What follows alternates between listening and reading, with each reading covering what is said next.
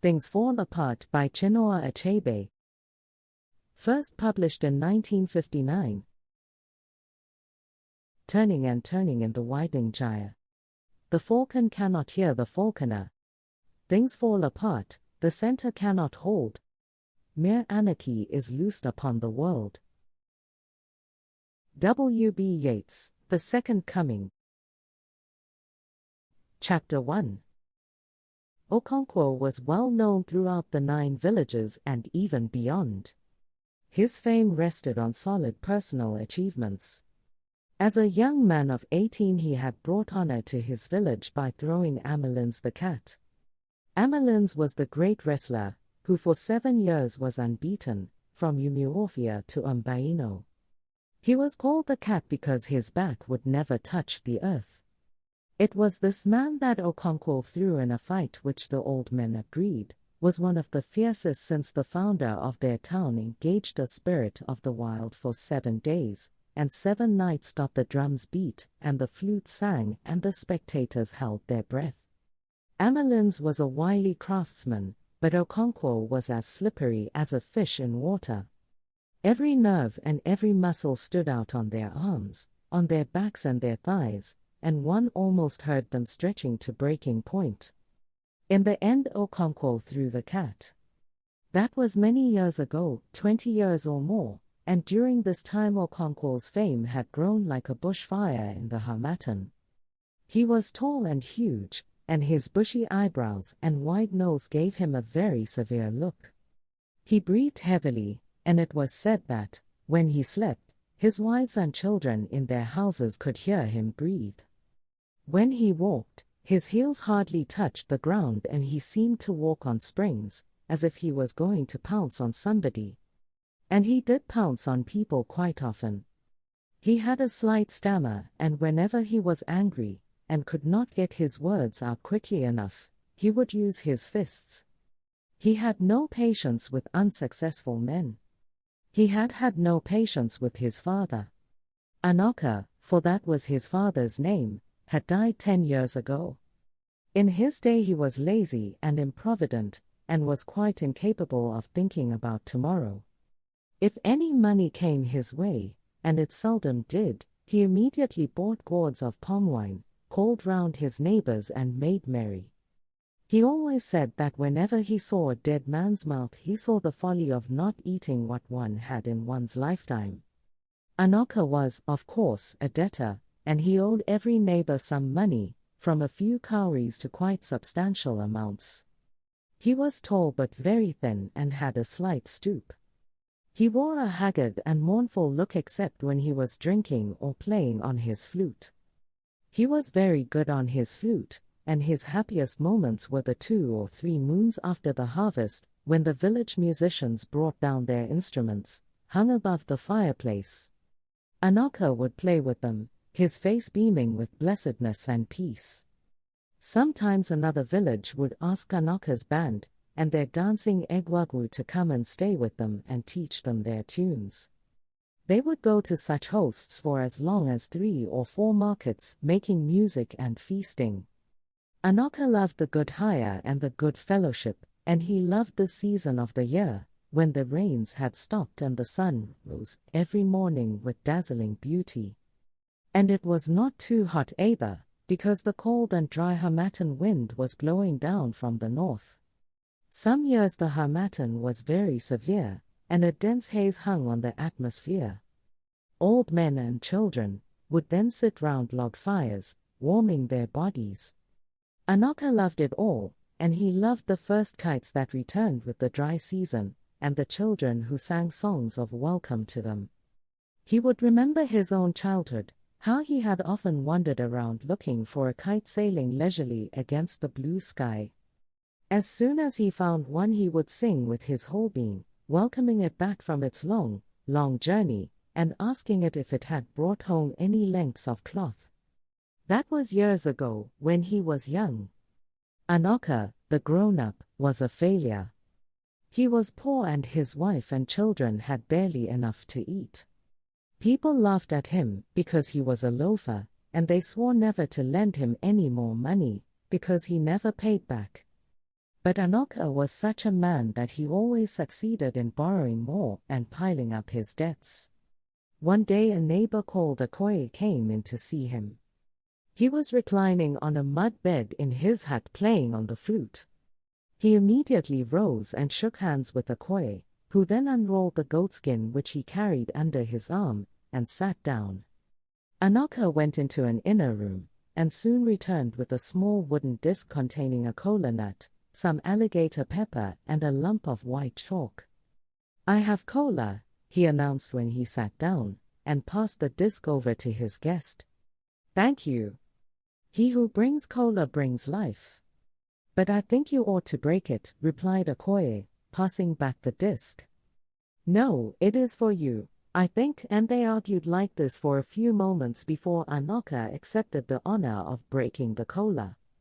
Okoye, meanwhile, took the lump of chalk, drew some lines on the floor, and then painted his big toe. As he broke the kola, Anoka prayed to their ancestors for life and health, and for protection against their enemies. When they had eaten, they talked about many things, about the heavy rains which were drowning the yams, about the next ancestral feast, and about the impending war with the village of Mbaino. Anoka was never happy when it came to wars.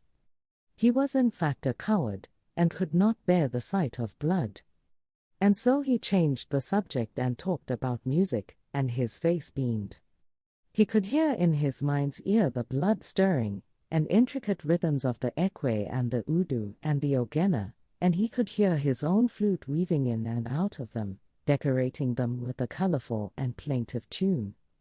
The total effect was gay and brisk, but if one picked out the flute as it went up and down, and then broke up into short snatches, one saw that there was sorrow and grief there. Okoye was also a musician. He played on the ogena. But he was not a failure like Anoka. He had a large barn full of yams, and he had 3 wives. And now he was going to take the Idimili title, the 3rd highest in the land. It was a very expensive ceremony, and he was gathering all his resources together. That was in fact the reason why he had come to see Anoka. He cleared his throat and began, "Thank you for the kola. You may have heard of the title I intend to take shortly."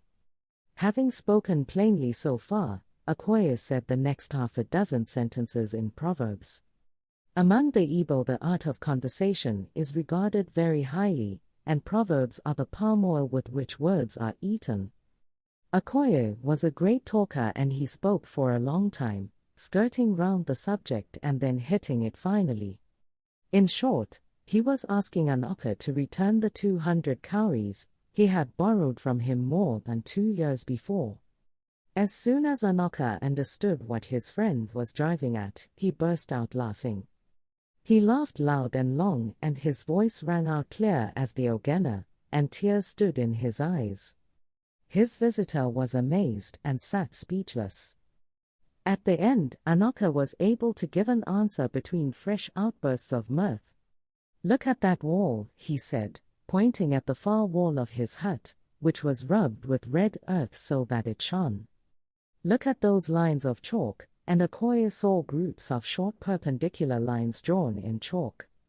There were 5 groups, and the smallest group had 10 lines. Anoka had a sense of the dramatic, and so he allowed a pause, in which he took a pinch of snuff and sneezed noisily, and then he continued, "Each group there represents a debt to someone, and each stroke is 100 cowries. You see, I owe that man 1,000 cowries. But he has not come to wake me up in the morning for it. I shall pay you, but not today. Our elders say that the sun will shine on those who stand before it shines on those who kneel under them. I shall pay my big debts first." And he took another pinch of snuff, as if that was paying the big debts first. Okoye rolled his goatskin and departed. When Anoka died, he had taken no title at all, and he was heavily in debt. Any wonder then that his son Okonkwo was ashamed of him? Fortunately, among these people a man was judged according to his worth and not according to the worth of his father. Okonkwo was clearly cut out for great things. He was still young, but he had won fame as the greatest wrestler in the 9 villages.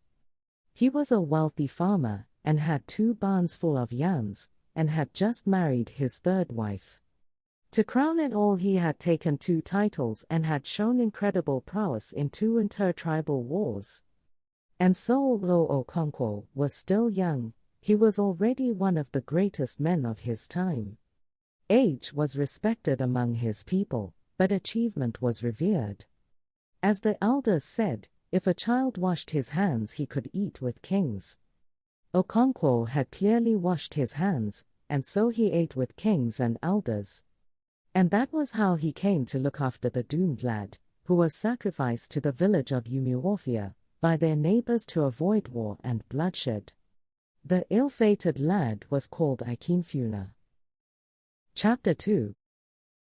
Okonkwo had just blown out the palm oil lamp, and stretched himself on his bamboo bed, when he heard the ogena of the town crier piercing the still night air. Gom, gom, gom, gom, boomed the hollow metal. Then the crier gave his message, and at the end of it beat his instrument again. And this was the message.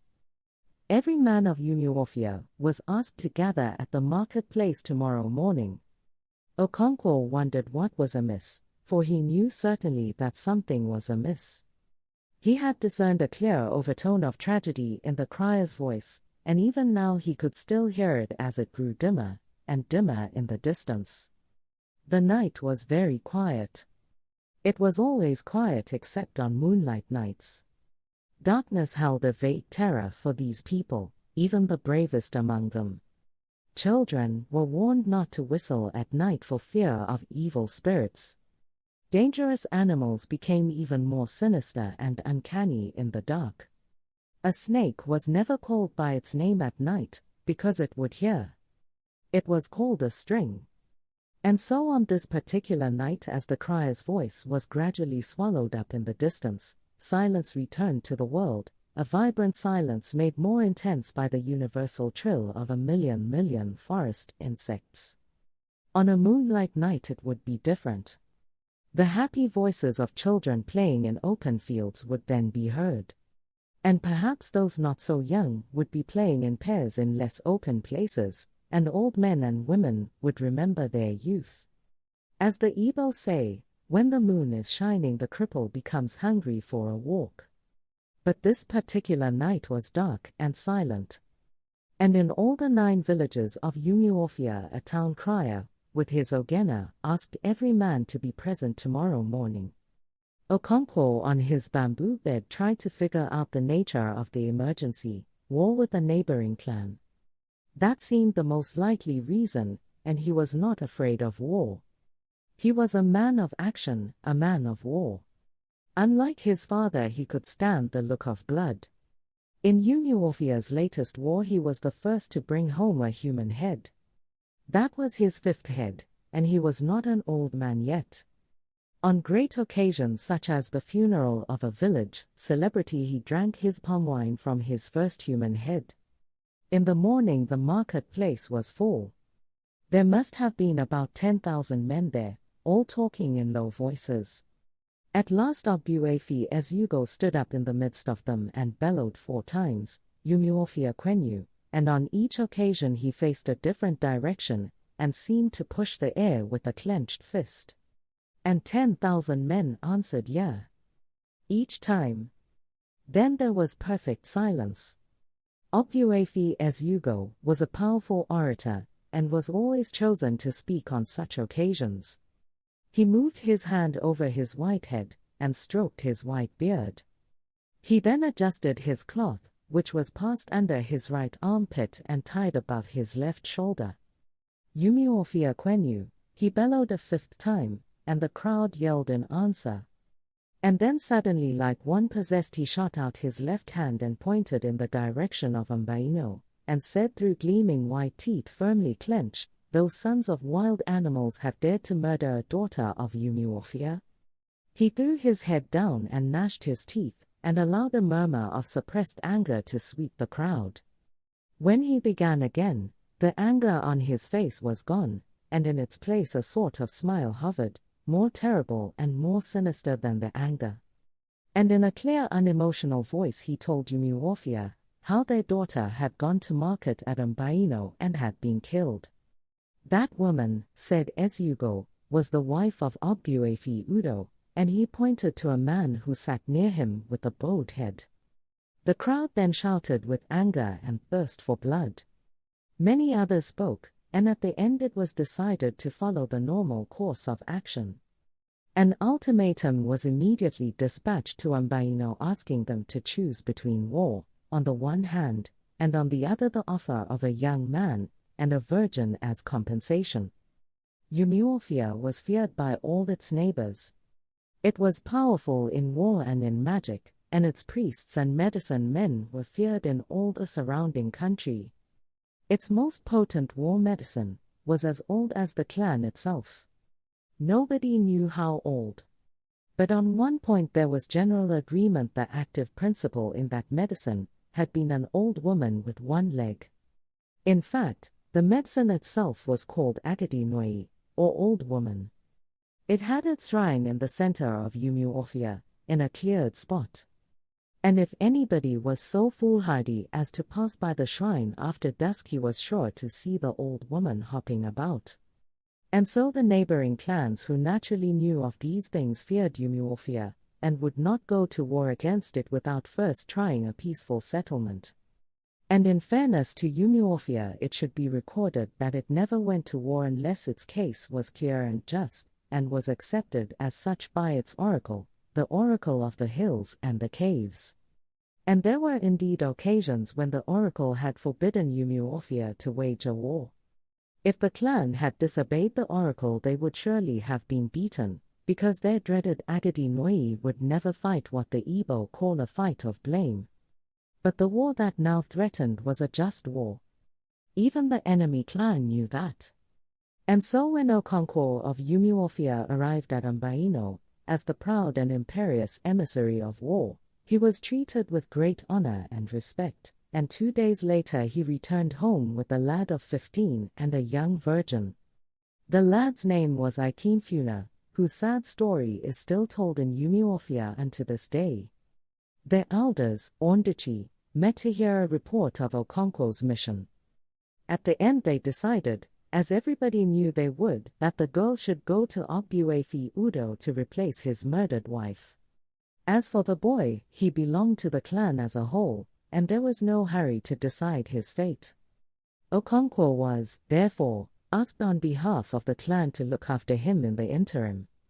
And so for 3 years Ikemfuna lived in Okonkwo's household. Okonkwo ruled his household with a heavy hand.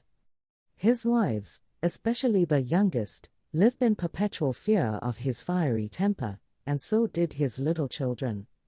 Perhaps down in his heart Okonkwo was not a cruel man. But his whole life was dominated by fear, the fear of failure and of weakness. It was deeper and more intimate than the fear of evil and capricious gods and of magic, the fear of the forest and of the forces of nature, malevolent, red in tooth and claw. Okonkwo's fear was greater than these. It was not external but lay deep within himself.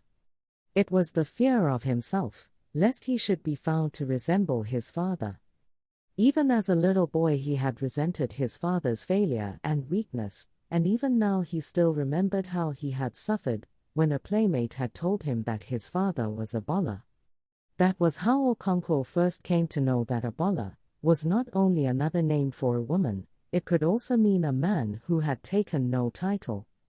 And so Okonkwo was ruled by one passion: to hate everything that his father Anoka had loved. One of those things was gentleness and another was idleness. During the planting season Okonkwo worked daily on his farms, from cockcrow until the chickens went to roost. He was a very strong man and rarely felt fatigue. But his wives and young children were not as strong, and so they suffered. But they dared not complain openly. Okonkwo's first son, Nwoye, was then 12 years old but was already causing his father great anxiety for his incipient laziness. At any rate, that was how it looked to his father, and he sought to correct him by constant nagging and beating. And so Nwoye was developing into a sad-faced youth. Okonkwo's prosperity was visible in his household. He had a large compound enclosed by a thick wall of red earth. His own hut, or obi, stood immediately behind the only gate in the red walls. Each of his 3 wives had her own hut, which together formed a half-moon behind the obi. The barn was built against one end of the red walls, and long stacks of yam stood out prosperously in it. At the opposite end of the compound was a shed for the goats, and each wife built a small attachment to her hut for the hens. Near the barn was a small house, the medicine house or shrine, where Okonkwo kept the wooden symbols of his personal god and of his ancestral spirits. He worshipped them with sacrifices of kola nut, food and palm wine, and offered prayers to them on behalf of himself, his 3 wives and 8 children. So when the daughter of Umuofia was killed in Mbaino, Ikemefuna came into Okonkwo's household. When Okonkwo brought him home that day, he called his most senior wife and handed him over to her. He belongs to the clan, he told her. So look after him. Is he staying long with us? She asked. Do what you are told, woman, Okonkwo thundered, and stammered. When did you become one of the Ndichi of Umuofia? And so Nwoye's mother took Ikemefuna to her hut and asked no more questions. As for the boy himself, he was terribly afraid.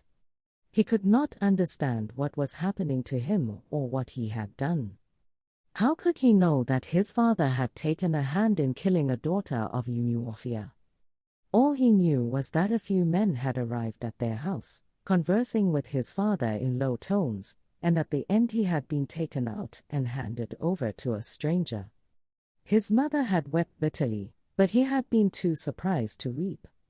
And so the stranger had brought him, and a girl, a long, long way from home, through lonely forest paths. He did not know who the girl was, and he never saw her again. Chapter 3. Okonkwo did not have the start in life which many young men usually had. He did not inherit a barn from his father. There was no barn to inherit. The story was told in Umuofia of how his father, Anoka, had gone to consult the oracle of the hills and the caves to find out why he always had a miserable harvest. The oracle was called a bola, and people came from far and near to consult it. They came when misfortune dogged their steps or when they had a dispute with their neighbors. They came to discover what the future held for them, or to consult the spirits of their departed fathers. The way into the shrine was a round hole at the side of a hill, just a little bigger than the round opening into a henhouse. Worshippers and those who came to seek knowledge from the god crawled on their belly through the hole, and found themselves in a dark, endless space in the presence of a bola. No one had ever beheld a bola, except his priestess. But no one who had ever crawled into his awful shrine had come out without the fear of his power. His priestess stood by the sacred fire which she built in the heart of the cave and proclaimed the will of the god. The fire did not burn with a flame. The glowing logs only served to light up vaguely the dark figure of the priestess. Sometimes a man came to consult the spirit of his dead father or relative. It was said that when such a spirit appeared, the man saw it vaguely in the darkness, but never heard its voice. Some people even said that they had heard the spirits flying and flapping their wings against the roof of the cave. Many years ago, when Okonkwo was still a boy, his father, Anoka, had gone to consult a bola. The priestess in those days was a woman called Chika. She was full of the power of her god, and she was greatly feared. Anoka stood before her and began his story. Every year, he said sadly, before I put any crop in the earth, I sacrifice a cock to Ani, the owner of all land. It is the law of our fathers. I also kill a cock at the shrine of Ifjioku, the god of yams. I clear the bush and set fire to it when it is dry. I sow the yams when the first rain has fallen, and stake them when the young tendrils appear. I weep hold your peace, screamed the priestess, her voice terrible as it echoed through the dark void. You have offended neither the gods nor your fathers. And when a man is at peace with his gods and his ancestors, his harvest will be good or bad according to the strength of his arm. You, Anoka, are known in all the clan for the weakness of your machete and your hoe. When your neighbors go out with their axe to cut down virgin forests, you sow your yams on exhausted farms that take no labor to clear. They cross 7 rivers to make their farms, you stay at home and offer sacrifices to a reluctant soil. Go home and work like a man. Anoka was an ill-fated man. He had a bad chi or personal god, and evil fortune followed him to the grave, or rather to his death, for he had no grave. He died of the swelling which was an abomination to the earth goddess. When a man was afflicted with swelling in the stomach and the limbs, he was not allowed to die in the house. He was carried to the evil forest and left there to die. There was the story of a very stubborn man, who staggered back to his house and had to be carried again to the forest and tied to a tree. The sickness was an abomination to the earth, and so the victim could not be buried in her bowels. He died and rotted away above the earth, and was not given the first or the second burial. Such was Anoka's fate. When they carried him away, he took with him his flute. With a father like Anoka, Okonkwo did not have the start in life which many young men had. He neither inherited a barn nor a title, nor even a young wife. But in spite of these disadvantages, he had begun even in his father's lifetime to lay the foundations of a prosperous future. It was slow and painful, but he threw himself into it like one possessed. And indeed he was possessed by the fear of his father's contemptible life and shameful death. There was a wealthy man in Okonkwo's village who had 3 huge barns, 9 wives and 30 children. His name was Nvakibi, and he had taken the highest but one title which a man could take in the clan. It was for this man that Okonkwo worked to earn his first seed yams. He took a pot of palm wine and a cock to Nvakibi. 2 elderly neighbors were sent for, and Nvakibi's 2 grown-up sons were also present in his obi. He presented a kola nut and an alligator pepper, which were passed round for all to see and then returned to him. He broke the nut saying, "We shall all live. We pray for life, children, a good harvest and happiness. You will have what is good for you, and I will have what is good for me. Let the kite perch and let the eagle perch too. If one says no to the other, let his wing break." After the kola nut had been eaten, Okonkwo brought his palm wine from the corner of the hut where it had been placed, and stood it in the center of the group. He addressed Nvakibi, calling him our father. "Na ai," he said. "I have brought you this little kola. As our people say, a man who pays respect to the great paves the way for his own greatness. I have come to pay you my respects and also to ask a favor. But let us drink the wine first." Everybody thanked Okonkwo, and the neighbors brought out their drinking horns, from the goatskin bags they carried. Nvakibi brought down his own horn, which was fastened to the rafters. The younger of his sons, who was also the youngest man in the group, moved to the center, raised the pot on his left knee, and began to pour out the wine. The first cup went to Okonkwo, who must taste his wine before anyone else. Then the group drank, beginning with the eldest man. When everyone had drunk 2 or 3 horns, Nvakibi sent for his wives. Some of them were not at home and only 4 came in. "Is Anasi not in?" he asked them. They said she was coming. Anasi was the first wife and the others could not drink before her, and so they stood waiting. Anasi was a middle-aged woman, tall, strongly built. There was authority in her bearing, and she looked every inch the ruler of the womenfolk in a large and prosperous family. She wore the anklet of her husband's titles, which the first wife alone could wear. She walked up to her husband, and accepted the horn from him.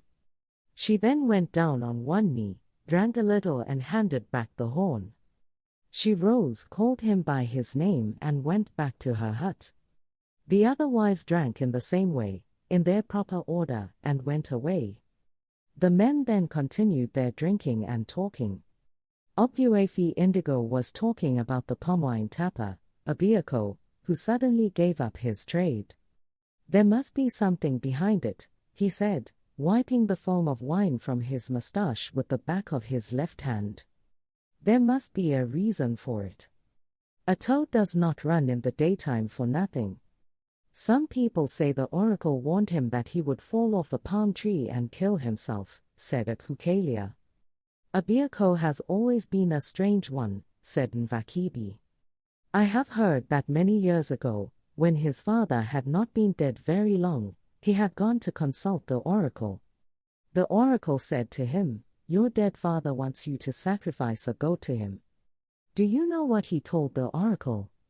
He said, "Ask my dead father if he ever had a fowl, when he was alive." Everybody laughed heartily, except Okonkwo, who laughed uneasily because, as the saying goes, an old woman is always uneasy when dry bones are mentioned in a proverb. Okonkwo remembered his own father. At last the young man who was pouring out the wine held up half a horn of the thick, white dregs and said, "What we are eating is finished." "We have seen it," the others replied. "Who will drink the dregs?" he asked. "Whoever has a job in hand," said Indigo, looking at Nvakibi's elder son Igwelo with a malicious twinkle in his eye. Everybody agreed that Igwelo should drink the dregs. He accepted the half-full horn from his brother and drank it. As Indigo had said, Igwelo had a job in hand, because he had married his first wife a month or two before. The thick dregs of palm wine were supposed to be good for men who were going into their wives. After the wine had been drunk, Okonkwo laid his difficulties before Nvakibi. "I have come to you for help," he said. "Perhaps you can already guess what it is. I have cleared a farm, but have no yams to sow. I know what it is to ask a man to trust another with his yams, especially these days when young men are afraid of hard work. I am not afraid of work." The lizard that jumped from the high iroko tree to the ground said he would praise himself if no one else did. "I began to fend for myself at an age when most people still suck at their mother's breasts. If you give me some yam seeds, I shall not fail you." Nvakibi cleared his throat. "It pleases me to see a young man like you these days, when our youth has gone so soft. Many young men have come to me to ask for yams, but I have refused, because I knew they would just dump them in the earth and leave them to be choked by weeds. When I say no to them, they think I am hard-hearted. But it is not so. Inik the bird says that since men have learned to shoot without missing, he has learned to fly without perching. I have learned to be stingy with my yams. But I can trust you. I know it as I look at you. As our father said, you can tell a ripe corn by its look. I shall give you twice 400 yams. Go ahead and prepare your farm." Okonkwo thanked him again and went home feeling happy. He knew that Nvakibi would not refuse him, but he had not expected he would be so generous. He had not hoped to get more than 400 seeds. He would now have to make a bigger farm. He hoped to get another 400 yams from one of his father's friends at Iziutso. Sharecropping was a very slow way of building up a barn of one's own. After all the toil, one only got a third of the harvest. But for a young man whose father had no yams, there was no other way. And what made it worse in Okonkwo's case was that he had to support his mother and 2 sisters from his meager harvest. And supporting his mother also meant supporting his father. She could not be expected to cook and eat while her husband starved. And so at a very early age, when he was striving desperately to build a barn through sharecropping, Okonkwo was also fending for his father's house. It was like pouring grains of corn into a bag full of holes. His mother and sisters worked hard enough, but they grew women's crops, like cocoa yams, beans and cassava. Yam, the king of crops, was a man's crop. The year that Okonkwo took 800 seed yams from Achebe was the worst year in living memory. Nothing happened at its proper time. It was either too early or too late. It seemed as if the world had gone mad. The first rains were late, and when they came, lasted only a brief moment. The blazing sun returned, more fierce than it had ever been known, and scorched all the green that had appeared with the rains. The earth burned like hot coals and roasted all the yams that had been sown. Like all good farmers, Okonkwo had begun to sow with the first rains. He had sown 400 seeds when the rains dried up and the heat returned. He watched the sky all day for signs of rain clouds and lay awake all night. In the morning he went back to his farm and saw the withering tendrils. He had tried to protect them from the smoldering earth by making rings of thick sisal leaves around them. But by the end of the day the sisal rings were burned dry and gray. He changed them every day and prayed that the rain might fall in the night. But the drought continued for 8 market weeks and the yams were killed. Some farmers had not planted their yams yet. They were the lazy, easygoing ones who always put off clearing their farms as long as they could. This year they were the wise ones. They sympathized with their neighbors with much shaking of the head, but inwardly they were happy for what they took to be their own foresight. Okonkwo planted what was left of his seed yams when the rains finally returned. He had one consolation.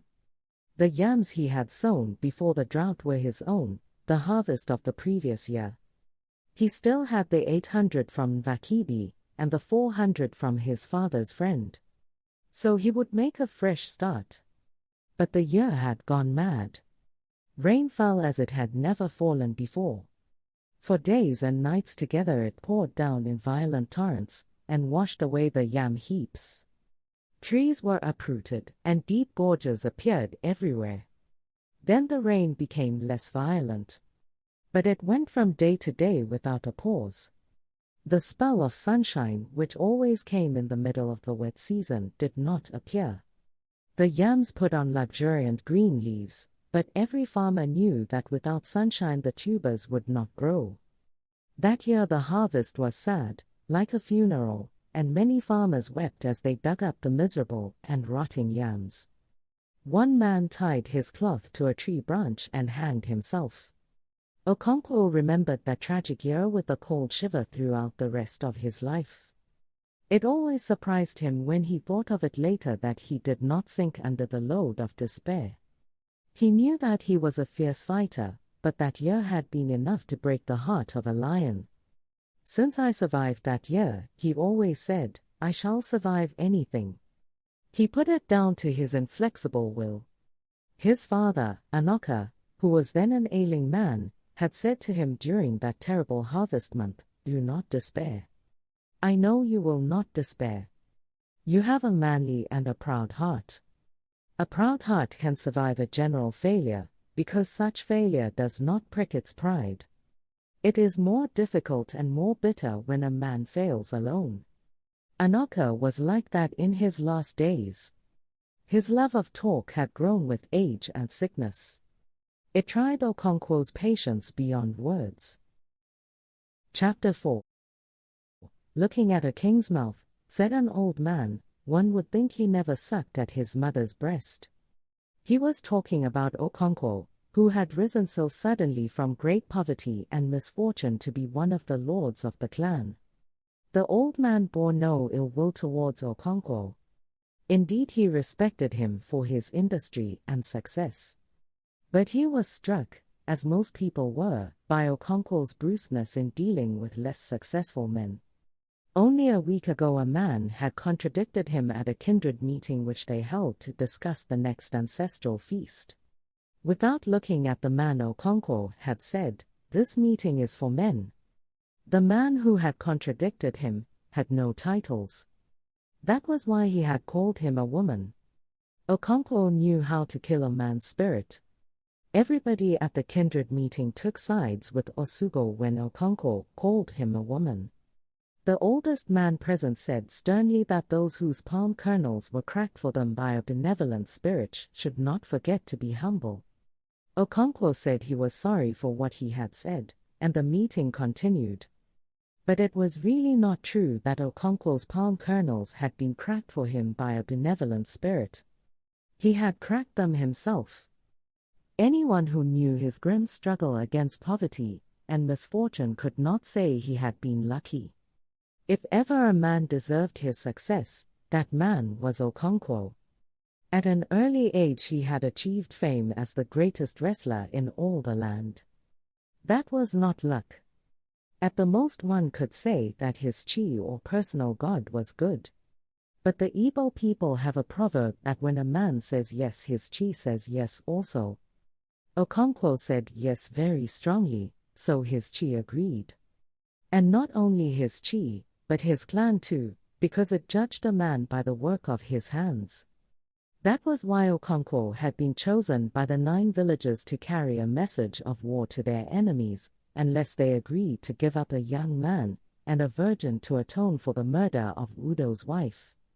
And such was the deep fear that their enemies had for Umuofia that they treated Okonkwo like a king, and brought him a virgin who was given to Udo as wife, and the lad Ikemfuna. The elders of the clan had decided that Ikemfuna should be in Okonkwo's care for a while. But no one thought it would be as long as 3 years. They seemed to forget all about him as soon as they had taken the decision. At first Ikemfuna was very much afraid. Once or twice he tried to run away, but he did not know where to begin. He thought of his mother and his 3-year-old sister and wept bitterly. Nwoye's mother was very kind to him and treated him as one of her own children. But all he said was, "When shall I go home?" When Okonkwo heard that he would not eat any food, he came into the hut with a big stick in his hand, and stood over him while he swallowed his yams, trembling. A few moments later he went behind the hut and began to vomit painfully. Nwoye's mother went to him and placed her hands on his chest and on his back. He was ill for 3 market weeks, and when he recovered he seemed to have overcome his great fear and sadness. He was by nature a very lively boy, and he gradually became popular in Okonkwo's household, especially with the children. Okonkwo's son, Nwoye, who was 2 years younger, became quite inseparable from him, because he seemed to know everything. He could fashion out flutes from bamboo stems and even from the elephant grass. He knew the names of all the birds and could set clever traps for the little bush rodents. And he knew which trees made the strongest bows. Even Okonkwo himself became very fond of the boy, inwardly of course. Okonkwo never showed any emotion openly, unless it be the emotion of anger. To show affection was a sign of weakness. The only thing worth demonstrating was strength. He therefore treated Ikemfuna as he treated everybody else, with a heavy hand. But there was no doubt that he liked the boy. Sometimes when he went to big village meetings or communal ancestral feasts, he allowed Ikemfuna to accompany him, like a son, carrying his stool and his goatskin bag. And, indeed, Ikemfuna called him father. Ikemfuna came to Umuofia at the end of the carefree season between harvest and planting. In fact, he recovered from his illness only a few days before the week of peace began. And that was also the year Okonkwo broke the peace, and was punished, as was the custom, by Ezeani, the priest of the earth goddess. Okonkwo was provoked to justifiable anger by his youngest wife, who went to plait her hair at her friend's house, and did not return early enough to cook the afternoon meal. Okonkwo did not know at first that she was not at home. After waiting in vain for her dish, he went to her hut to see what she was doing. There was nobody in the hut and the fireplace was cold. "Where is Ojigo?" he asked his second wife, who came out of her hut to draw water from a gigantic pot in the shade of a small tree in the middle of the compound. "She has gone to plait her hair." Okonkwo bit his lips as anger welled up within him. "Where are her children? Did she take them?" he asked with unusual coolness and restraint. "They are here," answered his first wife, Nwoye's mother. Okonkwo bent down and looked into her hut. Ojigo's children were eating with the children of his first wife. "Did she ask you to feed them before she went?" "Yes," lied Nwoye's mother, trying to minimize Ojigo's thoughtlessness. Okonkwo knew she was not speaking the truth. He walked back to his obi to await Ojigo's return. And when she returned, he beat her very heavily. In his anger, he had forgotten that it was the week of peace. His first two wives ran out in great alarm, pleading with him that it was the sacred week. But Okonkwo was not the man to stop beating somebody halfway through, not even for fear of a goddess. Okonkwo's neighbors heard his wife crying and sent their voices over the compound walls to ask what was the matter. Some of them came over to see for themselves. It was unheard of to beat somebody during the sacred week. Before it was Duskiziani, who was the priest of the earth goddess, Ani, called on Okonkwo in his obi. Okonkwo brought out kola nut and placed it before the priest. "Take away your kola nut. I shall not eat in the house of a man who has no respect for our gods and ancestors." Okonkwo tried to explain to him what his wife had done, but Iziani seemed to pay no attention. He held a short staff in his hand which he brought down on the floor to emphasize his points. "Listen to me," he said when Okonkwo had spoken. "You are not a stranger in Umuofia. You know as well as I do that our forefathers ordained that before we plant any crops in the earth we should observe a week in which a man does not say a harsh word to his neighbor. We live in peace with our fellows to honor our great goddess of the earth without whose blessing our crops will not grow. You have committed a great evil." He brought down his staff heavily on the floor. "Your wife was at fault, but even if you came into your obi and found her lover on top of her, you would still have committed a great evil to beat her." His staff came down again. "The evil you have done can ruin the whole clan. The earth goddess whom you have insulted may refuse to give us her increase, and we shall all perish." His tone now changed from anger to command. "You will bring to the shrine of Ani tomorrow 1 she-goat, 1 hen, a length of cloth and 100 cowries." He rose and left the hut. Okonkwo did as the priest said. He also took with him a pot of palm wine. Inwardly he was repentant. But he was not the man to go about telling his neighbors that he was in error. And so people said he had no respect for the gods of the clan. His enemies said his good fortune had gone to his head. They called him the little bird Nza who so far forgot himself after a heavy meal that he challenged his chi. No work was done during the week of peace. People called on their neighbors and drank palm wine. This year they talked of nothing else but the Unso Ani which Okonkwo had committed.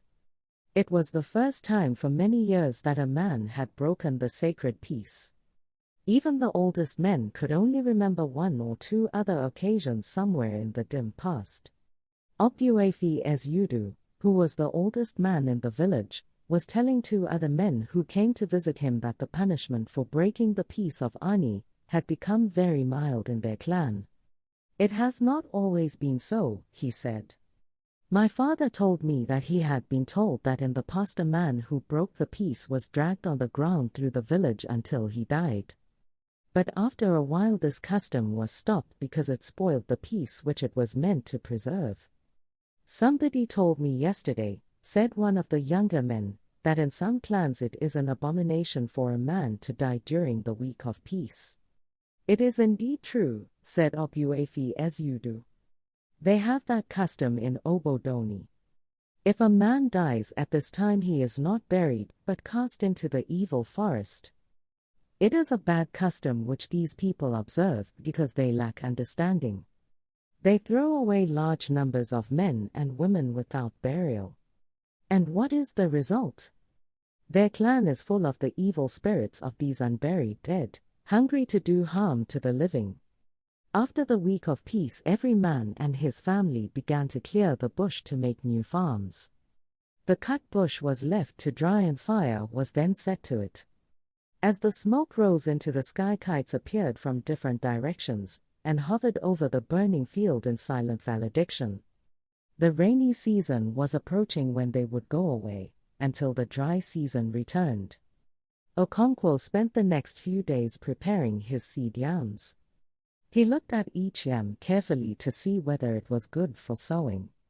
Sometimes he decided that a yam was too big to be sown as one seed, and he split it deftly along its length with his sharp knife. His eldest son, Nawoye, and Ikemfuna helped him by fetching the yams in long baskets from the barn, and in counting the prepared seeds in groups of 400. Sometimes Okonkwo gave them a few yams each to prepare. But he always found fault with their effort, and he said so with much threatening. "Do you think you are cutting up yams for cooking?" he asked Nawoye. "If you split another yam of this size, I shall break your jaw. You think you are still a child. I began to own a farm at your age.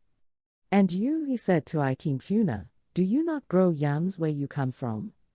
Inwardly, Okonkwo knew that the boys were still too young to understand fully the difficult art of preparing seed yams. But he thought that one could not begin too early. Yam stood for manliness, and he who could feed his family on yams from one harvest to another was a very great man indeed. Okonkwo wanted his son to be a great farmer and a great man. He would stamp out the disquieting signs of laziness which he thought he already saw in him. "I will not have a son who cannot hold up his head in the gathering of the clan. I would sooner strangle him with my own hands. And if you stand staring at me like that," he swore, "Amadiora will break your head for you." Some days later, when the land had been moistened by 2 or 3 heavy rains, Okonkwo and his family went to the farm, with baskets of seed yams, their hoes and machetes, and the planting began. They made single mounds of earth in straight lines all over the field and sowed the yams in them. Yam, the king of crops, was a very exacting king. For 3 or 4 moons it demanded hard work and constant attention from cockcrow till the chickens went back to roost. The young tendrils were protected from earth heat with rings of sisal leaves. As the rains became heavier, the women planted maize, melons and beans between the yam mounds. The yams were then staked, first with little sticks and later with tall and big tree branches.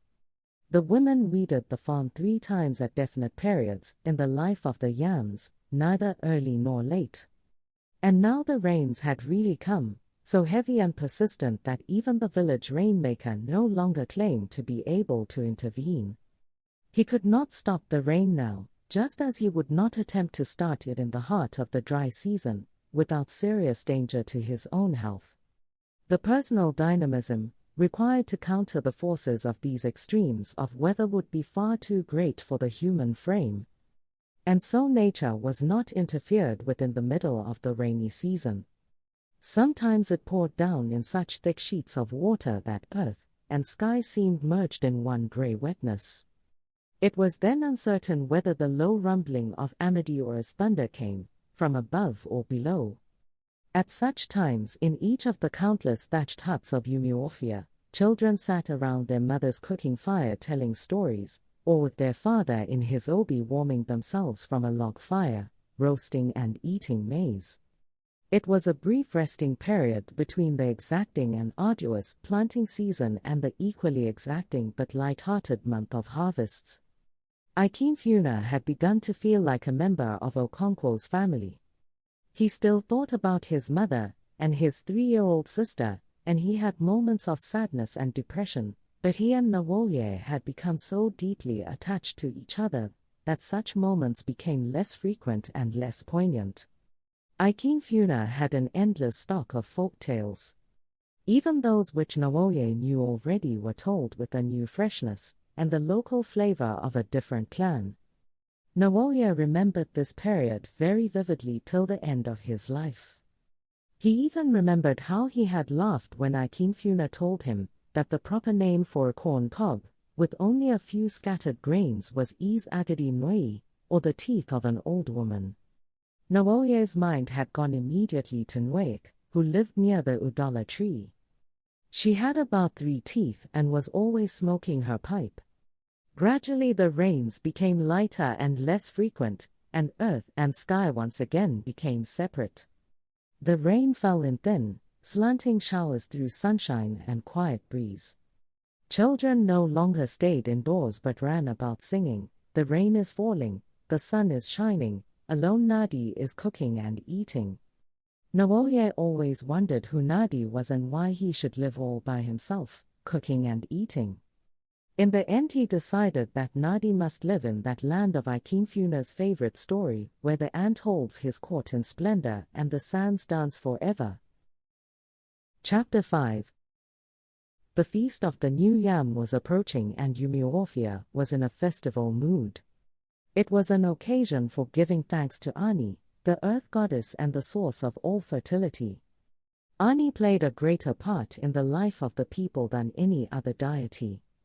She was the ultimate judge of morality and conduct. And what was more, she was in close communion with the departed fathers of the clan whose bodies had been committed to earth. The Feast of the New Yam was held every year before the harvest began, to honor the earth goddess and the ancestral spirits of the clan. New yams could not be eaten until some had first been offered to these powers. Men and women, young and old, looked forward to the New Yam festival because it began the season of plenty, the new year. On the last night before the festival, yams of the old year were all disposed of by those who still had them. The new year must begin with tasty, fresh yams and not the shriveled and fibrous crop of the previous year. All cooking pots, calabashes and wooden bowls were thoroughly washed, especially the wooden mortar in which yam was pounded. Yam fufu and vegetable soup was the chief food in the celebration. So much of it was cooked that, no matter how heavily the family ate or how many friends and relatives they invited from neighboring villages, there was always a large quantity of food left over at the end of the day. The story was always told of a wealthy man who set before his guests a mound of fufu so high that those who sat on one side could not see what was happening on the other, and it was not until late in the evening that one of them saw for the first time his in-law, who had arrived during the course of the meal and had fallen to on the opposite side. It was only then that they exchanged greetings and shook hands over what was left of the food.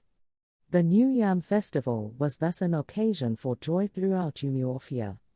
And every man whose arm was strong, as the Igbo people say, was expected to invite large numbers of guests from far and wide. Okonkwo always asked his wives' relations, and since he now had 3 wives, his guests would make a fairly big crowd. But somehow Okonkwo could never become as enthusiastic over feasts as most people. He was a good eater and he could drink 1 or 2 fairly big gourds of palm wine. But he was always uncomfortable sitting around for days waiting for a feast or getting over it. He would be very much happier working on his farm. The festival was now only 3 days away. Okonkwo's wives had scrubbed the walls and the huts with red earth until they reflected light. They had then drawn patterns on them in white, yellow and dark green. They then set about painting themselves with camwood and drawing beautiful black patterns on their stomachs and on their backs. The children were also decorated, especially their hair, which was shaved in beautiful patterns. The 3 women talked excitedly about the relations who had been invited, and the children reveled in the thought of being spoiled by these visitors from the motherland. Ikemefuna was equally excited. The New Yam Festival seemed to him to be a much bigger event here than in his own village, a place which was already becoming remote and vague in his imagination. And then the storm burst. Okonkwo, who had been walking about aimlessly in his compound in suppressed anger, suddenly found an outlet. "Who killed this banana tree?" he asked. A hush fell on the compound immediately. "Who killed this tree? Or are you all deaf and dumb?" As a matter of fact, the tree was very much alive. Okonkwo's second wife had merely cut a few leaves off it to wrap some food, and she said so. Without further argument, Okonkwo gave her a sound beating and left her and her only daughter weeping. Neither of the other wives dared to interfere beyond an occasional and tentative, "It is enough," Okonkwo pleaded from a reasonable distance. His anger thus satisfied, Okonkwo decided to go out hunting. He had an old rusty gun made by a clever blacksmith, who had come to live in Umuofia long ago. But although Okonkwo was a great man whose prowess was universally acknowledged, he was not a hunter. In fact, he had not killed a rat with his gun. And so when he called Ikonifuna to fetch his gun, the wife who had just been beaten murmured something about guns that never shot. Unfortunately for her, Okonkwo heard it and ran madly into his room for the loaded gun, ran out again and aimed at her as she clambered over the dwarf wall of the barn. He pressed the trigger and there was a loud report accompanied by the wail of his wives and children. He threw down the gun and jumped into the barn, and there lay the woman, very much shaken and frightened but quite unhurt. He heaved a heavy sigh and went away with the gun. In spite of this incident, the New Yam Festival was celebrated with great joy in Okonkwo's household.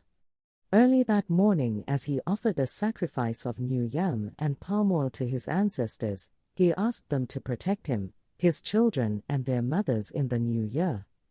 As the day wore on, his in-laws arrived from 3 surrounding villages, and each party brought with them a huge pot of palm wine.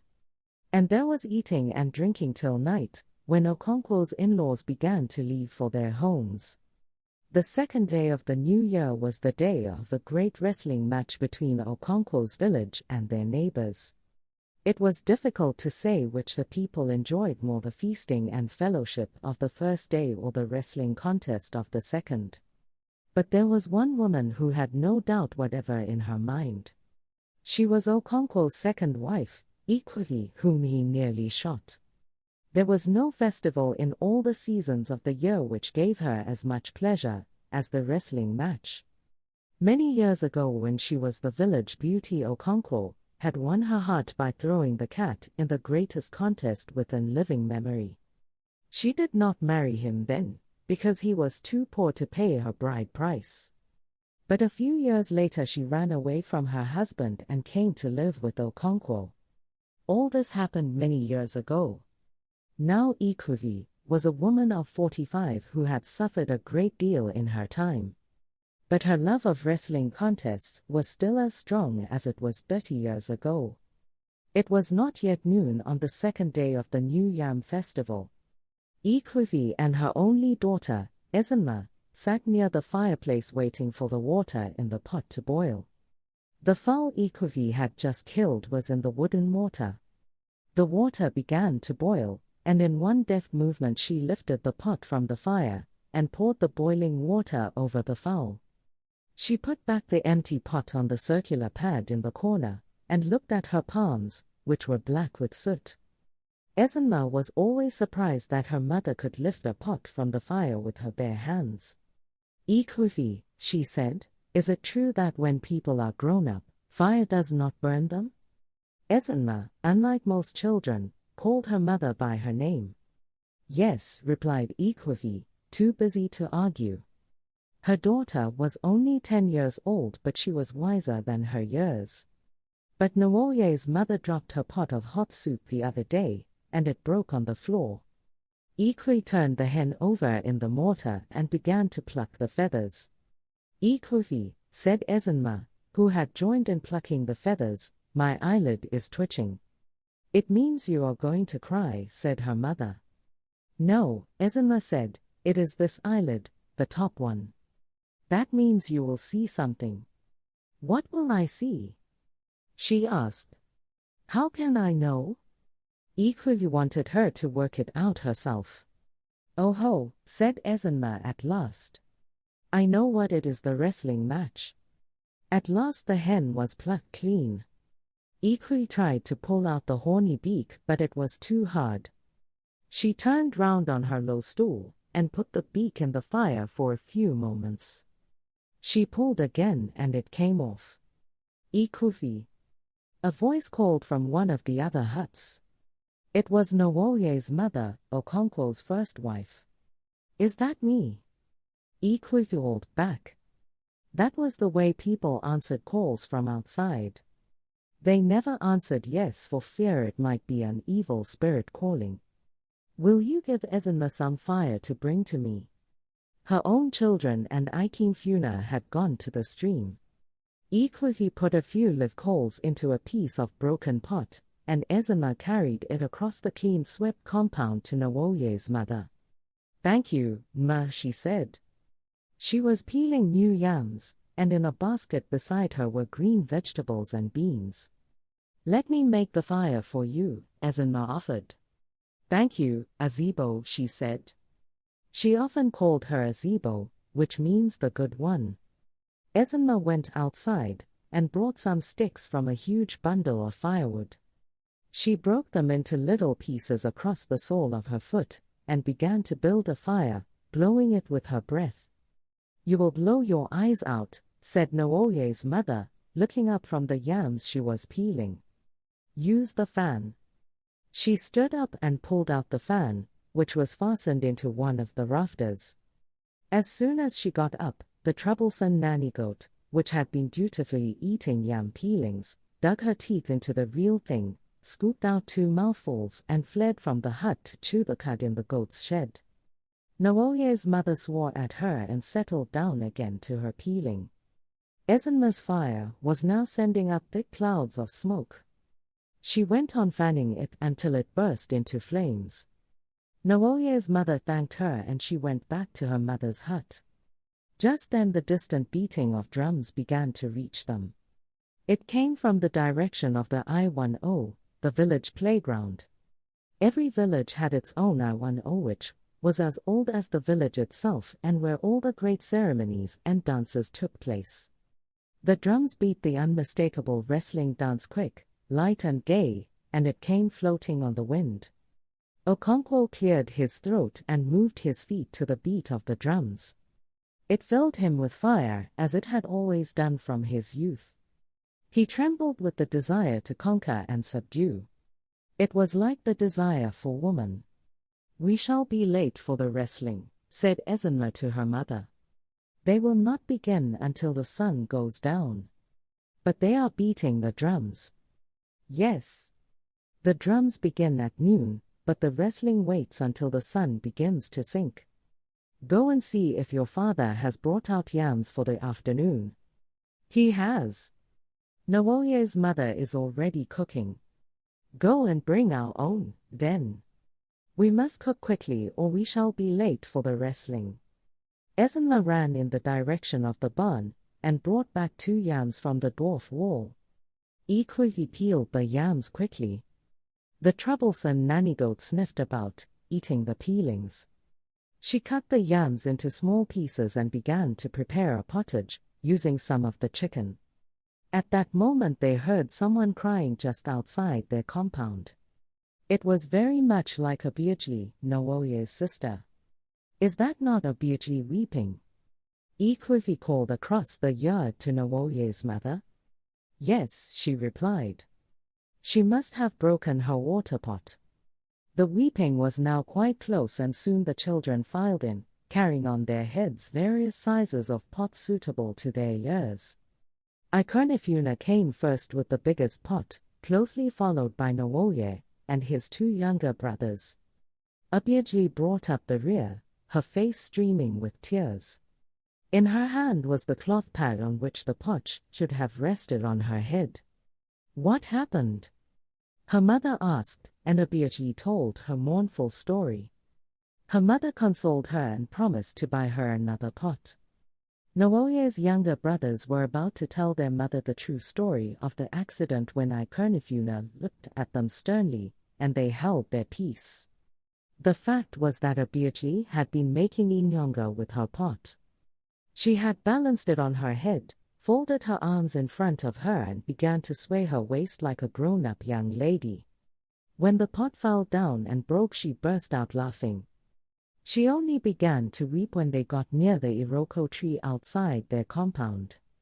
The drums were still beating, persistent and unchanging. Their sound was no longer a separate thing from the living village.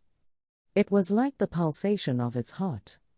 It throbbed in the air, in the sunshine, and even in the trees, and filled the village with excitement.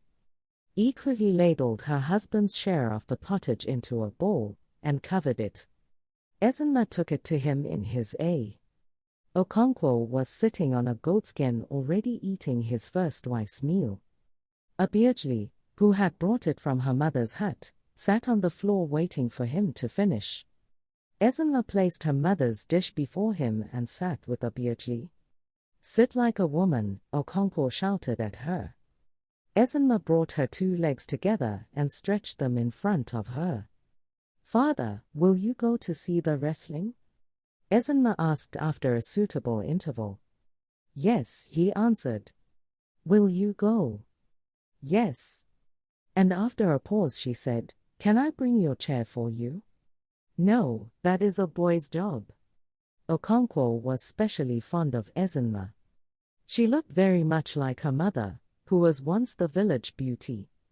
But his fondness only showed on very rare occasions. "Abiachi broke her pot today," Ezinma said. "Yes, she has told me about it," Okonkwo said between mouthfuls.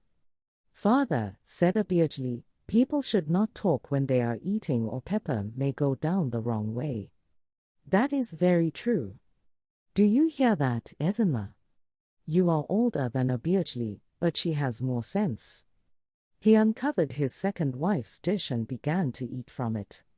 Abiachi took the first dish and returned to her mother's hut. And then Nkechi came in, bringing the third dish. Nkechi was the daughter of Okonkwo's third wife. In the distance the drums continued to beat. Chapter 6. The whole village turned out on the Ilo, men, women and children. They stood round in a huge circle, leaving the center of the playground free. The elders and grandees of the village sat on their own stools, brought there by their young sons or slaves. Okonkwo was among them. All others stood except those who came early enough to secure places, on the few stands which had been built by placing smooth logs on forked pillars. The wrestlers were not there yet and the drummers held the field. They too sat just in front of the huge circle of spectators, facing the elders. Behind them was the big and ancient silk cotton tree which was sacred. Spirits of good children lived in that tree waiting to be born. On ordinary days young women who desired children came to sit under its shade. There were 7 drums and they were arranged according to their sizes in a long wooden basket. 3 men beat them with sticks, working feverishly from one drum to another. They were possessed by the spirit of the drums. The young men who kept order on these occasions dashed about, consulting among themselves and with the leaders of the 2 wrestling teams, who were still outside the circle, behind the crowd.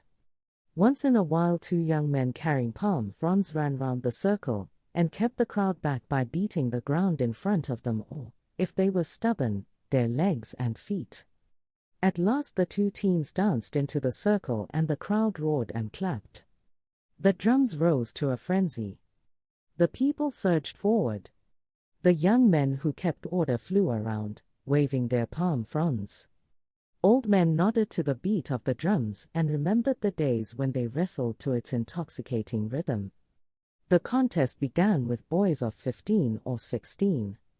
There were only 3 such boys in each team. They were not the real wrestlers, they merely set the scene. Within a short time the first two bouts were over. But the third created a big sensation even among the elders who did not usually show their excitement so openly. It was as quick as the other two, perhaps even quicker. But very few people had ever seen that kind of wrestling before. As soon as the two boys closed in, one of them did something which no one could describe because it had been as quick as a flash. And the other boy was flat on his back. The crowd roared and clapped, and for a while drowned the frenzied drums. Okonkwo sprang to his feet and quickly sat down again. 3 young men from the victorious boys' team ran forward, carried him shoulder high and danced through the cheering crowd. Everybody soon knew who the boy was. His name was Maduka, the son of Abirika. The drummers stopped for a brief rest before the real matches. Their bodies shone with sweat, and they took up fans and began to fan themselves. They also drank water from small pots and ate kola nuts. They became ordinary human beings again, talking and laughing among themselves, and with others who stood near them. The air, which had been stretched taut with excitement, relaxed again. It was as if water had been poured on the tightened skin of a drum. Many people looked around, perhaps for the first time, and saw those who stood or sat next to them. "I did not know it was you," Ikwivi said to the woman who had stood shoulder to shoulder with her since the beginning of the matches. "I do not blame you," said the woman. "I have never seen such a large crowd of people. Is it true that Okonkwo nearly killed you with his gun?" "It is true indeed, my dear friend. I cannot yet find a mouth with which to tell the story. Your chi is very much awake, my friend. And how is my daughter, Ezinma?" "She has been very well for some time now. Perhaps she has come to stay." "I think she has." "How old is she now?" "She is about 10 years old." "I think she will stay. They usually stay if they do not die before the age of 6. "I pray she stays," said Ikwivi with a heavy sigh. The woman with whom she talked was called Chilo. She was the priestess of Ebola, the oracle of the hills and the caves. In ordinary life Chilo was a widow with 2 children. She was very friendly with Ikwivi, and they shared a common shed in the market.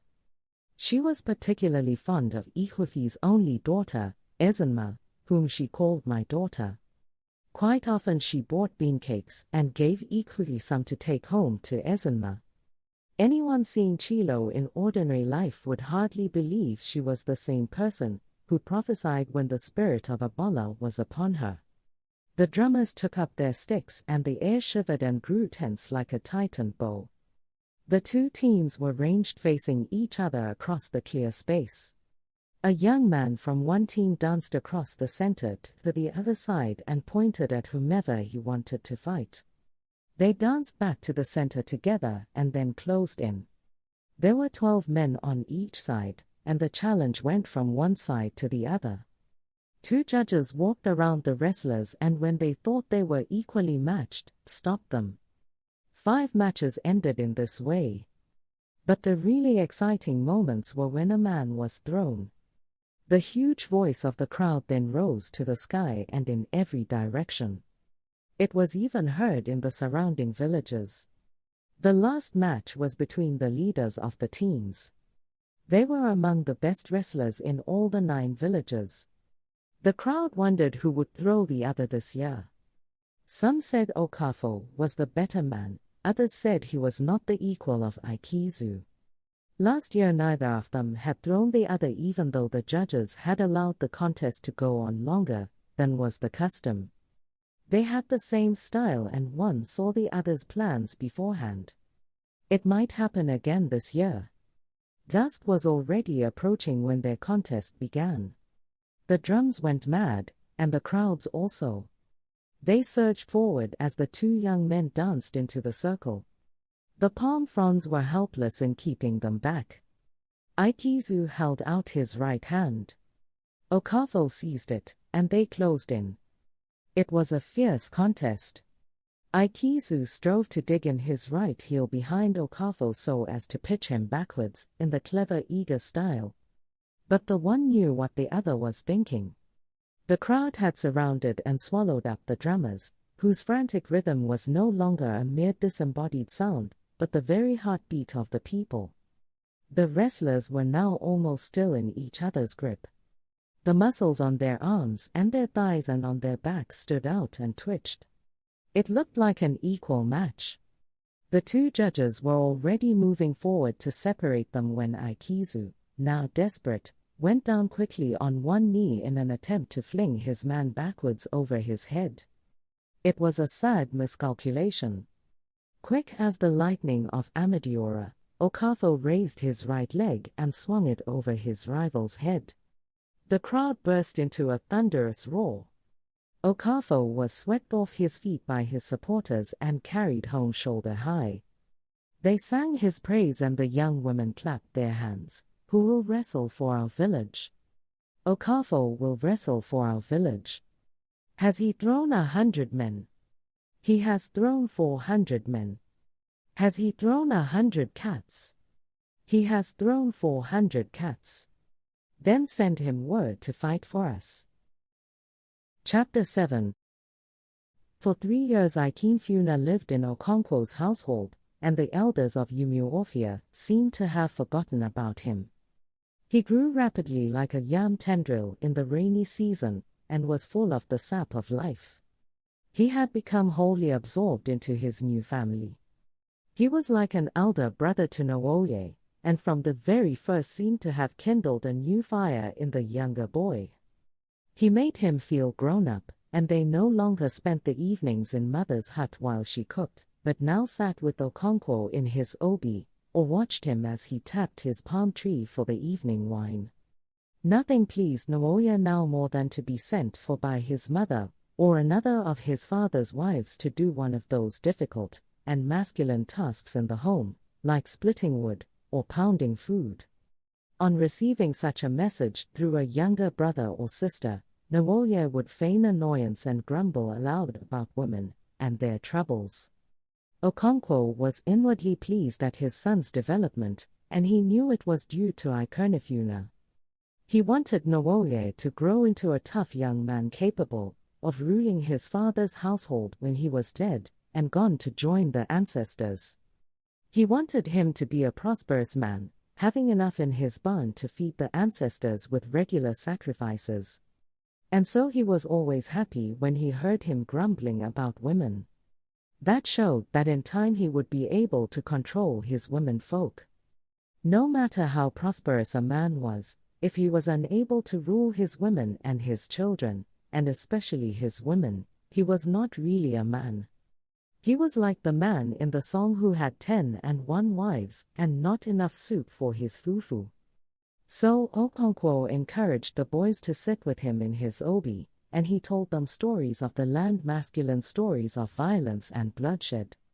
Nooye knew that it was right to be masculine and to be violent, but somehow he still preferred the stories that his mother used to tell, and which she no doubt still told to her younger children, stories of the tortoise and his wily ways, and of the bird Inik Enti Oba, who challenged the whole world to a wrestling contest, and was finally thrown by the cat.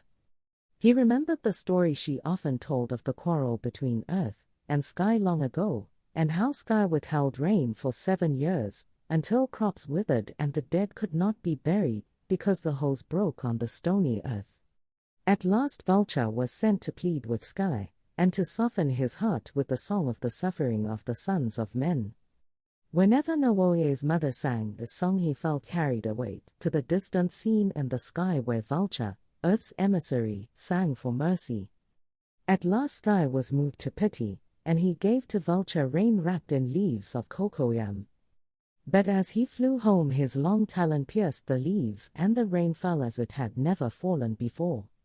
And so heavily did it rain on Vulture, that he did not return to deliver his message, but flew to a distant land, from where he had espied a fire. And when he got there, he found it was a man making a sacrifice. He warmed himself in the fire, and ate the entrails. That was the kind of story that Nwoye loved. But he now knew that they were for foolish women and children, and he knew that his father wanted him to be a man. And so he feigned that he no longer cared for women's stories. And when he did this, he saw that his father was pleased, and no longer rebuked him or beat him.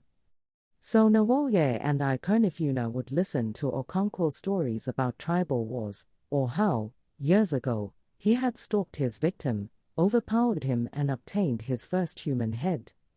And as he told them of the past, they sat in darkness, or the dim glow of logs, waiting for the women to finish their cooking. When they finished, each brought her bowl of fufu and bowl of soup to her husband.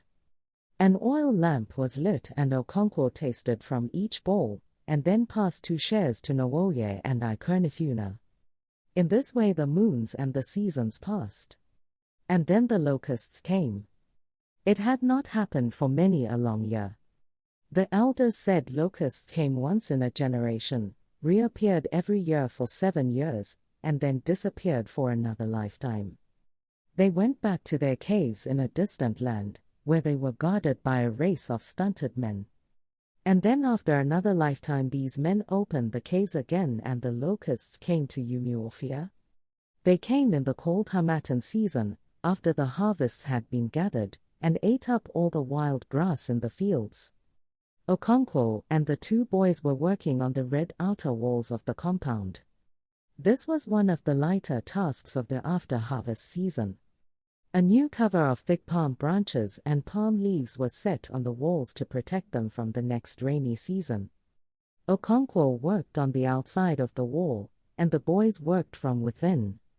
There were little holes from one side to the other in the upper levels of the wall, and through these Okonkwo passed the rope, or tai-tai, to the boys and they passed it round the wooden stays, and then back to him, and in this way the cover was strengthened on the wall.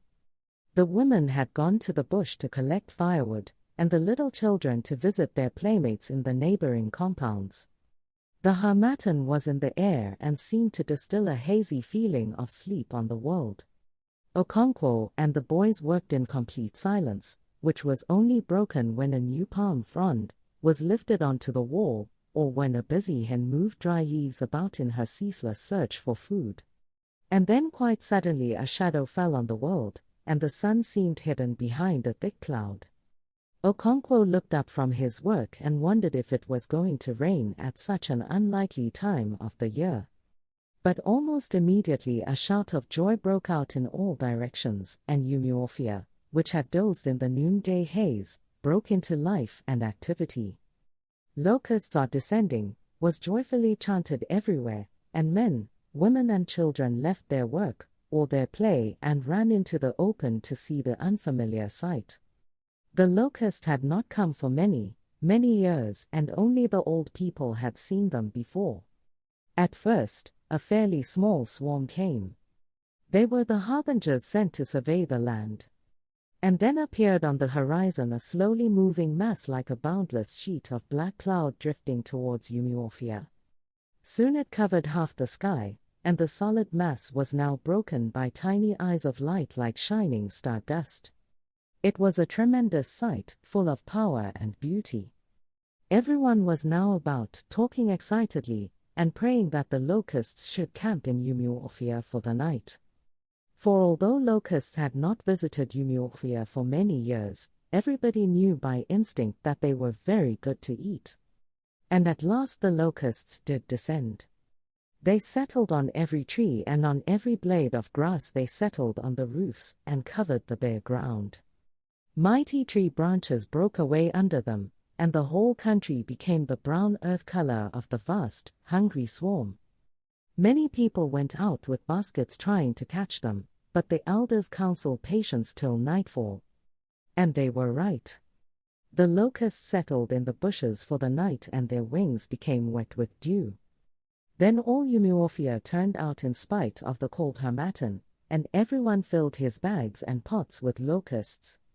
The next morning they were roasted in clay pots, and then spread in the sun until they became dry and brittle. And for many days this rare food was eaten with solid palm oil. Okonkwo sat in his obi crunching happily with Ikonifuna and Nwoye, and drinking palm wine copiously, when Ogbuefi Ezudu came in. Ezudu was the oldest man in this quarter of Umuofia. He had been a great and fearless warrior in his time, and was now accorded great respect in all the clan. He refused to join in the meal, and asked Okonkwo to have a word with him outside.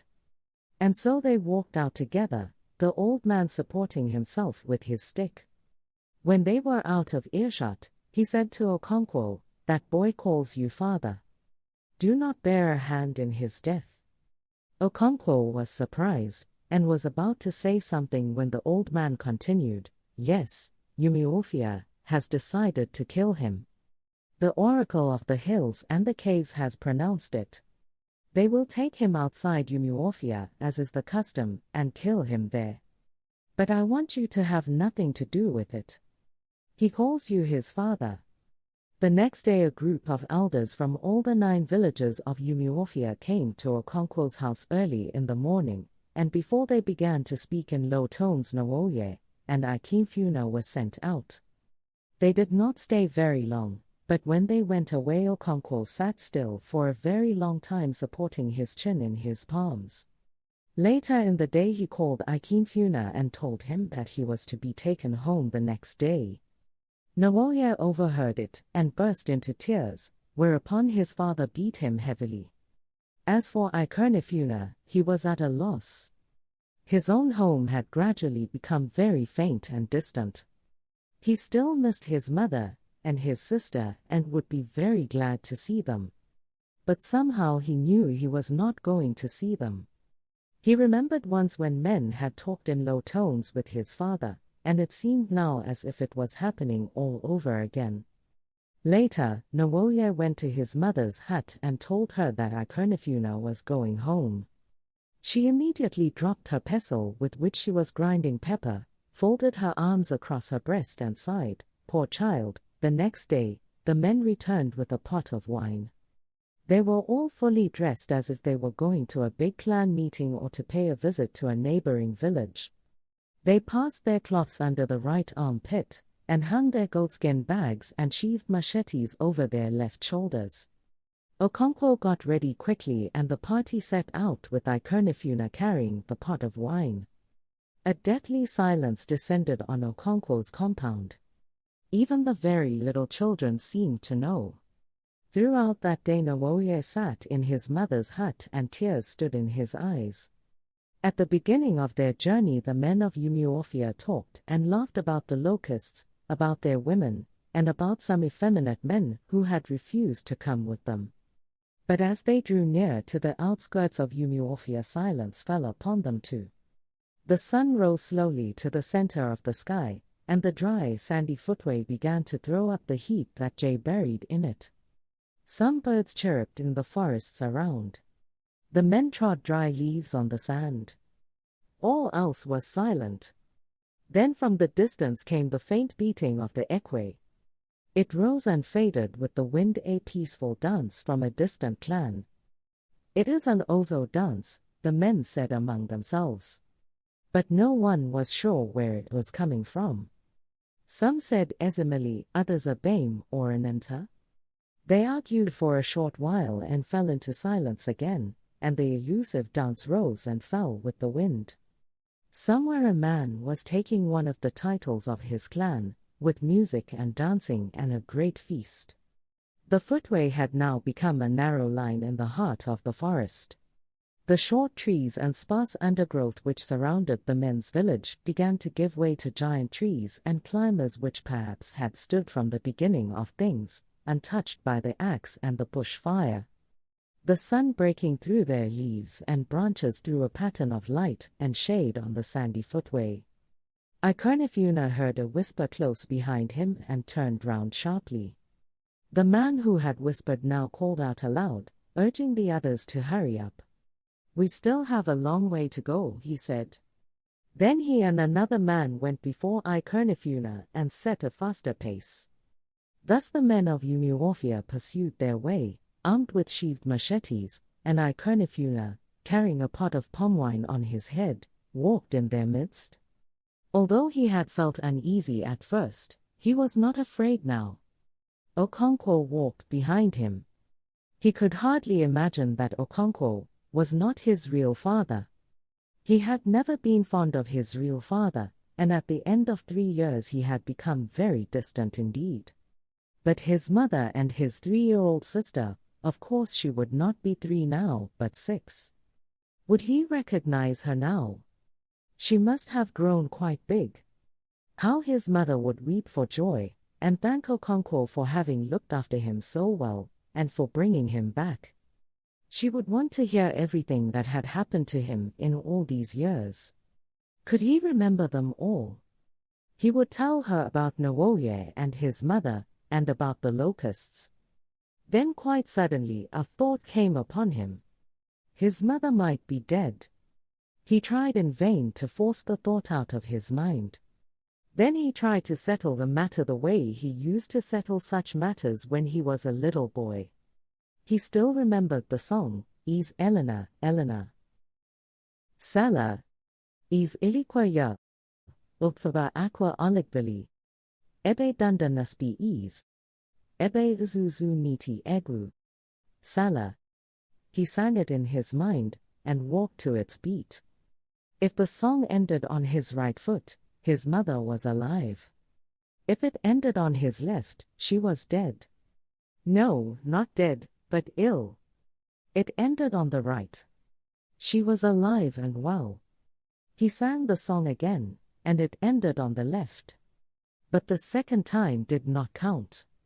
The first voice gets to Chuku, or God's house. That was a favorite saying of children. Ikernifuna felt like a child once more. It must be the thought of going home to his mother. One of the men behind him cleared his throat. Ikernifuna looked back, and the man growled at him to go on and not stand looking back. The way he said it sent cold fear down Ikernifuna's back. His hands trembled vaguely on the black pot he carried. Why had Okonkwo withdrawn to the rear? Ikemfuna felt his legs melting under him. And he was afraid to look back. As the man who had cleared his throat drew up and raised his machete, Okonkwo looked away. He heard the blow. The pot fell and broke in the sand. He heard Ikemfuna cry, "My father, they have killed me," as he ran towards him. Dazed with fear, Okonkwo drew his machete and cut him down. He was afraid of being thought weak. As soon as his father walked in, that night, Nwoye knew that Ikernifuna had been killed, and something seemed to give way inside him, like the snapping of a tightened bow. He did not cry. He just hung limp. He had had the same kind of feeling not long ago, during the last harvest season. Every child loved the harvest season. Those who were big enough to carry even a few yams in a tiny basket went with grown-ups to the farm. And if they could not help in digging up the yams, they could gather firewood together for roasting the ones that would be eaten there on the farm. This roasted yam soaked in red palm oil and eaten in the open farm was sweeter than any meal at home. It was after such a day at the farm during the last harvest that Nwoye had felt for the first time a snapping inside him like the one he now felt. They were returning home with baskets of yams from a distant farm across the stream when they heard the voice of an infant crying in the thick forest. A sudden hush had fallen on the women, who had been talking, and they had quickened their steps. Nwoye had heard that twins were put in earthenware pots and thrown away in the forest, but he had never yet come across them. A vague chill had descended on him, and his head had seemed to swell, like a solitary walker at night who passes an evil spirit on the way. Then something had given way inside him. It descended on him again, this feeling, when his father walked in, that night after killing Ikernifuna. Chapter 8. Okonkwo did not taste any food for 2 days after the death of Ikemfuna. He drank palm wine from morning till night, and his eyes were red and fierce like the eyes of a rat when it was caught by the tail and dashed against the floor. He called his son, Nwoye, to sit with him in his obi. But the boy was afraid of him and slipped out of the hut as soon as he noticed him dozing. He did not sleep at night. He tried not to think about Ikemfuna, but the more he tried the more he thought about him. Once he got up from bed and walked about his compound. But he was so weak that his legs could hardly carry him. He felt like a drunken giant walking with the limbs of a mosquito. Now and then a cold shiver descended on his head and spread down his body. On the third day he asked his second wife, Ikuhi, to roast plantains for him. She prepared it the way he liked with slices of oil bean and fish. "You have not eaten for 2 days," said his daughter Ezinma when she brought the food to him. "So you must finish this." She sat down and stretched her legs in front of her. Okonkwo ate the food absent-mindedly. She should have been a boy, he thought as he looked at his 10-year-old daughter. He passed her a piece of fish. "Go and bring me some cold water," he said. Ezinma rushed out of the hut, chewing the fish, and soon returned with a bowl of cool water from the earthen pot in her mother's hut. Okonkwo took the bowl from her and gulped the water down. He ate a few more pieces of plantain, and pushed the dish aside. "Bring me my bag," he asked, and Ezinma brought his goatskin bag from the far end of the hut. He searched in it for his snuff bottle. It was a deep bag and took almost the whole length of his arm. It contained other things apart from his snuff bottle. There was a drinking horn in it, and also a drinking gourd, and they knocked against each other as he searched. When he brought out the snuff bottle, he tapped it a few times against his kneecap before taking out some snuff on the palm of his left hand. Then he remembered that he had not taken out his snuff spoon. He searched his bag again and brought out a small, flat, ivory spoon, with which he carried the brown snuff to his nostrils. Ezinma took the dish in one hand and the empty water bowl in the other and went back to her mother's hut. She should have been a boy, Okonkwo said to himself again. His mind went back to Ikemfuna and he shivered. If only he could find some work to do, he would be able to forget. But it was the season of rest between the harvest and the next planting season. The only work that men did at this time was covering the walls of their compound with new palm fronds.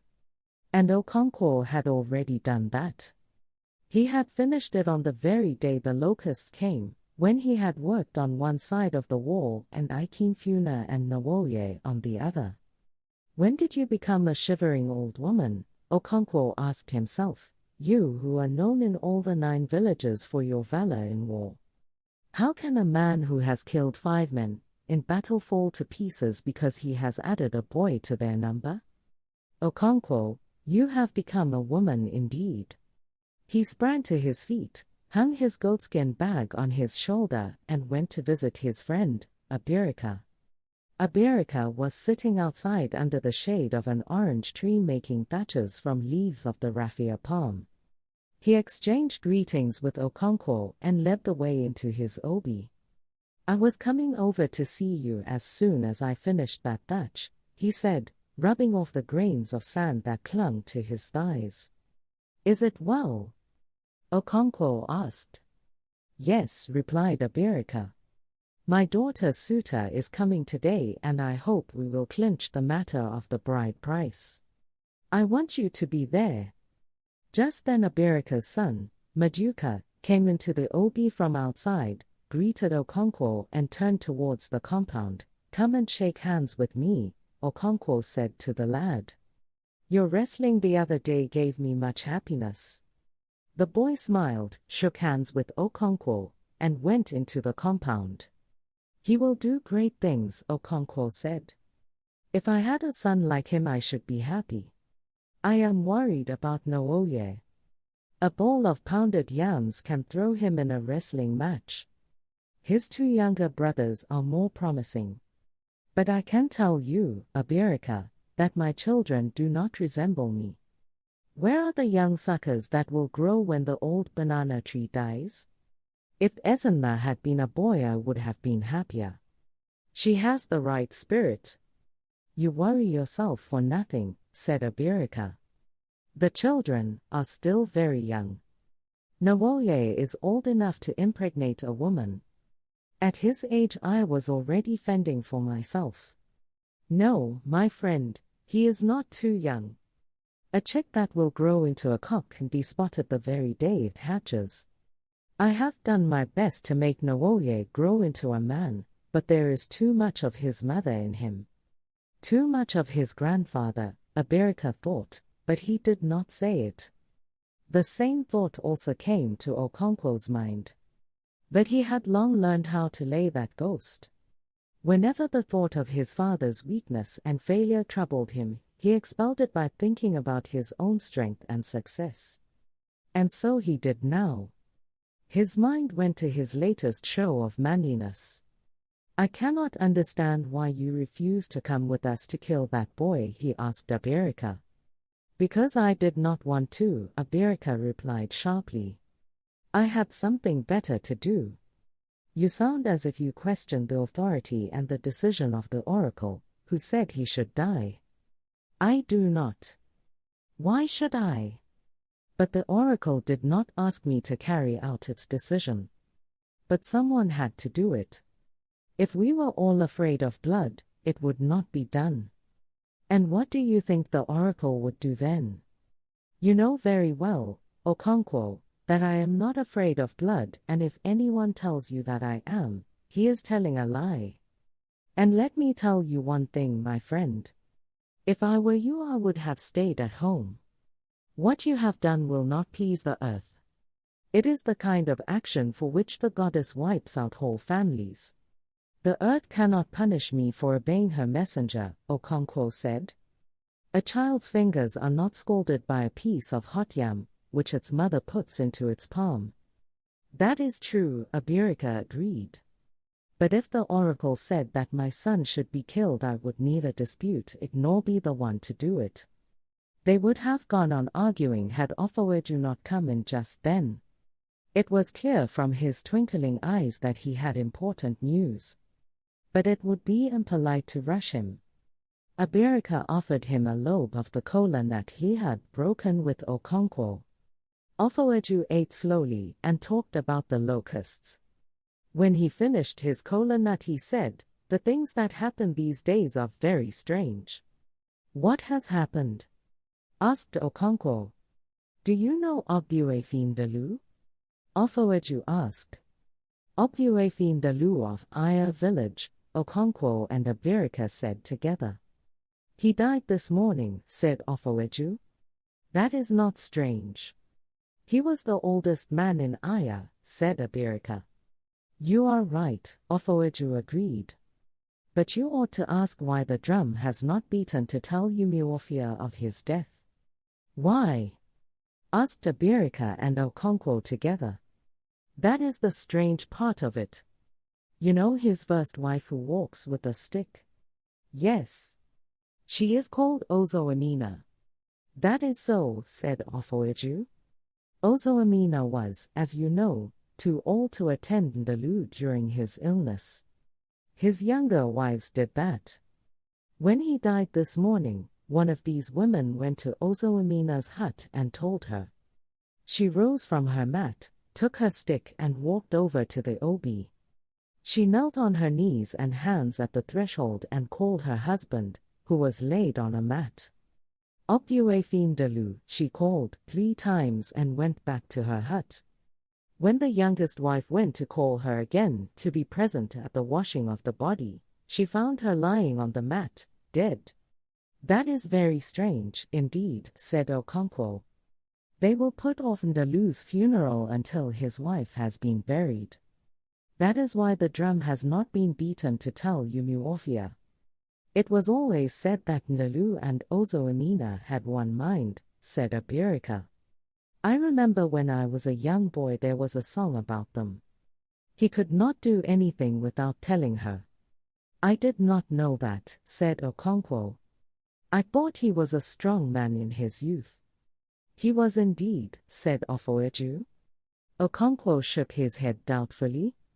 He led Umuofia to war in those days, said Abirika. Okonkwo was beginning to feel like his old self again.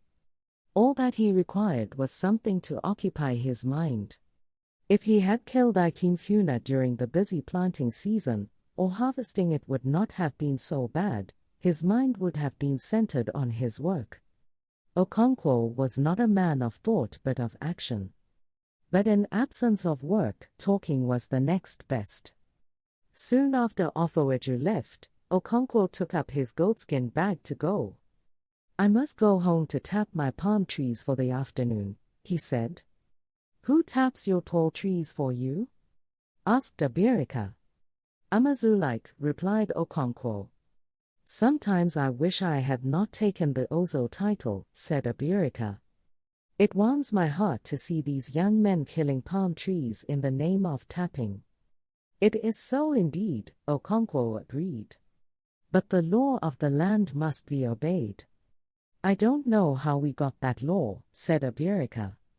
"In many other clans a man of title is not forbidden to climb the palm tree. Here we say he cannot climb the tall tree, but he can tap the short one standing on the ground. It is like Dimarigana, who would not lend his knife for cutting up dog meat, because the dog was taboo to him, but offered to use his teeth. I think it is good that our clan holds the Ozo title in high esteem," said Okonkwo. "In those other clans you speak of, Ozo is so low that every beggar takes it." "I was only speaking in jest," said Abirika. "In a Bame and an Inter the title is worth less than 2 cowries. Every man wears the thread of title on his ankle, and does not lose it even if he steals." "They have indeed soiled the name of Ozo," said Okonkwo as he rose to go. "It will not be very long now before my in-laws come," said Abirika. "I shall return very soon," said Okonkwo, looking at the position of the sun. There were 7 men in Abirika's hut when Okonkwo returned. The suitor was a young man of about 25, and with him were his father and uncle. On Abirika's side were his 2 elder brothers and Maduka, his 16-year-old son. "Ask Akuk's mother to send us some kola nuts," said Abirika to his son. Maduka vanished into the compound like lightning. The conversation at once centered on him, and everybody agreed that he was as sharp as a razor. "I sometimes think he is too sharp," said Abirika, somewhat indulgently. "He hardly ever walks. He is always in a hurry. If you are sending him on an errand, he flies away before he has heard half of the message." "You were very much like that yourself," said his eldest brother. "As our people say, when mother cow is chewing grass, its young ones watch its mouth. Maduka has been watching your mouth." As he was speaking, the boy returned, followed by Akuk, his half-sister, carrying a wooden dish with 3 kola nuts and alligator pepper. She gave the dish to her father's eldest brother and then shook hands, very shyly, with her suitor and his relatives. She was about 16 and just ripe for marriage. Her suitor and his relatives surveyed her young body with expert eyes, as if to assure themselves that she was beautiful and ripe. She wore a coiffure which was done up into a crest in the middle of the head. Camwood was rubbed lightly into her skin, and all over her body were black patterns drawn with uli. She wore a black necklace which hung down in 3 coils just above her full, succulent breasts. On her arms were red and yellow bangles, and on her waist 4 or 5 rows of jijida, or waist beads. When she had shaken hands, or rather held out her hand to be shaken, she returned to her mother's hut to help with the cooking. "Remove your jijida first," her mother warned as she moved near the fireplace to bring the pestle resting against the wall. "Every day I tell you that jijida and fire are not friends. But you will never hear. You grew your ears for decoration, not for hearing. One of these days your jijida will catch fire on your waist, and then you will know." Akuk moved to the other end of the hut and began to remove the waist beads. It had to be done slowly and carefully, taking each string separately, else it would break and the 1,000 tiny rings would have to be strung together again. She rubbed each string downwards with her palms until it passed the buttocks and slipped down to the floor around her feet. The men in the obi had already begun to drink the palm wine, which a cook's suitor had brought. It was a very good wine and powerful, for in spite of the palm fruit hung across the mouth of the pot to restrain the lively liquor, white foam rose and spilled over. "That wine is the work of a good tapper," said Okonkwo. The young suitor, whose name was Ibe, smiled broadly and said to his father, "Do you hear that?" He then said to the others, "He will never admit that I am a good tapper." "He tapped 3 of my best palm trees to death," said his father, Yuku. "That was about 5 years ago," said Ibe, who had begun to pour out the wine, "before I learned how to tap." He filled the first horn and gave to his father. Then he poured out for the others. Okonkwo brought out his big horn from the goatskin bag, blew into it to remove any dust that might be there, and gave it to Ibe to fill. As the men drank, they talked about everything except the thing for which they had gathered. It was only after the pot had been emptied that the suitor's father cleared his voice and announced the object of their visit. Abirika then presented to him a small bundle of short broomsticks. Yuku counted them. "There are 30. He asked. Abirika nodded in agreement. "We are at last getting somewhere," Yuku said, and then turning to his brother and his son he said, "Let us go out and whisper together." The 3 rose and went outside. When they returned, Yuku handed the bundle of sticks back to Abirika. He counted them. Instead of 30 there were now only 15. He passed them over to his eldest brother, Machi, who also counted them and said, "We had not thought to go below 30. But as the dog said, if I fall down for you and you fall down for me, it is play. Marriage should be a play, and not a fight, so we are falling down again." He then added 10 sticks to the 15 and gave the bundle to Yuku. In this way a cook's bride price was finally settled at 20 bags of cowries. It was already dusk when the 2 parties came to this agreement. "Go and tell a cook's mother that we have finished," Abirika said to his son, Majuka. Almost immediately the woman came in with a big bowl of fufu. Abirika's second wife followed with a pot of soup, and Majuka brought in a pot of palm wine. As the men ate and drank palm wine, they talked about the customs of their neighbors. "It was only this morning," said Abirika, "that Okonkwo and I were talking about a bame and an inter, where titled men climb trees and pound fufu for their wives. All their customs are upside down. They do not decide bride price as we do, with sticks. They haggle and bargain as if they were buying a goat or a cow in the market." "That is very bad," said Abirika's eldest brother. "But what is good in one place is bad in another place. In Yumanso they do not bargain at all, not even with broomsticks. The suitor just goes on bringing bags of cowries until his in-laws tell him to stop. It is a bad custom because it always leads to a quarrel." "The world is large," said Okonkwo. "I have even heard that in some tribes a man's children belong to his wife and her family." "That cannot be," said Machi. "You might as well say that the woman lies on top of the man when they are making the children. It is like the story of white men who, they say, are white like this piece of chalk," said Abirika. He held up a piece of chalk, which every man kept in his obi, and with which his guests drew lines on the floor before they ate cola nuts. "And these white men, they say, have no toes." "And have you never seen them?" asked Machi. "Have you?" asked Abirika. "One of them passes here frequently," said Machi. "His name is Amadi." Those who knew Amadi laughed. He was a leper, and the polite name for leprosy was the white skin. Chapter 9. For the first time in 3 nights, Okonkwo slept. He woke up once in the middle of the night and his mind went back to the past 3 days without making him feel uneasy. He began to wonder why he had felt uneasy at all. It was like a man wandering in broad daylight why a dream had appeared so terrible to him at night. He stretched himself and scratched his thigh where a mosquito had bitten him as he slept. Another one was wailing near his right ear. He slapped the ear and hoped he had killed it. Why do they always go for one's ears? When he was a child, his mother had told him a story about it. But it was as silly as all women's stories. Mosquito, she had said, had asked Ear to marry him, whereupon Ear fell on the floor in uncontrollable laughter. "How much longer do you think you will live?" she asked. "You are already a skeleton."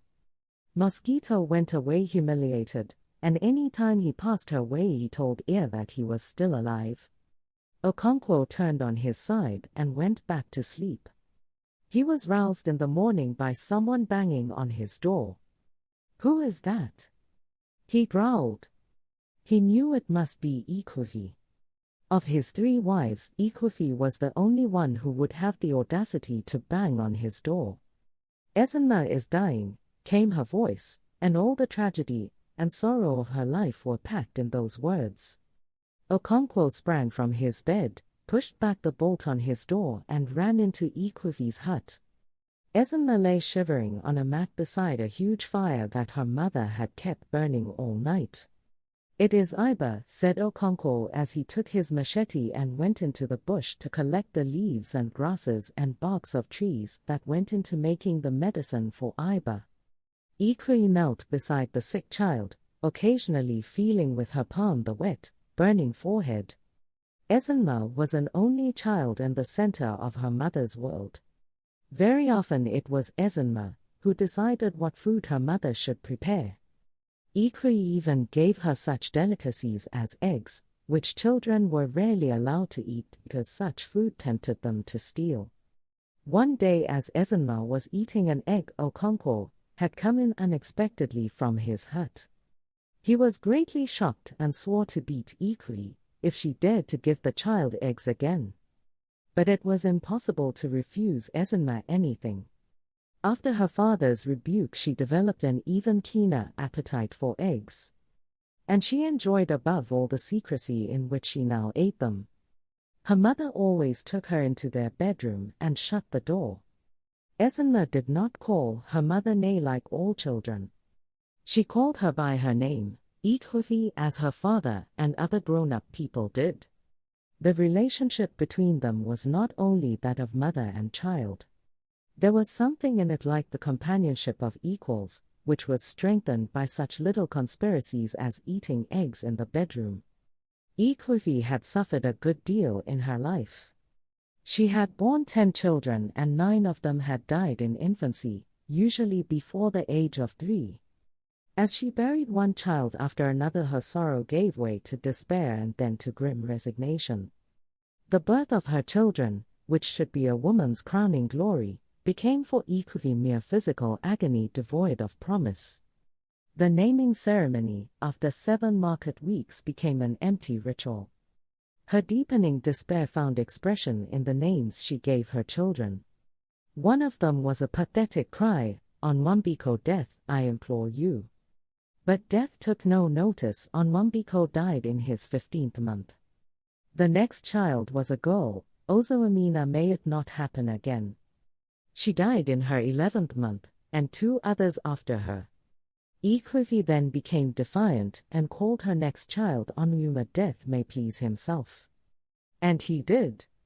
After the death of Ikwefi's second child, Okonkwo had gone to a medicine man, who was also a diviner of the Afa oracle, to inquire what was amiss. This man told him that the child was an Ogbenye, one of those wicked children who, when they died, entered their mother's wombs to be born again. "When your wife becomes pregnant again," he said, "let her not sleep in her hut. Let her go and stay with her people. In that way she will elude her wicked tormentor and break its evil cycle of birth and death. Ikwifi did as she was asked. As soon as she became pregnant, she went to live with her old mother in another village. It was there that her third child was born and circumcised on the 8th day. She did not return to Okonkwo's compound until 3 days before the naming ceremony. The child was called Onwambiko. Onwambiko was not given proper burial when he died.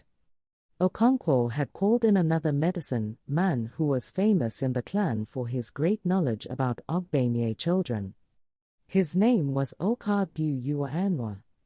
Okabu was a very striking figure, tall, with a full beard and a bald head. He was light in complexion and his eyes were red and fiery. He always gnashed his teeth as he listened to those who came to consult him. He asked Okonkwo a few questions about the dead child. All the neighbors and relations who had come to mourn gathered round them. On what market day was it born? He asked. Oh yea, replied Okonkwo. And it died this morning. Okonkwo said yes, and only then realized for the first time that the child had died on the same market day as it had been born. The neighbors and relations also saw the coincidence and said among themselves that it was very significant. Where do you sleep with your wife, in your obi or in her own hut?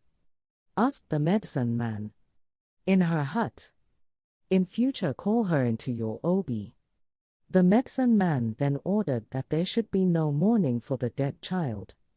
He brought out a sharp razor from the goatskin bag slung from his left shoulder, and began to mutilate the child. Then he took it away to bury in the evil forest, holding it by the ankle and dragging it on the ground behind him. After such treatment it would think twice before coming again, unless it was one of the stubborn ones who returned, carrying the stamp of their mutilation, a missing finger or perhaps a dark line, where the medicine man's razor had cut them. By the time Onwambiko died, Ikwifi had become a very bitter woman. Her husband's first wife had already had 3 sons, all strong and healthy. When she had borne her third son in succession, Okonkwo had slaughtered a goat for her, as was the custom. Ikwifi had nothing but good wishes for her. But she had grown so bitter about her own chi that she could not rejoice with others over their good fortune. And so, on the day that Nwoye's mother celebrated the birth of her 3 sons with feasting and music, Ikwifi was the only person in the happy company who went about with a cloud on her brow. Her husband's wife took this for malevolence, as husbands' wives were wont to. How could she know that Ikwifi's bitterness did not flow outwards to others but inwards into her own soul, that she did not blame others for their good fortune, but her own evil chi who denied her any? At last Ezinma was born, and although ailing she seemed determined to live. At first Ikwifi accepted her, as she had accepted others with listless resignation. But when she lived on to her 4th, 5th and 6th years, love returned once more to her mother, and with love, anxiety. She determined to nurse her child to health, and she put all her being into it. She was rewarded by occasional spells of health during which Ezinma bubbled with energy like fresh palm wine. At such times she seemed beyond danger. But all of a sudden she would go down again. Everybody knew she was an Ogbanye. These sudden bouts of sickness and health were typical of her kind. But she had lived so long that perhaps she had decided to stay. Some of them did become tired of their evil rounds of birth and death, or took pity on their mothers and stayed. Ikwifi believed deep inside her that Ezinma had come to stay. She believed because it was that faith alone that gave her own life any kind of meaning. And this faith had been strengthened when a year or so ago a medicine man had dug up Ezinma's ear uwa. Everyone knew then that she would live because her bond with the world of Ogbanye had been broken. Ikwifi was reassured. But such was her anxiety for her daughter that she could not rid herself completely of her fear. And although she believed that the ear uwa which had been dug up was genuine, She could not ignore the fact that some really evil children sometimes misled people into digging up a specious one. But Ezinma's Ea-Uwa had looked real enough. It was a smooth pebble wrapped in a dirty rag. The man who dug it up was the same Okagbu who was famous in all the clan for his knowledge in these matters. Ezinma had not wanted to cooperate with him at first. But that was only to be expected. No Ogbonye would yield her secrets easily, and most of them never did because they died too young, before they could be asked questions. "Where did you bury your Ea-Uwa?" Okagbu had asked Ezinma. She was 9 then and was just recovering from a serious illness. "What is Ea-Uwa?" she asked in return. "You know what it is. You buried it in the ground somewhere so that you can die, and return again to torment your mother." Ezinma looked at her mother, whose eyes, sad and pleading, were fixed on her. "Answer the question at once," roared Okonkwo, who stood beside her. All the family were there and some of the neighbors too. "Leave her to me," the medicine man told Okonkwo in a cool, confident voice. He turned again to Ezinma. "Where did you bury your Ea-Uwa?" "Where they bury children," she replied, and the quiet spectators murmured to themselves. "Come along then and show me the spot," said the medicine man. The crowd set out with Ezinma leading the way and Okagbu following closely behind her. Okonkwo came next and Ikwefi followed him. When she came to the main road, Ezinma turned left as if she was going to the stream. "But you said it was where they bury children?" asked the medicine man. "No," said Ezinma, whose feeling of importance was manifest in her sprightly walk. She sometimes broke into a run and stopped again suddenly. The crowd followed her silently. Women and children returning from the stream, with pots of water on their heads, wondered what was happening, until they saw Kagbu and guessed that it must be something to do with Ogbonye. And they all knew Ikwefi and her daughter very well. When she got to the big Udola tree, Ezinma turned left into the bush, and the crowd followed her. Because of her size, she made her way through trees and creepers more quickly than her followers. The bush was alive with the tread of feet on dry leaves and sticks and the moving aside of tree branches. Ezinma went deeper and deeper, and the crowd went with her. Then she suddenly turned round and began to walk back to the road.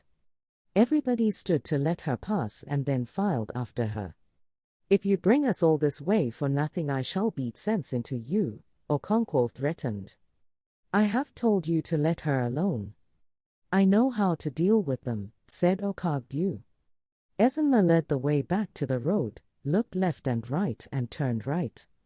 And so they arrived home again. "Where did you bury your Ea-Uwa?"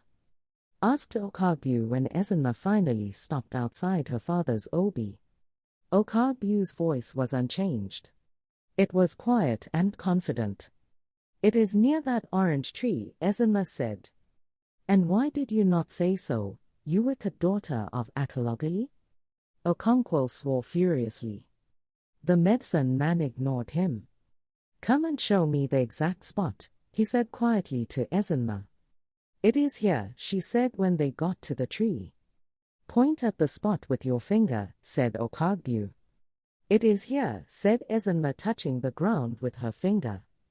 Okonkwo stood by, rumbling like thunder in the rainy season. "Bring me a hoe," said Okagbu. When Ikwefi brought the hoe, he had already put aside his goatskin bag and his big cloth, and was in his underwear, a long and thin strip of cloth wound round the waist like a belt, and then passed between the legs to be fastened to the belt behind. He immediately set to work digging a pit where Ezinma had indicated. The neighbors sat around watching the pit becoming deeper and deeper. The dark topsoil soon gave way to the bright red earth with which women scrubbed the floors and walls of huts. Okagbu worked tirelessly and in silence, his back shining with perspiration. Okonkwo stood by the pit. He asked Okagbu to come up and rest while he took a hand. But Okagbue said he was not tired yet.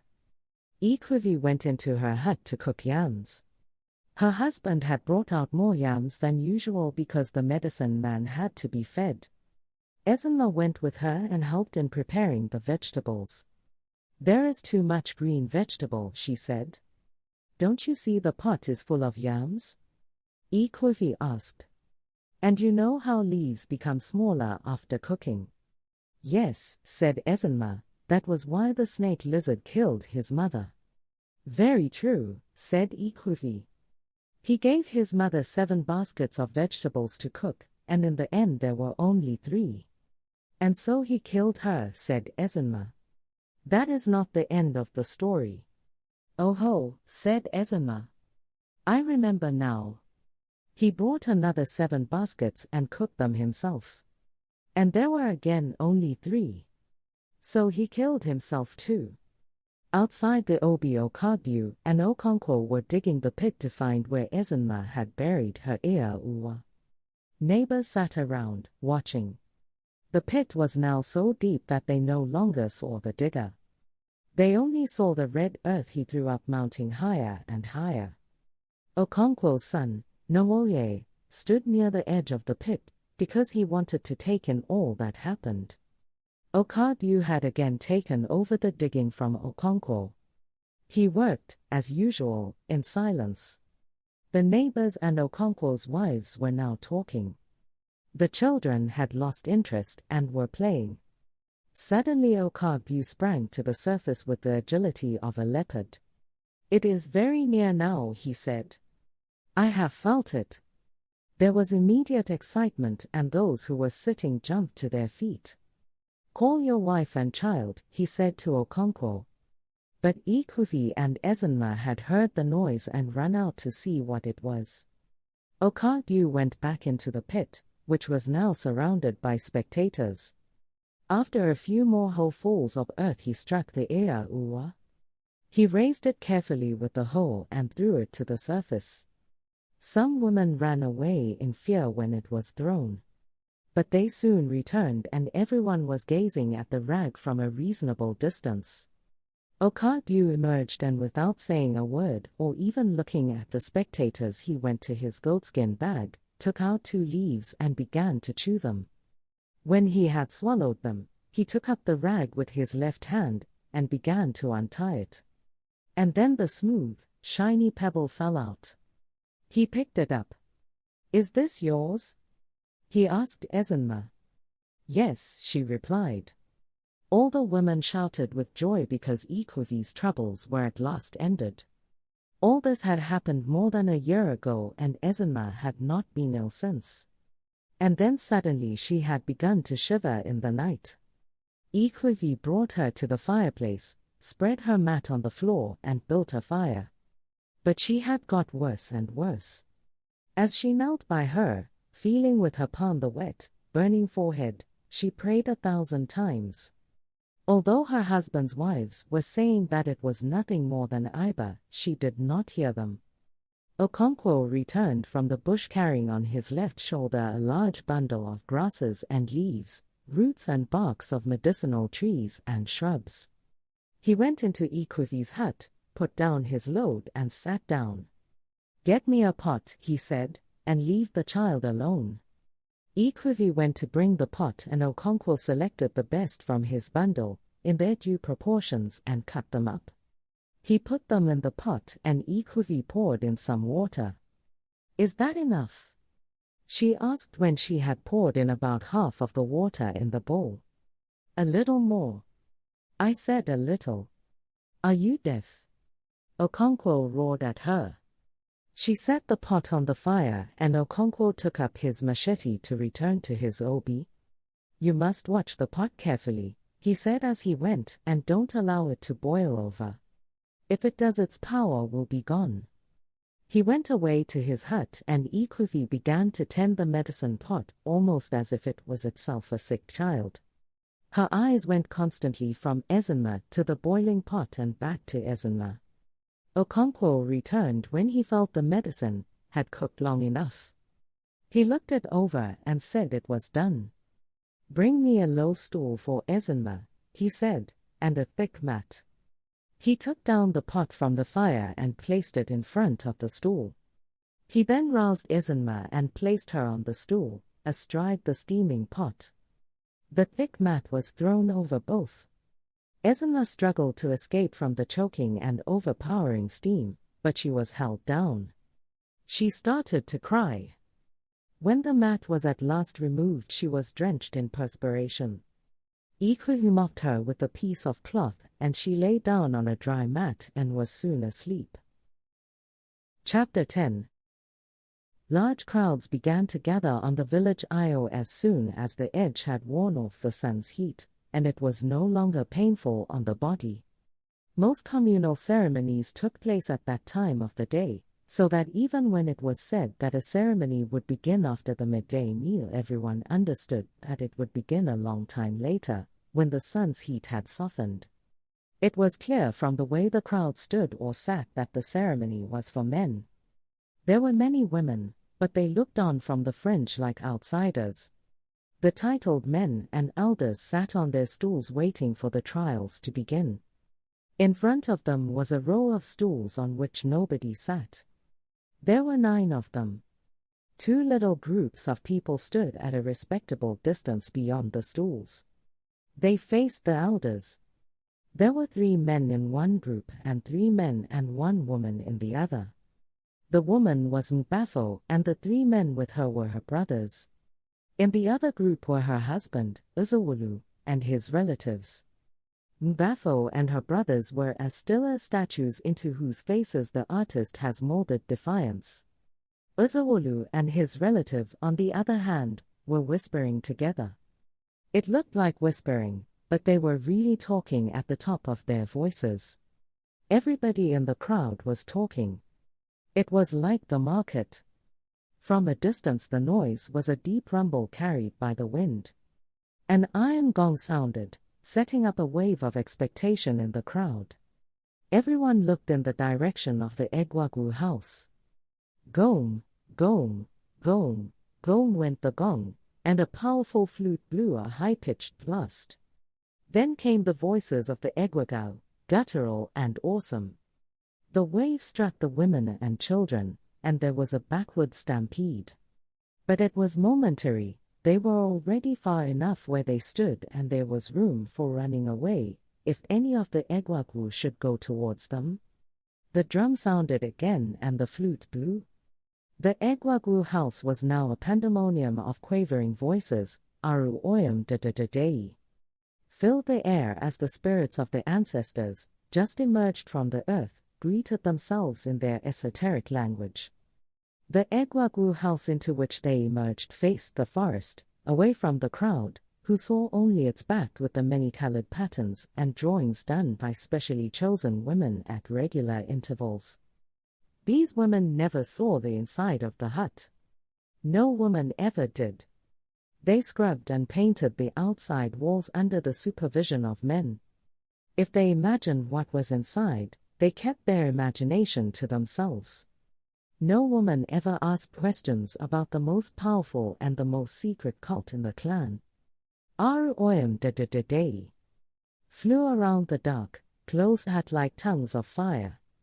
The ancestral spirits of the clan were abroad. The metal gong beat continuously now, and the flute, shrill and powerful, floated on the chaos. And then the Egwagu appeared.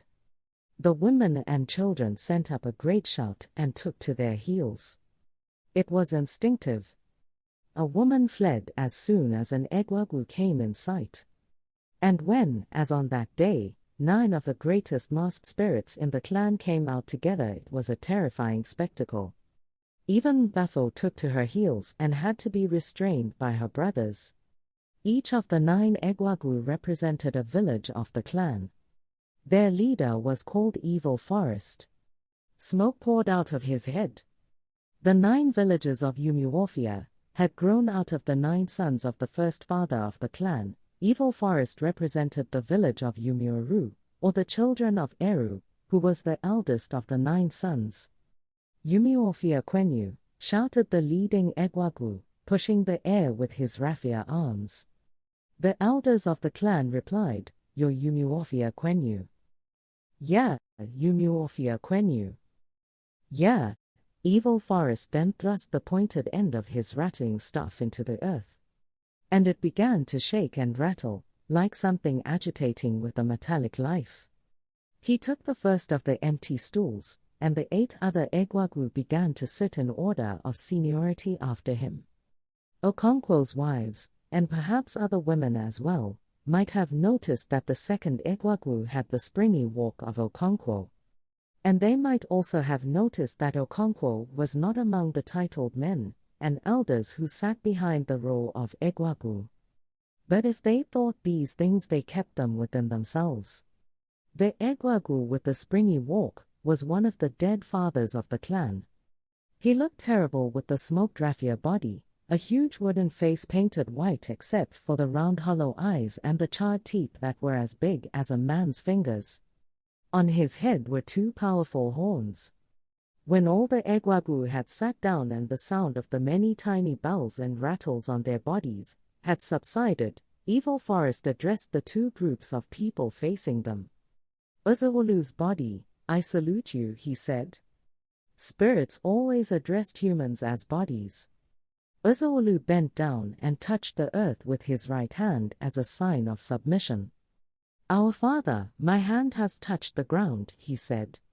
Uzawulu's body, do you know me? Asked the spirit. How can I know you, father? You are beyond our knowledge. Evil Forest then turned to the other group and addressed the eldest of the 3 brothers. The body of Ojuko, I greet you, he said, and Ojuko bent down and touched the earth. The hearing then began. Uzawulu stepped forward and presented his case. That woman standing there is my wife, Mbafo.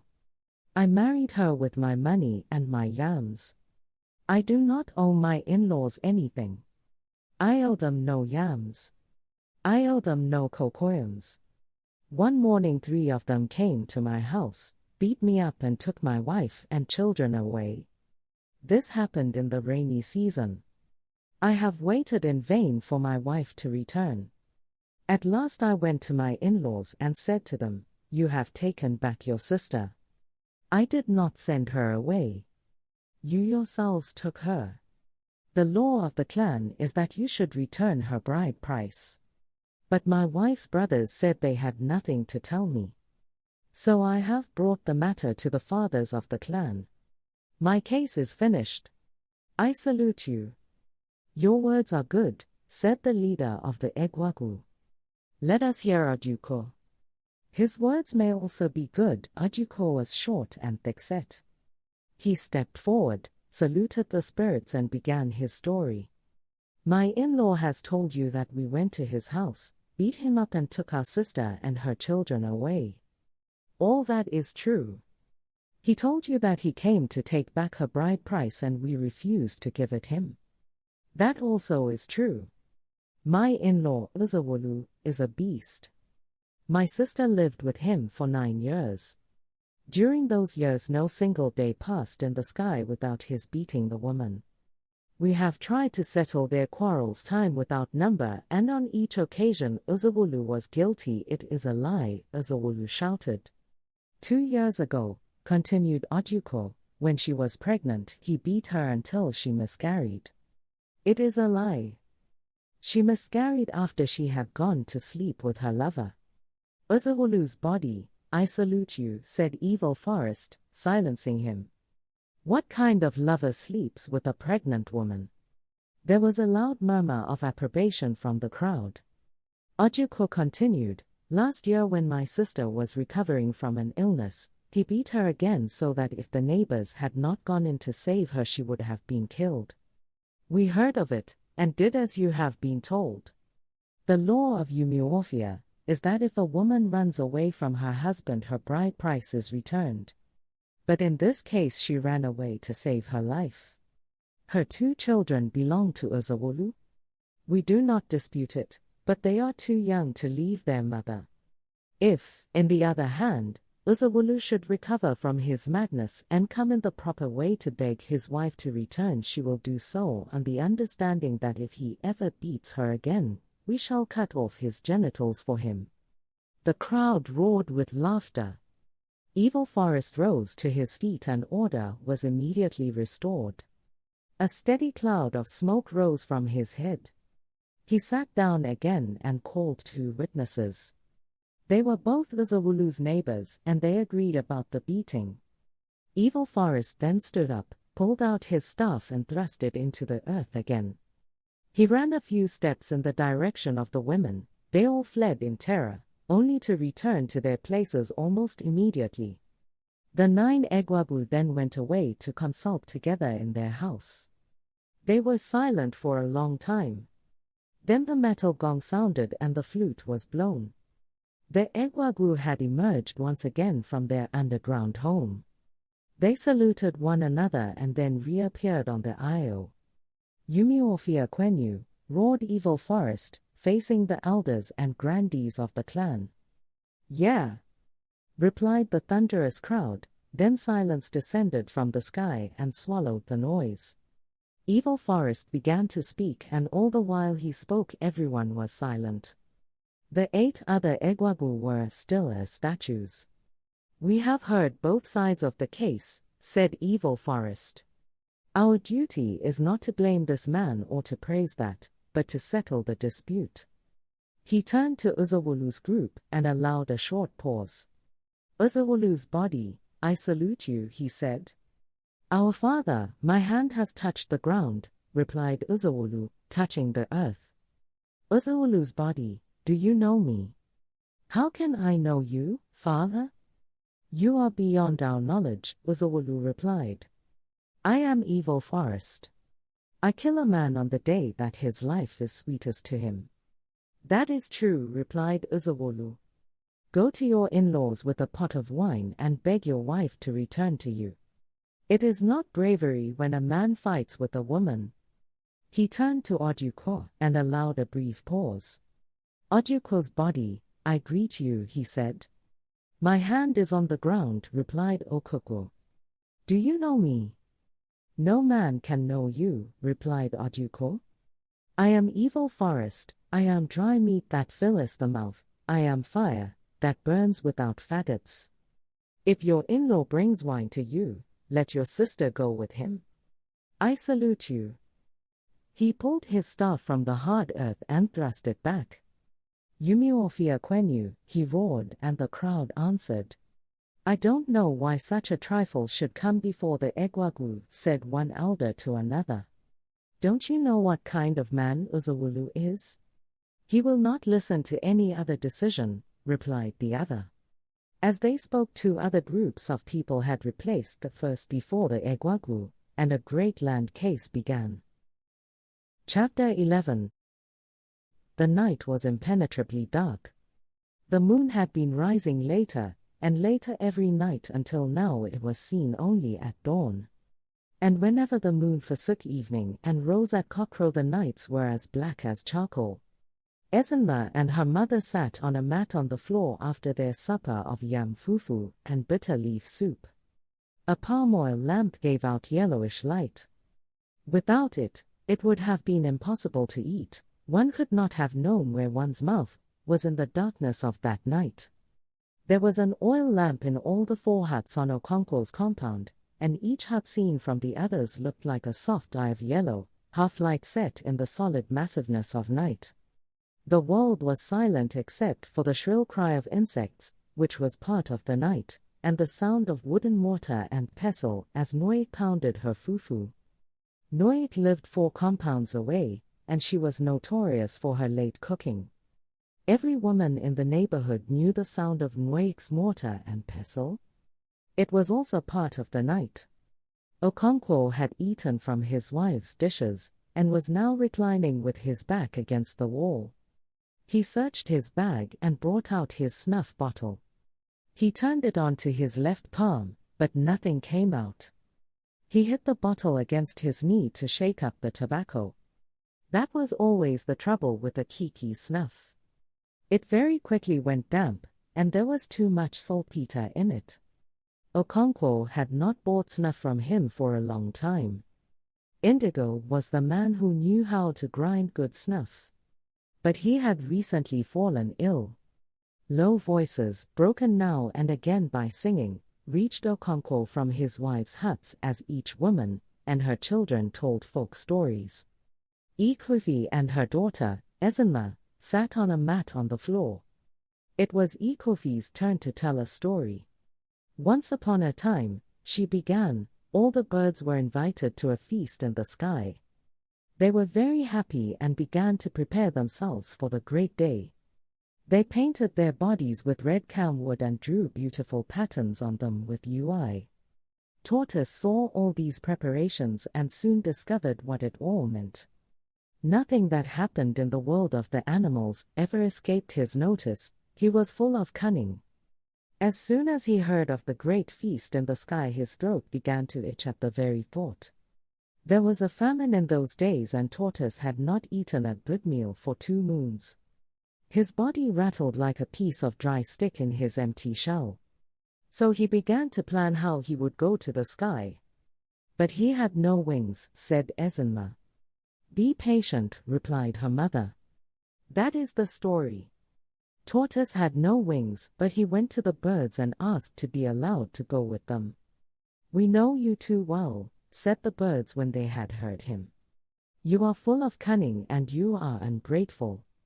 If we allow you to come with us, you will soon begin your mischief. You do not know me, said Tortoise. I am a changed man. I have learned that a man who makes trouble for others is also making it for himself. Tortoise had a sweet tongue, and within a short time all the birds agreed that he was a changed man, and they each gave him a feather, with which he made 2 wings. At last the great day came, and Tortoise was the first to arrive at the meeting place. When all the birds had gathered together, they set off in a body. Tortoise was very happy and voluble as he flew among the birds, and he was soon chosen as the man to speak for the party, because he was a great orator. There is one important thing which we must not forget, he said as they flew on their way. When people are invited to a great feast like this, they take new names for the occasion. Our hosts in the sky will expect us to honor this age-old custom. None of the birds had heard of this custom, but they knew that Tortoise, in spite of his failings in other directions, was a widely traveled man who knew the customs of different peoples. And so they each took a new name. When they had all taken, Tortoise also took one. He was to be called All of You. At last the party arrived in the sky, and their hosts were very happy to see them. Tortoise stood up in his many-colored plumage and thanked them for their invitation.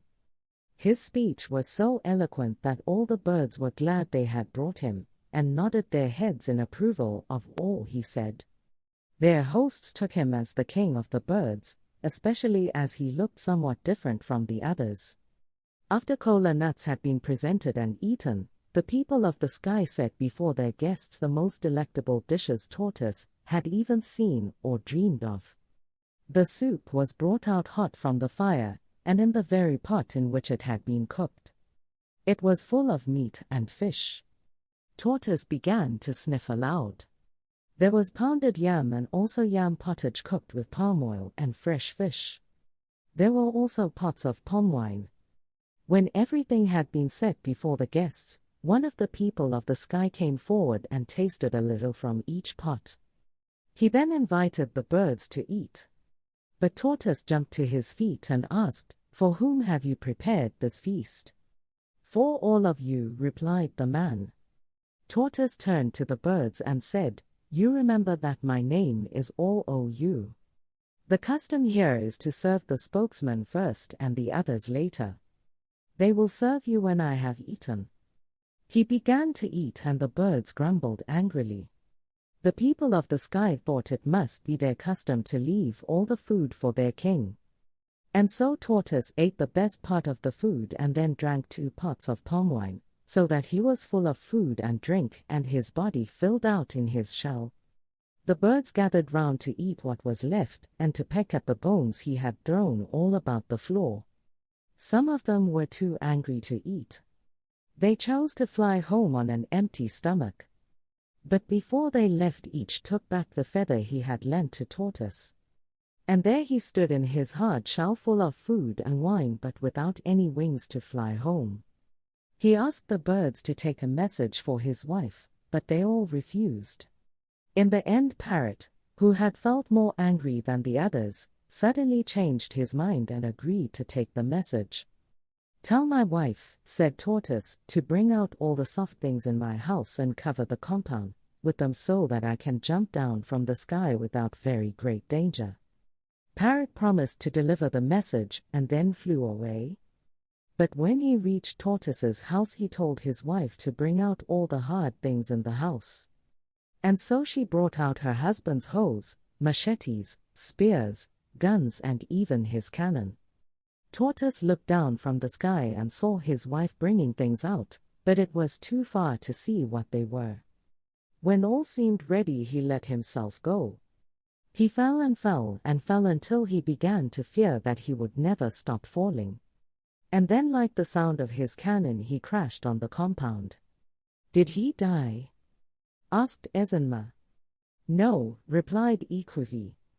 "His shell broke into pieces. But there was a great medicine man in the neighborhood. Tortoise's wife sent for him, and he gathered all the bits of shell and stuck them together. That is why Tortoise's shell is not smooth. There is no song in the story, Ezenma pointed out. "No," said Ikwivi. "I shall think of another one with a song. But it is your turn now." "Once upon a time," Ezenma began, "Tortoise and Cat went to wrestle against Yams. No, that is not the beginning. Once upon a time there was a great famine in the land of animals. Everybody was lean except Cat, who was fat and whose body shone as if oil was rubbed on it." She broke off because at that very moment a loud and high-pitched voice broke the outer silence of the night. It was Chilo, the priestess of Abola, prophesying. There was nothing new in that. Once in a while Chilo was possessed by the spirit of her god, and she began to prophesy. But tonight she was addressing her prophecy and greetings to Okonkwo, and so everyone in his family listened. The folk stories stopped. "Abola do you? Abola ikanio," came the voice like a sharp knife cutting through the night. "Okonkwo. Abola ekene giu. Abola kolyu ifu adaya ezimawu." At the mention of Ezenma's name, Ikwivi jerked her head sharply like an animal that had sniffed death in the air. Her heart jumped painfully within her. The priestess had now reached Okonkwo's compound and was talking with him outside his hut. She was saying again and again that Abola wanted to see his daughter, Ezenma. Okonkwo pleaded with her to come back in the morning, because Ezenma was now asleep. But Chilo ignored what he was trying to say and went on shouting that Abola wanted to see his daughter. Her voice was as clear as metal, and Okonkwo's women and children heard from their huts all that she said. Okonkwo was still pleading that the girl had been ill of late and was asleep.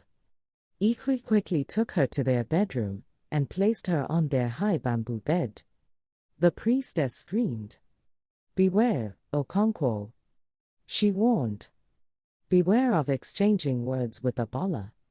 Does a man speak when a god speaks? Beware." She walked through Okonkwo's hut into the circular compound and went straight toward Ikwivi's hut. Okonkwo came after her. "Ikwivi," she called, "Abola greets you." "Where is my daughter, Ezenma?" "Abola wants to see her." Ikwi came out from her hut carrying her oil lamp in her left hand. There was a light wind blowing, so she cupped her right hand to shelter the flame. Nwoye's mother, also carrying an oil lamp, emerged from her hut. The children stood in the darkness outside their hut watching the strange event. Okonkwo's youngest wife also came out and joined the others. "Where does Abola want to see her?" Ikwivi asked. "Where else but in his house in the hills and the caves?" replied the priestess. "I will come with you, too," Ikwivi said firmly. "Tafla a." The priestess cursed, her voice cracking like the angry bark of thunder in the dry season. "How dare you, woman, to go before the mighty Abala of your own accord? Beware, woman, lest he strike you in his anger. Bring me my daughter." Ikwivi went into her hut and came out again with Ezinma. "Come, my daughter," said the priestess. "I shall carry you on my back." A baby on its mother's back does not know that the way is long. Ezinma began to cry. She was used to Chilo calling her my daughter. But it was a different Chilo she now saw in the yellow half-light. "Don't cry, my daughter," said the priestess, "lest Abala be angry with you." "Don't cry," said Ikwivi, "she will bring you back very soon. I shall give you some fish to eat." She went into the hut again and brought down the smoke-black basket in which she kept her dried fish and other ingredients for cooking soup. She broke a piece in two and gave it to Ezinma, who clung to her. "Don't be afraid," said Ikwivi, stroking her head, which was shaved in places, leaving a regular pattern of hair. They went outside again. The priestess bent down on one knee, and Ezinma climbed on her back, her left palm closed on her fish, and her eyes gleaming with tears. "Abala do you? Abala ikaneu." Chilo began once again to chant greetings to her god. She turned round sharply and walked through Okonkwo's hut, bending very low at the eaves. Ezinma was crying loudly now, calling on her mother. The two voices disappeared into the thick darkness. A strange and sudden weakness descended on Ikwivi as she stood gazing in the direction of the voices like a hen, whose only chick has been carried away by a kite. Ezinma's voice soon faded away, and only Chilo was heard moving farther and farther into the distance. "Why do you stand there as though she had been kidnapped?" asked Okonkwo, as he went back to his hut. "She will bring her back soon," Nooye's mother said. But Ikwivi did not hear these consolations. She stood for a while and then, all of a sudden, made up her mind. She hurried through Okonkwo's hut and went outside. "Where are you going?" he asked. "I am following Chilo," she replied, and disappeared in the darkness. Okonkwo cleared his throat and brought out his snuff bottle from the goatskin bag by his side. The priestess' voice was already growing faint in the distance. Ikwivi hurried to the main footpath and turned left in the direction of the voice. Her eyes were useless to her in the darkness. But she picked her way easily on the sandy footpath hedged on either side by branches and damp leaves. She began to run, holding her breasts with her hands to stop them flapping noisily against her body. She hit her left foot against an outcropped root, and terror seized her. It was an ill omen. She ran faster. But Chilo's voice was still a long way away. Had she been running too? How could she go so fast with Ezinma on her back? Although the night was cool, Ikwivi was beginning to feel hot from her running. She continually ran into the luxuriant weeds and creepers that walled in the path. Once she tripped up and fell. Only then did she realize with a start that Chilo had stopped her chanting. Her heart beat violently and she stood still. Then Chilo's renewed outburst came from only a few paces ahead. But Ikwivi could not see her. She shut her eyes for a while and opened them again in an effort to see. But it was useless. She could not see beyond her nose. There were no stars in the sky because there was a rain cloud. Fireflies went about with their tiny green lamps, which only made the darkness more profound. Between Chilo's outbursts the night was alive with the shrill tremor of forest insects woven into the darkness. "Abala do you, Abala ikaneu," Ikwivi trudged behind, neither getting too near nor keeping too far back. She thought they must be going towards the sacred cave.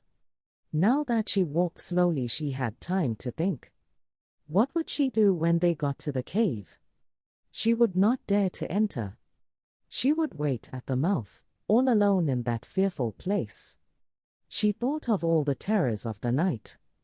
She remembered that night, long ago, when she had seen Obagali Oju, one of those evil essences loosed upon the world by the potent medicines, which the tribe had made in the distant past against its enemies, but had now forgotten Bo to control.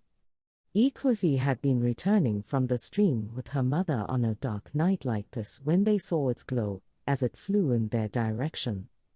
They had thrown down their water pots and lain by the roadside expecting the sinister light to descend on them and kill them. That was the only time Ikwifi ever saw Obuagali Oju. But although it had happened so long ago, her blood still ran cold whenever she remembered that night. The priestess' voice came at longer intervals now, but its vigor was undiminished. The air was cool and damp with dew. Ezenma sneezed. Ikwifi muttered, "Life to you." At the same time the priestess also said, "Life to you, my daughter." Ezenma's voice from the darkness warmed her mother's heart. She trudged slowly along. And then the priestess screamed. "Somebody is walking behind me," she said. "Whether you are spirit or man, may Abala shave your head with a blunt razor. May he twist your neck until you see your heels." Ikwifi stood rooted to the spot. One mind said to her, "Woman, go home before Abala does you harm." But she could not. She stood until Chilo had increased the distance between them and she began to follow again. She had already walked so long that she began to feel a slight numbness in the limbs and in the head. Then it had occurred to her that they could not have been heading for the cave. They must have bypassed it long ago. They must be going towards Amwachi, the farthest village in the clan. Chilo's voice now came after long intervals. It seemed to Ikwifi that the night had become a little lighter. The cloud had lifted and a few stars were out. The moon must be preparing to rise, its sullenness over. When the moon rose late in the night, people said it was refusing food, as a sullen husband refuses his wife's food when they have quarreled. "Abala do you? Yumuotbi. Abala ekene an you." It was just as Ikwifi had thought. The priestess was now saluting the village of Amwachi. It was unbelievable, the distance they had covered. As they emerged into the open village from the narrow forest track, the darkness was softened, and it became possible to see the vague shape of trees. Ikwi screwed her eyes up in an effort to see her daughter and the priestess, but whenever she thought she saw their shape it immediately dissolved like a melting lump of darkness. She walked numbly along. Chilo's voice was now rising continuously, as when she first set out. Ikwifi had a feeling of spacious openness, and she guessed they must be on the village aisle, or playground. And she realized too with something like a jerk that Chilo was no longer moving forward. She was, in fact, returning. Ikwi quickly moved away from her line of retreat. Chilo passed by, and they began to go back the way they had come. It was a long and weary journey, and Ikwi felt like a sleepwalker most of the way. The moon was definitely rising, and although it had not yet appeared on the sky, its light had already melted down the darkness. Ikwifi could now discern the figure of the priestess and her burden. She slowed down her pace so as to increase the distance between them. She was afraid of what might happen if Chilo suddenly turned round and saw her. She had prayed for the moon to rise. But now she found the half-light of the incipient moon more terrifying than darkness. The world was now peopled with vague, fantastic figures that dissolved under her steady gaze, and then formed again in new shapes. At one stage Ikwi was so afraid that she nearly called out to Chilo for companionship and human sympathy. What she had seen was the shape of a man climbing a palm tree, his head pointing to the earth and his legs skywards. But at that very moment Chilo's voice rose again in her possessed chanting, and Ikwi recoiled, because there was no humanity there. It was not the same Chilo who sat with her in the market and sometimes bought beancakes for Ezenma, whom she called her daughter. It was a different woman, the priestess of Abola, the oracle of the hills and caves. Ikwifi trudged along between two fears. The sound of her benumbed steps seemed to come from some other person walking behind her. Her arms were folded across her bare breasts. Dew fell heavily and the air was cold. She could no longer think, not even about the terrors of night. She just jogged along in a half-sleep, only waking to full life when Chilo sang. At last they took a turning and began to head for the caves. From then on, Chilo never ceased in her chanting. She greeted her God in a multitude of names: the owner of the future, the messenger of earth, the God who cut a man down when his life was sweetest to him. Ikwifi was also awakened and her benumbed fears revived. The moon was now up and she could see Chilo and Ezinma clearly. How a woman could carry a child of that size so easily, and for so long, was a miracle. But Ikwifi was not thinking about that. Chilo was not a woman that night. Abola duyu. Abola ikaneu. Chinegu modu yubosin duya nato ya uto delu. Ikwifi could already see the hills looming in the moonlight. They formed a circular ring with a break at one point through which the foot track led to the center of the circle. As soon as the priestess stepped into this ring of hills, her voice was not only doubled in strength, but was thrown back on all sides. It was indeed the shrine of a great god. Ikwifi picked her way carefully and quietly. She was already beginning to doubt the wisdom of her coming. Nothing would happen to Ezinma, she thought. And if anything happened to her, could she stop it? She would not dare to enter the underground caves. Her coming was quite useless, she thought. As these things went through her mind, she did not realize how close they were to the cave mouth. And so when the priestess with Ezinma on her back disappeared through a hole hardly big enough to pass a hen, Ikwifi broke into a run as though to stop them. As she stood gazing at the circular darkness which had swallowed them, tears gushed from her eyes, and she swore within her that if she heard Ezinma cry, she would rush into the cave to defend her against all the gods in the world. She would die with her. Having sworn that oath, she sat down on a stony ledge and waited. Her fear had vanished. She could hear the priestess' voice, all its metal taken out of it by the vast emptiness of the cave. She buried her face in her lap and waited. She did not know how long she waited. It must have been a very long time. Her back was turned on the footpath that led out of the hills. She must have heard a noise behind her and turned round sharply. A man stood there with a machete in his hand. Ikwifi uttered a scream and sprang to her feet. "Don't be foolish," said Okonkwo's voice. "I thought you were going into the shrine with Chilo," he mocked. Ikwifi did not answer. Tears of gratitude filled her eyes. She knew her daughter was safe. "Go home and sleep," said Okonkwo. "I shall wait here." "I shall wait too. It is almost dawn. The first cock has crowed." As they stood there together, Ikwifi's mind went back to the days when they were young. She had married Onene because Okonkwo was too poor then to marry.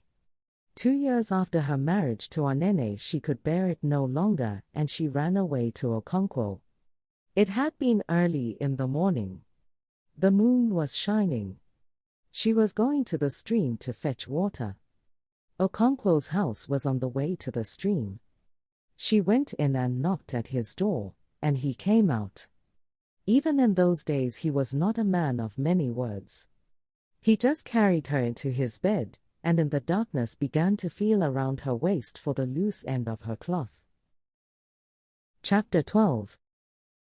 On the following morning the entire neighborhood wore a festive air because Okonkwo's friend, Abirika, was celebrating his daughter's Uri. It was the day on which her suitor, having already paid the greater part of her bride price, would bring palm wine not only to her parents and immediate relatives, but to the wide and extensive group of kinsmen called Umana. Everybody had been invited, men, women and children. But it was really a woman's ceremony, and the central figures were the bride and her mother. As soon as day broke, breakfast was hastily eaten and women and children began to gather at Abirika's compound to help the bride's mother in her difficult but happy task of cooking for a whole village. Okonkwo's family was astir like any other family in the neighborhood. Nwoye's mother and Okonkwo's youngest wife were ready to set out for Abirika's compound with all their children. Nwoye's mother carried a basket of cocoa yams, a cake of salt and smoked fish which she would present to Abirika's wife. Okonkwo's youngest wife, Ojigo, also had a basket of plantains and cocoa yams, and a small pot of palm oil. Their children carried pots of water. Ikwivi was tired and sleepy from the exhausting experiences of the previous night. It was not very long since they had returned. The priestess, with Ezinma sleeping on her back, had crawled out of the shrine on her belly like a snake. She had not as much as looked at Okonkwo and Ikwivi or shown any surprise at finding them at the mouth of the cave. She looked straight ahead of her and walked back to the village. Okonkwo and his wife followed at a respectful distance. They thought the priestess might be going to her house, but she went to Okonkwo's compound, passed through his obi and into Ikwivi's hut and walked into her bedroom. She placed Ezinma carefully on the bed and went away without saying a word to anybody. Ezinma was still sleeping when everyone else was astir, and Ikwivi asked Nwoye's mother and Ojigo to explain to Abirika's wife that she would be late. She had got ready her basket of cocoa yams and fish, but she must wait for Ezinma to wake. "You need some sleep yourself," said Nwoye's mother. "You look very tired." As they spoke, Ezinma emerged from the hut, rubbing her eyes and stretching her spare frame. She saw the other children with their water pots and remembered that they were going to fetch water for Abirika's wife. She went back to the hut and brought her pot. "Have you slept enough?" asked her mother. "Yes," she replied. "Let us go." "Not before you have had your breakfast," said Ikwivi. And she went into her hut to warm the vegetable soup she had cooked last night. "We shall be going," said Nwoye's mother. "We'll tell Abirika's wife that you are coming later." And so they all went to help Abirika's wife, Nwoye's mother with her 4 children and Ojigo with her 2. As they trooped through Okonkwo's obi, he asked, "Who will prepare my afternoon meal?" "I shall return to do it," said Ojigo. Okonkwo was also feeling tired and sleepy, for although nobody else knew it, he had not slept at all last night. He had felt very anxious but did not show it. When Ikwivi had followed the priestess, he had allowed what he regarded as a reasonable and manly interval to pass and then gone with his machete to the shrine, where he thought they must be. It was only when he had got there that it had occurred to him that the priestess might have chosen to go round the villages first. Okonkwo had returned home and sat waiting. When he thought he had waited long enough, he again returned to the shrine. But the hills and the caves were as silent as death. It was only on his 4th trip that he had found Ikwivi, and by then he had become gravely worried. Abirika's compound was as busy as an anthill. Temporary cooking tripods were erected on every available space by bringing together 3 blocks of sun-dried earth and making a fire in their midst. Cooking pots went up and down the tripods, and fufu was pounded in 100 wooden mortars. Some of the women cooked the yams and the cassava, and others prepared vegetable soup. Young men pounded the fufu or split firewood. The children made endless trips to the stream. 3 young men helped Abirika to slaughter the 2 goats with which the soup was made. They were very fat goats, but the fattest of all was tethered to a peg near the wall of the compound. It was as big as a small cow. Abirika had sent one of his relatives all the way to Amoik to buy that goat. It was the one he would present alive to his in-laws. The market of Amoik is a wonderful place, said the young man who had been sent by Abirika to buy the giant goat. There are so many people on it that if you threw up a grain of sand it would not find a way to fall to earth again. It is the result of a great medicine, said Abirika. The people of Amoik wanted their market to grow and swallow up the markets of their neighbors. So they made a powerful medicine. Every market day, before the first cockcrow, this medicine stands on the market ground in the shape of an old woman with a fan. With this magic fan she beckons to the market all the neighboring clans. She beckons in front of her and behind her, to her right and to her left. And so everybody comes, said another man, honest men and thieves. They can steal your cloth from off your waist in that market. Yes, said Abirika. I warned Nwanko to keep a sharp eye and a sharp ear. There was once a man who went to sell a goat. He led it on a thick rope which he tied round his wrist. But as he walked through the market he realized that people were pointing at him as they do to a madman. He could not understand it until he looked back and saw that what he led at the end of the tether was not a goat but a heavy log of wood. Do you think a thief can do that kind of thing single-handed? Asked Nwanko. No, said Abirika. They use medicine. When they had cut the goats' throats and collected the blood in a bowl, they held them over an open fire to burn off the hair, and the smell of burning hair blended with the smell of cooking. Then they washed them and cut them up for the women who prepared the soup. All this anthill activity was going smoothly when a sudden interruption came. It was a cry in the distance, Oji Aju Atu Iggoo. The one that uses its tail to drive flies away. Every woman immediately abandoned whatever she was doing and rushed out in the direction of the cry. We cannot all rush out like that, leaving what we are cooking to burn in the fire, shouted Chilo, the priestess. 3 or 4 of us should stay behind. It is true, said another woman. We will allow 3 or 4 women to stay behind. 5 women stayed behind to look after the cooking pots, and all the rest rushed away to see the cow that had been let loose. When they saw it they drove it back to its owner, who at once paid the heavy fine which the village imposed on anyone whose cow was let loose on his neighbor's crops.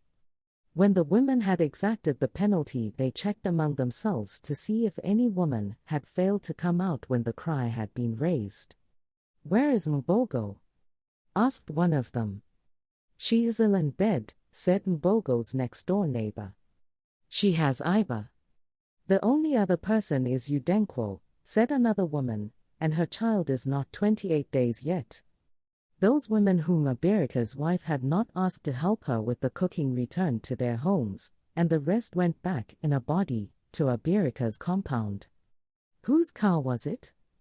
Asked the women who had been allowed to stay behind. It was my husband's, said Izilabo. One of the young children had opened the gate of the cow shed. Early in the afternoon the first 2 pots of palm wine arrived from Abirika's in-laws. They were duly presented to the women, who drank a cup or 2 each to help them in their cooking. Some of it also went to the bride and her attendant maidens, who were putting the last delicate touches of razor to her coiffure and camwood on her smooth skin. When the heat of the sun began to soften, Abirika's son, Maduka, took a long broom and swept the ground in front of his father's obi. And as if they had been waiting for that, Abirika's relatives and friends began to arrive, every man with his goatskin bag hung on one shoulder, and a rolled goatskin mat under his arm. Some of them were accompanied by their sons bearing carved wooden stools. Okonkwo was one of them. They sat in a half-circle and began to talk of many things. It would not be long before the suitors came. Okonkwo brought out his snuff bottle and offered it to Obuefi Ezenwa, who sat next to him. Ezenwa took it, tapped it on his kneecap, rubbed his left palm on his body to dry it before tipping a little snuff into it. His actions were deliberate, and he spoke as he performed them. I hope our in-laws will bring many pots of wine. Although they come from a village that is known for being close-fisted, they ought to know that a cook is the bride for a king. They dare not bring fewer than 30 pots, said Okonkwo. I shall tell them my mind if they do. At that moment Abirika's son, Maduka, led out the giant goat from the inner compound, for his father's relatives to see. They all admired it and said that that was the way things should be done. The goat was then led back to the inner compound. Very soon after, the in-laws began to arrive. Young men and boys in single file, each carrying a pot of wine, came first. Abirika's relatives counted the pots as they came.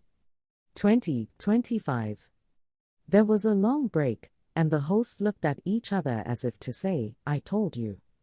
Then more pots came. 30, 35, 40, 45. The hosts nodded in approval and seemed to say, now they are behaving like men. Altogether there were 50 pots of wine. After the pot-bearers came Ibe, the suitor, and the elders of his family. They sat in a half-moon, thus completing a circle with their hosts. The pots of wine stood in their midst. Then the bride, her mother and half a dozen other women and girls emerged from the inner compound, and went round the circle shaking hands with all. The bride's mother led the way, followed by the bride and the other women. The married women wore their best cloths and the girls wore red and black waist beads and anklets of brass. When the women retired, Abirika presented kola nuts to his in-laws. His eldest brother broke the first one. Life to all of us, he said as he broke it. And let there be friendship between your family and ours. The crowd answered, We are giving you our daughter today. She will be a good wife to you. She will bear you 9 sons like the mother of our town. The oldest man in the camp of the visitors replied, It will be good for you and it will be good for us. This is not the first time my people have come to marry your daughter. My mother was one of you. And this will not be the last, because you understand us and we understand you. You are a great family. Prosperous men and great warriors. He looked in the direction of Okonkwo. Your daughter will bear us sons like you. The kola was eaten and the drinking of palm wine began. Groups of 4 or 5 men sat round with a pot in their midst. As the evening wore on, food was presented to the guests. There were huge bowls of fufu and steaming pots of soup. There were also pots of yam pottage. It was a great feast. As night fell, burning torches were set on wooden tripods, and the young men raised a song. The elders sat in a big circle and the singers went round singing each man's praise, as they came before him. They had something to say for every man. Some were great farmers, some were great orators, who spoke for the clan. Okonkwo was the greatest wrestler and warrior alive. When they had gone round the circle they settled down in the center, and girls came from the inner compound to dance. At first the bride was not among them. But when she finally appeared holding a cock in her right hand, a loud cheer rose from the crowd. All the other dancers made way for her. She presented the cock to the musicians and began to dance. Her brass anklets rattled as she danced and her body gleamed, with camwood in the soft yellow light. The musicians with their wood, clay and metal instruments went from song to song. And they were all gay. They sang the latest song in the village. If I hold her band, she says, don't touch. If I hold her foot, she says, don't touch. But when I hold her waist beads, she pretends not to know. The night was already far spent when the guests rose to go, taking their bride home to spend 7 market weeks with her suitors F. Amity.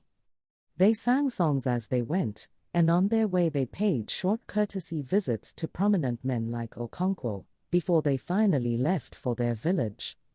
Okonkwo made a present of 2 cocks to them. Chapter 13. Go dee dee go go dee go. Dee go go dee go. It was the Ekwe talking to the clan. One of the things every man learned was the language of the hollowed-out wooden instrument. Daim. Daim. Daim. Boomed the cannon at intervals. The first cock had not crowed, and Umuofia was still swallowed up in sleep and silence when the Ekwe began to talk, and the cannon shattered the silence. Men stirred on their bamboo beds and listened anxiously. Somebody was dead. The cannon seemed to rend the sky. Di-go-go floated in the message-laden night air. The faint and distant wailing of women settled like a sediment of sorrow on the earth. Now and again a full-chested lamentation rose above the wailing whenever a man came into the place of death. He raised his voice once or twice in manly sorrow, and then sat down with the other men listening to the endless wailing of the women and the esoteric language of the Ekwe. Now and again, the cannon boomed. The wailing of the women would not be heard beyond the village, but they all carried the news to all the 9 villages and even beyond. It began by naming the clan, Umuofia Obodo Dike, the land of the brave. Umuofia Obodo Diket Umuofia Obodo Dike. It said this over and over again, and as it dwelt on it, anxiety mounted in every heart that heaved on a bamboo bed that night. Then it went nearer and named the village Igwedo of the yellow grinding stone. It was Okonkwo's village. Again and again Igwedo was called, and men waited breathlessly in all the 9 villages. At last the man was named and people sighed, Iuyu, Ezudu is dead. A cold shiver ran down Okonkwo's back as he remembered the last time the old man had visited him. That boy calls you father, he had said. Bear no hand in his death. Ezudu was a great man, and so all the clan was at his funeral. The ancient drums of death beat, guns and cannon were fired, and men dashed about in frenzy, cutting down every tree or animal they saw, jumping over walls and dancing on the roof.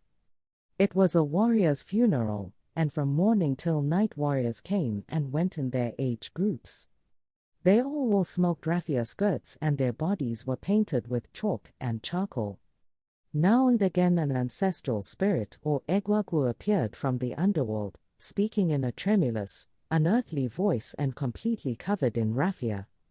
Some of them were very violent, and there had been a mad rush for shelter earlier in the day when one appeared with a sharp machete, and was only prevented from doing serious harm by 2 men who restrained him, with the help of a strong rope tied round his waist.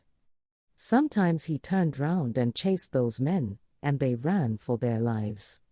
But they always returned to the long rope he trailed behind. He sang, in a terrifying voice, that Ikwenshu, or evil spirit, had entered his eye, but the most dreaded of all was yet to come. He was always alone and was shaped like a coffin. A sickly odor hung in the air wherever he went, and flies went with him. Even the greatest medicine men took shelter when he was near. Many years ago another Egwagu had dared to stand his ground before him and had been transfixed to the spot for 2 days. This one had only one hand and it carried a basket full of water. But some of the Egwagu were quite harmless. One of them was so old and infirm that he leaned heavily on a stick. He walked unsteadily to the place where the corpse was laid, gazed at it a while and went away again to the underworld. The land of the living was not far removed from the domain of the ancestors. There was coming and going between them, especially at festivals and also when an old man died, because an old man was very close to the ancestors. A man's life from birth to death was a series of transition rites, which brought him nearer and nearer to his ancestors. Ezudu had been the oldest man in his village, and at his death there were only 3 men in the whole clan who were older, and 4 or 5 others in his own age group. Whenever one of these ancient men appeared in the crowd to dance unsteadily the funeral steps of the tribe, younger men gave way and the tumult subsided. It was a great funeral, such as befitted a noble warrior. As the evening drew near, the shouting and the firing of guns, the beating of drums and the brandishing and clanging of machetes increased. Ezeudu had taken 3 titles in his life. It was a rare achievement. There were only 4 titles in the clan, and only 1 or 2 men in any generation ever achieved the 4th and highest. When they did, they became the lords of the land. Because he had taken titles, Ezeudu was to be buried after dark with only a glowing brand to light the sacred ceremony. But before this quiet and final rite, the tumult increased tenfold.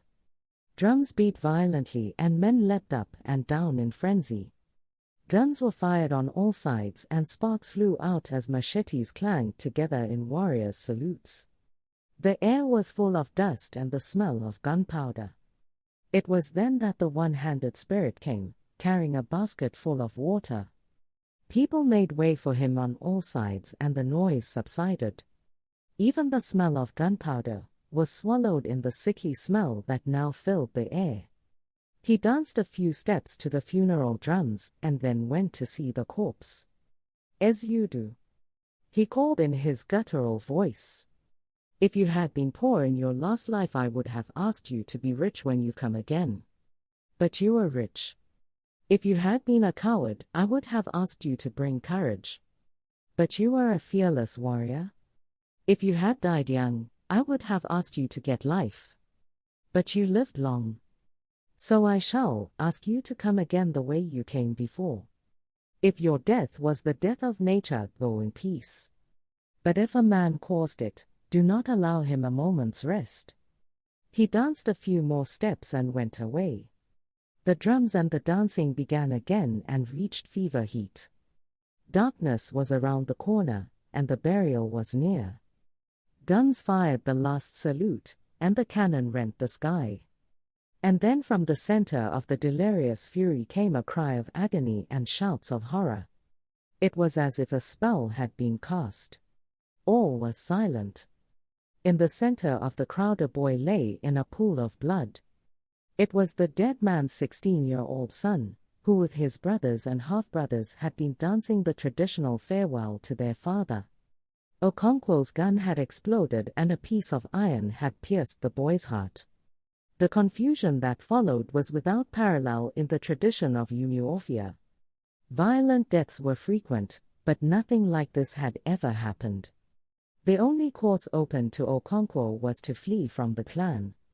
It was a crime against the earth goddess to kill a clansman, and a man who committed it must flee from the land. The crime was of 2 kinds, male and female. Okonkwo had committed the female, because it had been inadvertent. He could return to the clan after 7 years. That night he collected his most valuable belongings into headloads. His wives wept bitterly, and their children wept with them without knowing why. Abirika and half a dozen other friends came to help and to console him. They each made 9 or 10 trips carrying Okonkwo's yams to store in Abirika's barn. And before the cock crowed, Okonkwo and his family were fleeing to his motherland. It was a little village called Mbanta, just beyond the borders of Mbaino. As soon as the day broke, a large crowd of men from Ezeudu's quarter stormed Okonkwo's compound, dressed in garbs of war.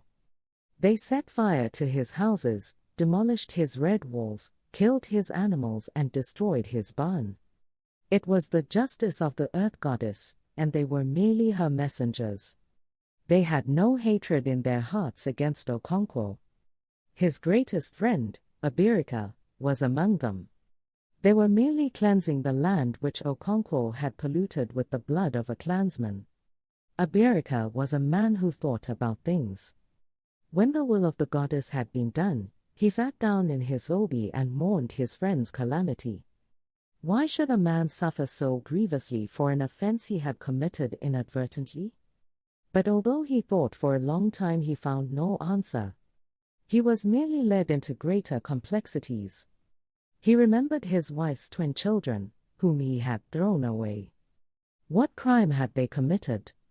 The earth had decreed that they were an offense on the land, and must be destroyed. And if the clan did not exact punishment for an offense against the great goddess, her wrath was loosed on all the land, and not just on the offender.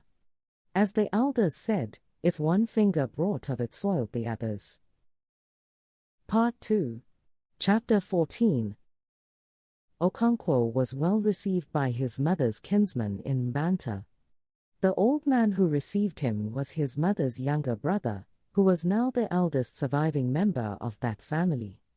His name was Ukandu, and it was he who had received Okonkwo's mother 10 years before, when she had been brought home from Umuofia to be buried with her people. Okonkwo was only a boy then, and Ukandu still remembered him crying the traditional farewell, "Mother, mother, mother is going." That was many years ago. Today Okonkwo was not bringing his mother home to be buried with her people. He was taking his family of 3 wives and their children to seek refuge in his motherland. As soon as Ukandu saw him, with his sad and weary company, he guessed what had happened, and asked no questions. It was not until the following day that Okonkwo told him the full story. The old man listened silently to the end and then said with some relief, "It is a female Ochu." And he arranged the requisite rites and sacrifices. Okonkwo was given a plot of ground on which to build his compound, and 2 or 3 pieces of land on which to farm during the coming planting season. With the help of his mother's kinsmen, he built himself an obi and 3 huts for his wives. He then installed his personal god, and the symbols of his departed fathers. Each of Ukandu's 5 sons contributed 300 seed yams, to enable their cousin to plant a farm, for as soon as the first rain came, farming would begin. At last the rain came. It was sudden and tremendous. For 2 or 3 moons the sun had been gathering strength till it seemed to breathe a breath of fire on the earth. All the grass had long been scorched brown, and the sands felt like live coals to the feet. Evergreen trees wore a dusty coat of brown. The birds were silenced in the forests, and the world lay panting under the live, vibrating heat. And then came the clap of thunder. It was an angry, metallic and thirsty clap, unlike the deep and liquid rumbling of the rainy season. A mighty wind arose and filled the air with dust. Palm trees swayed as the wind combed their leaves into flying crests like strange and fantastic coiffure. When the rain finally came, it was in large, solid drops of frozen water which the people called the nuts of the water of heaven. They were hard and painful on the body as they fell, yet young people ran about happily picking up the cold nuts and throwing them into their mouths to melt. The earth quickly came to life and the birds in the forests fluttered around and chirped merrily. A vague scent of life and green vegetation was diffused in the air. As the rain began to fall more soberly, and in smaller liquid drops, children sought for shelter, and all were happy, refreshed and thankful. Okonkwo and his family worked very hard to plant a new farm. But it was like beginning life anew without the vigor and enthusiasm of youth, like learning to become left-handed in old age. Work no longer had for him the pleasure it used to have, and when there was no work to do he sat in a silent half-sleep. His life had been ruled by a great passion to become one of the lords of the clan. That had been his lifespring. And he had all but achieved it. Then everything had been broken. He had been cast out of his clan like a fish onto a dry, sandy beach, panting. Clearly his personal god or chi was not made for great things. A man could not rise beyond the destiny of his chi. The saying of the elders was not true that if a man said yea his chi also affirmed. Here was a man whose CBI said nay despite his own affirmation. The old man, Ukandu, saw clearly that Okonkwo had yielded to despair and he was greatly troubled. He would speak to him after the Isa Ifai ceremony. The youngest of Ukandu's 5 sons, Amikwu, was marrying a new wife. The bride price had been paid and all but the last ceremony had been performed. Amiku and his people had taken palm wine for the bride's kinsman about 2 moons before Okonkwo's arrival in Banta. And so it was time for the final ceremony of confession. The daughters of the family were all there, some of them having come a long way from their homes in distant villages. Ukandu's eldest daughter had come from Obodo, nearly half a day's journey away. The daughters of Ukandu's brothers were also there. It was a full gathering of Amuada, in the same way as they would meet if a death occurred in the family. There were 22 of them. They sat in a big circle on the ground, and the bride sat in the center with a hen in her right hand. Ukandu sat by her, holding the ancestral staff of the family.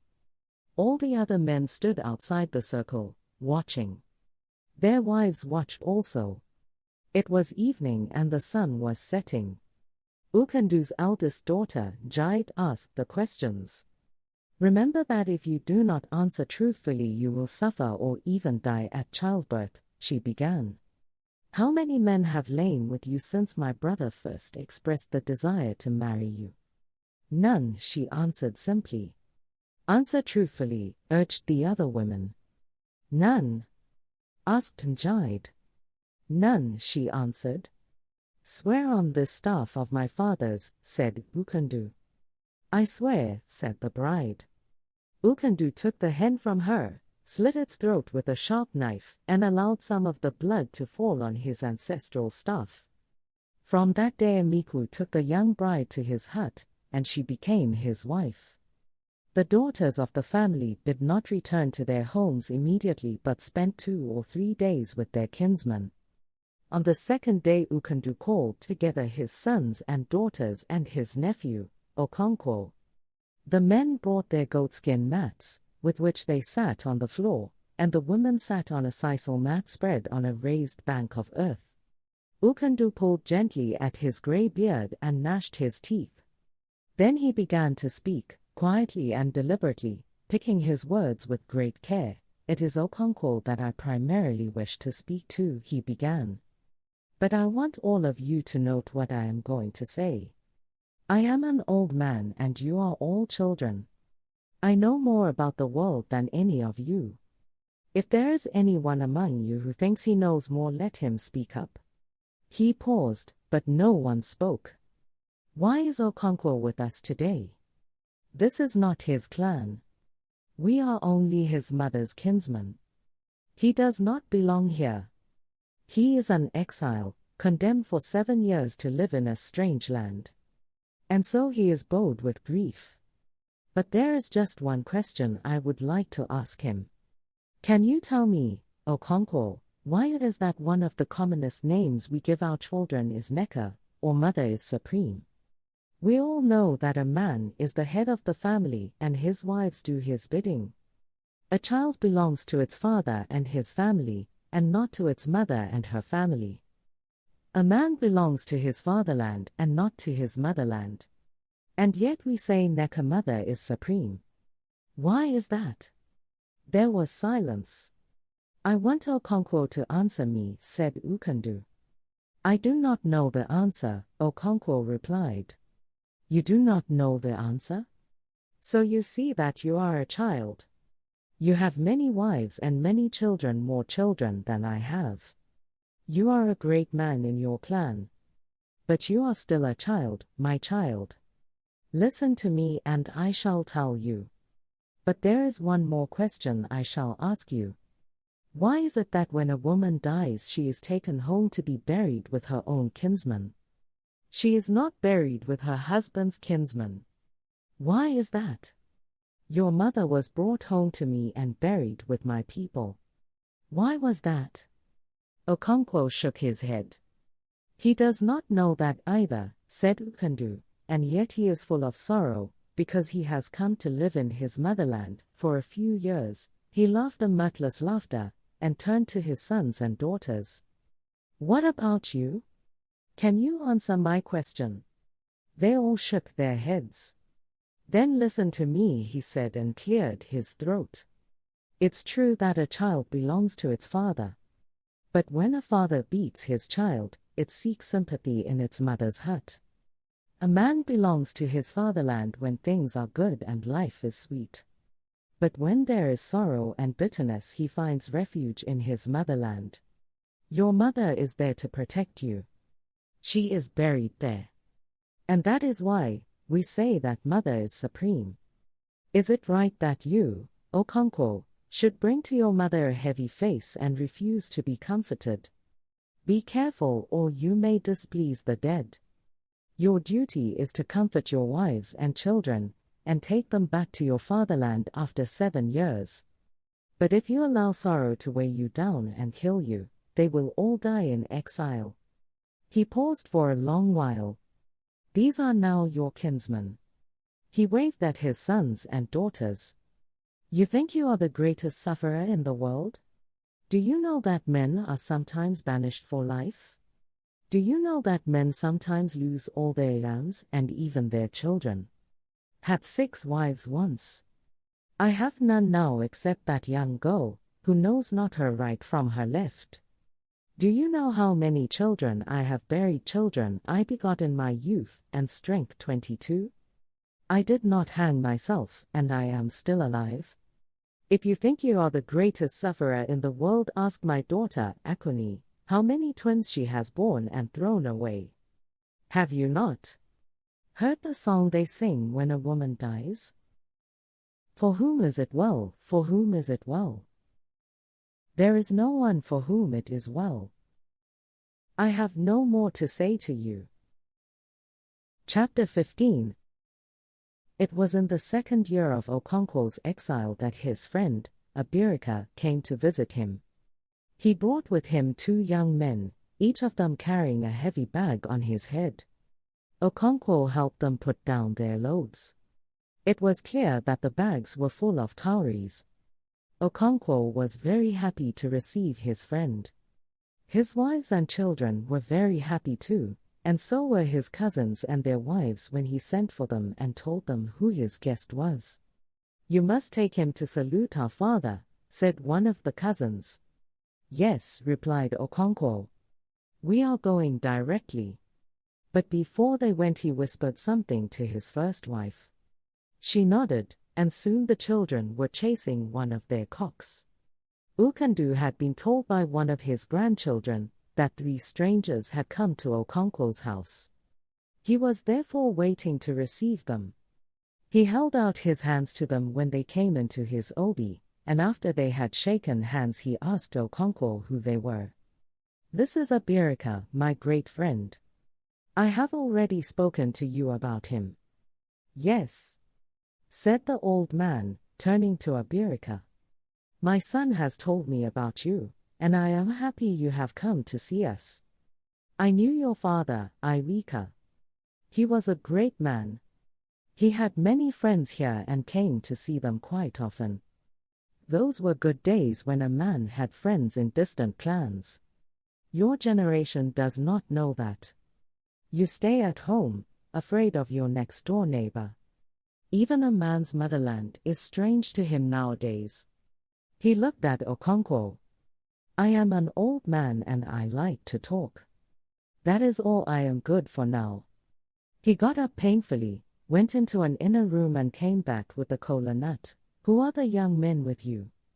He asked as he sat down again on his goatskin. Okonkwo told him. Ah, he said.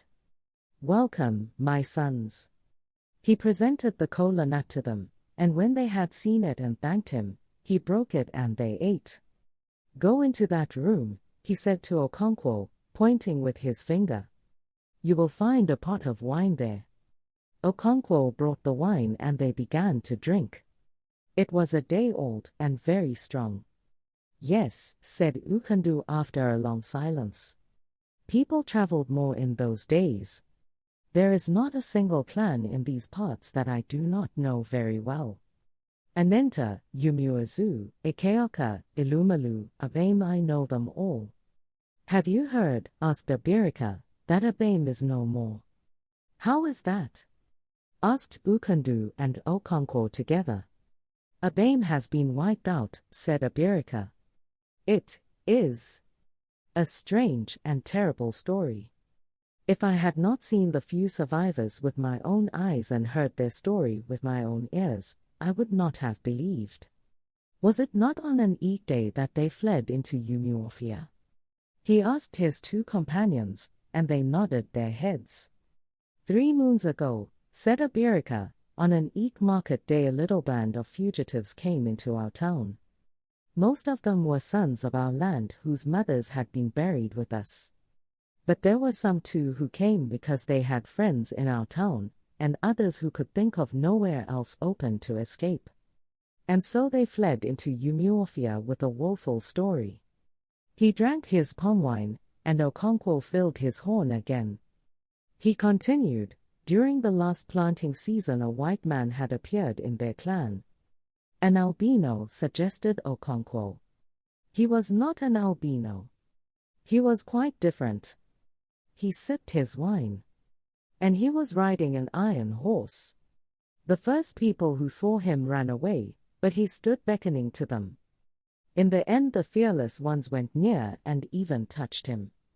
The elders consulted their oracle, and it told them that the strange man would break their clan and spread destruction among them. Abirika again drank a little of his wine. And so they killed the white man and tied his iron horse to their sacred tree, because it looked as if it would run away to call the man's friends. I forgot to tell you another thing which the oracle said.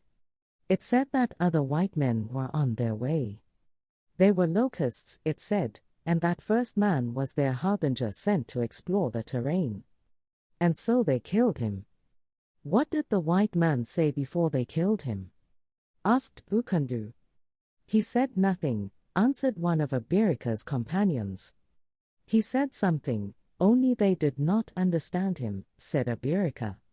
He seemed to speak through his nose. One of the men told me, said Abirika's other companion, that he repeated over and over again a word that resembled Mbaino. Perhaps he had been going to Mbaino and had lost his way. Anyway, resumed Abirika, they killed him and tied up his iron horse. This was before the planting season began. For a long time nothing happened. The rains had come and yams had been sown. The iron horse was still tied to the sacred silk cotton tree. And then one morning 3 white men led by a band of ordinary men like us came to the clan. They saw the iron horse and went away again. Most of the men and women of Abame had gone to their farms. Only a few of them saw these white men and their followers. For many market weeks nothing else happened. They have a big market in Abame on every other Afo day and, as you know, the whole clan gathers there. That was the day it happened. The 3 white men and a very large number of other men surrounded the market. They must have used a powerful medicine to make themselves invisible until the market was full. And they began to shoot. Everybody was killed, except the old and the sick who were at home and a handful of men and women whose chi were wide awake, and brought them out of that market. He paused. Their clan is now completely empty. Even the sacred fish in their mysterious lake have fled and the lake has turned the color of blood. A great evil has come upon their land as the oracle had warned. There was a long silence. Ukundu ground his teeth together audibly. Then he burst out, "Never kill a man who says nothing." Those men of Abame were fools. What did they know about the man? He ground his teeth again and told a story to illustrate his point. Mother Kite once sent her daughter to bring food. She went and brought back a duckling. "You have done very well," said Mother Kite to her daughter, "but tell me, what did the mother of this duckling say when you swooped and carried its child away?" "It said nothing," replied the young kite. "It just walked away." "You must return the duckling," said Mother Kite. There is something ominous behind the silence. And so Daughter Kite returned the duckling and took a chick instead. "What did the mother of this chick do?" asked the old kite. "It cried and raved and cursed me," said the young kite. Then we can eat the chick, said her mother. There is nothing to fear from someone who shouts. Those men of Abame were fools. They were fools, said Okonkwo after a pause. They had been warned that danger was ahead. They should have armed themselves with their guns and their machetes, even when they went to market. They have paid for their foolishness, said Abirika. But I am greatly afraid. We have heard stories about white men who made the powerful guns and the strong drinks and took slaves away across the seas, but no one thought the stories were true. There is no story that is not true, said Ukandu. The world has no end, and what is good among one people is an abomination with others. We have albinos among us. Do you not think that they came to our clan by mistake, that they have strayed from their way to a land where everybody is like them? Okonkwo's first wife soon finished her cooking and set before their guests a big meal of pounded yams and bitter leaf soup. Okonkwo's son, Nwoye, brought in a pot of sweet wine tapped from the raffia palm. You are a big man now, Abirika said to Nwoye. Your friend Anene asked me to greet you. Is he well? Asked Nwoye. We are all well, said Abirika. Ezenma brought them a bowl of water with which to wash their hands. After that they began to eat and to drink the wine. When did you set out from home? Asked Okonkwo. We had meant to set out from my house before cockcrow, said Abirika. But Nweke did not appear until it was quite light. Never make an early morning appointment with a man who has just married a new wife. They all laughed. Has Nweke married a wife? Asked Okonkwo. He has married Okadigbo's second daughter, said Abirika. That is very good, said Okonkwo. I do not blame you for not hearing the cock crow. When they had eaten, Abirika pointed at the 2 heavy bags. That is the money from your yams, he said. I sold the big ones as soon as you left. Later on I sold some of the seed irons and gave out others to sharecroppers. I shall do that every year until you return. But I thought you would need the money now and so I brought it. Who knows what may happen tomorrow? Perhaps green men will come to our clan and shoot us. God will not permit it, said Okonkwo. I do not know how to thank you. I can tell you, said Abirika. Kill one of your sons for me. That will not be enough, said Okonkwo. Then kill yourself, said Abirika. Forgive me, said Okonkwo, smiling. I shall not talk about thanking you any more. Chapter 16. When nearly 2 years later Abirika paid another visit to his friend in exile, the circumstances were less happy. The missionaries had come to Umuofia. They had built their church there, won a handful of converts, and were already sending evangelists to the surrounding towns and villages. That was a source of great sorrow to the leaders of the clan, but many of them believed that the strange faith and the white man's God would not last. None of his converts was a man whose word was heeded in the assembly of the people. None of them was a man of title. They were mostly the kind of people that were called efelefu, worthless, empty men. The imagery of an efelefu in the language of the clan was a man who sold his machete and wore the sheath to battle. Chilo, the priestess of Ebola, called the converts the excrement of the clan, and the new faith was a mad dog that had come to eat it up. What moved Abirika to visit Okonkwo was the sudden appearance of the latter's son, Nwoye, among the missionaries in Umuofia. What are you doing here? Abirika had asked when, after many difficulties, the missionaries had allowed him to speak to the boy. I am one of them, replied Nwoye. How is your father? Abirika asked, not knowing what else to say. I don't know. He is not my father, said Nwoye unhappily. And so Abirika went in Banter to see his friend. And he found that Okonkwo did not wish to speak about Nwoye. It was only from Nwoye's mother that he heard scraps of the story.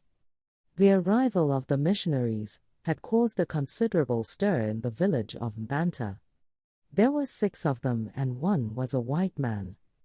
Every man and woman came out to see the white man. Stories about these strange men had grown since one of them had been killed in a bame, and his iron horse tied to the sacred silk cotton tree. And so everybody came to see the white man.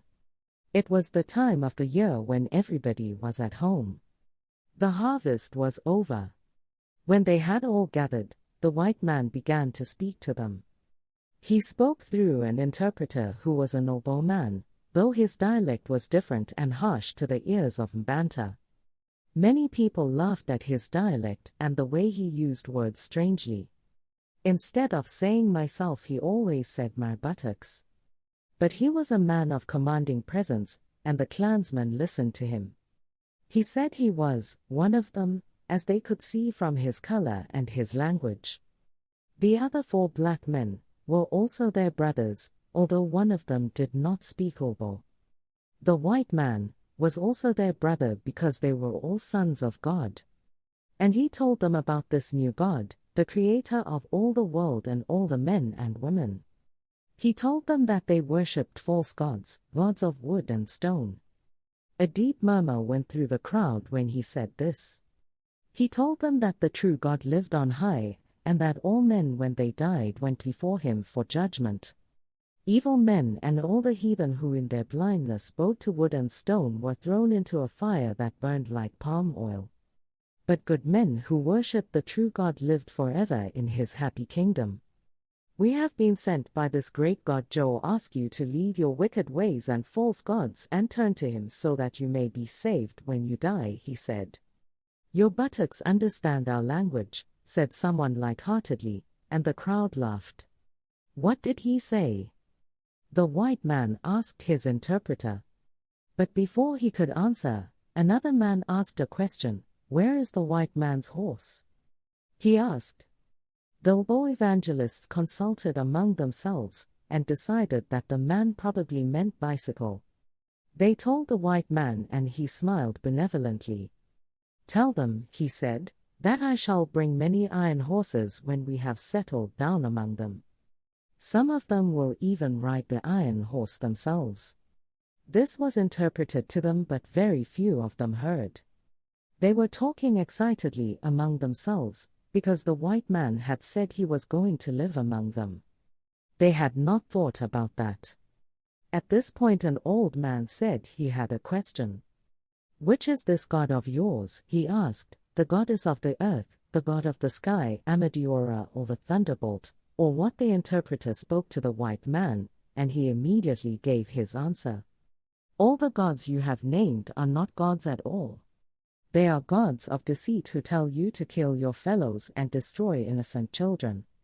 There is only one true God, and he has the earth, the sky, you and me and all of us. If we leave our gods and follow your God, asked another man, who will protect us from the anger of our neglected gods and ancestors? Your gods are not alive and cannot do you any harm, replied the white man.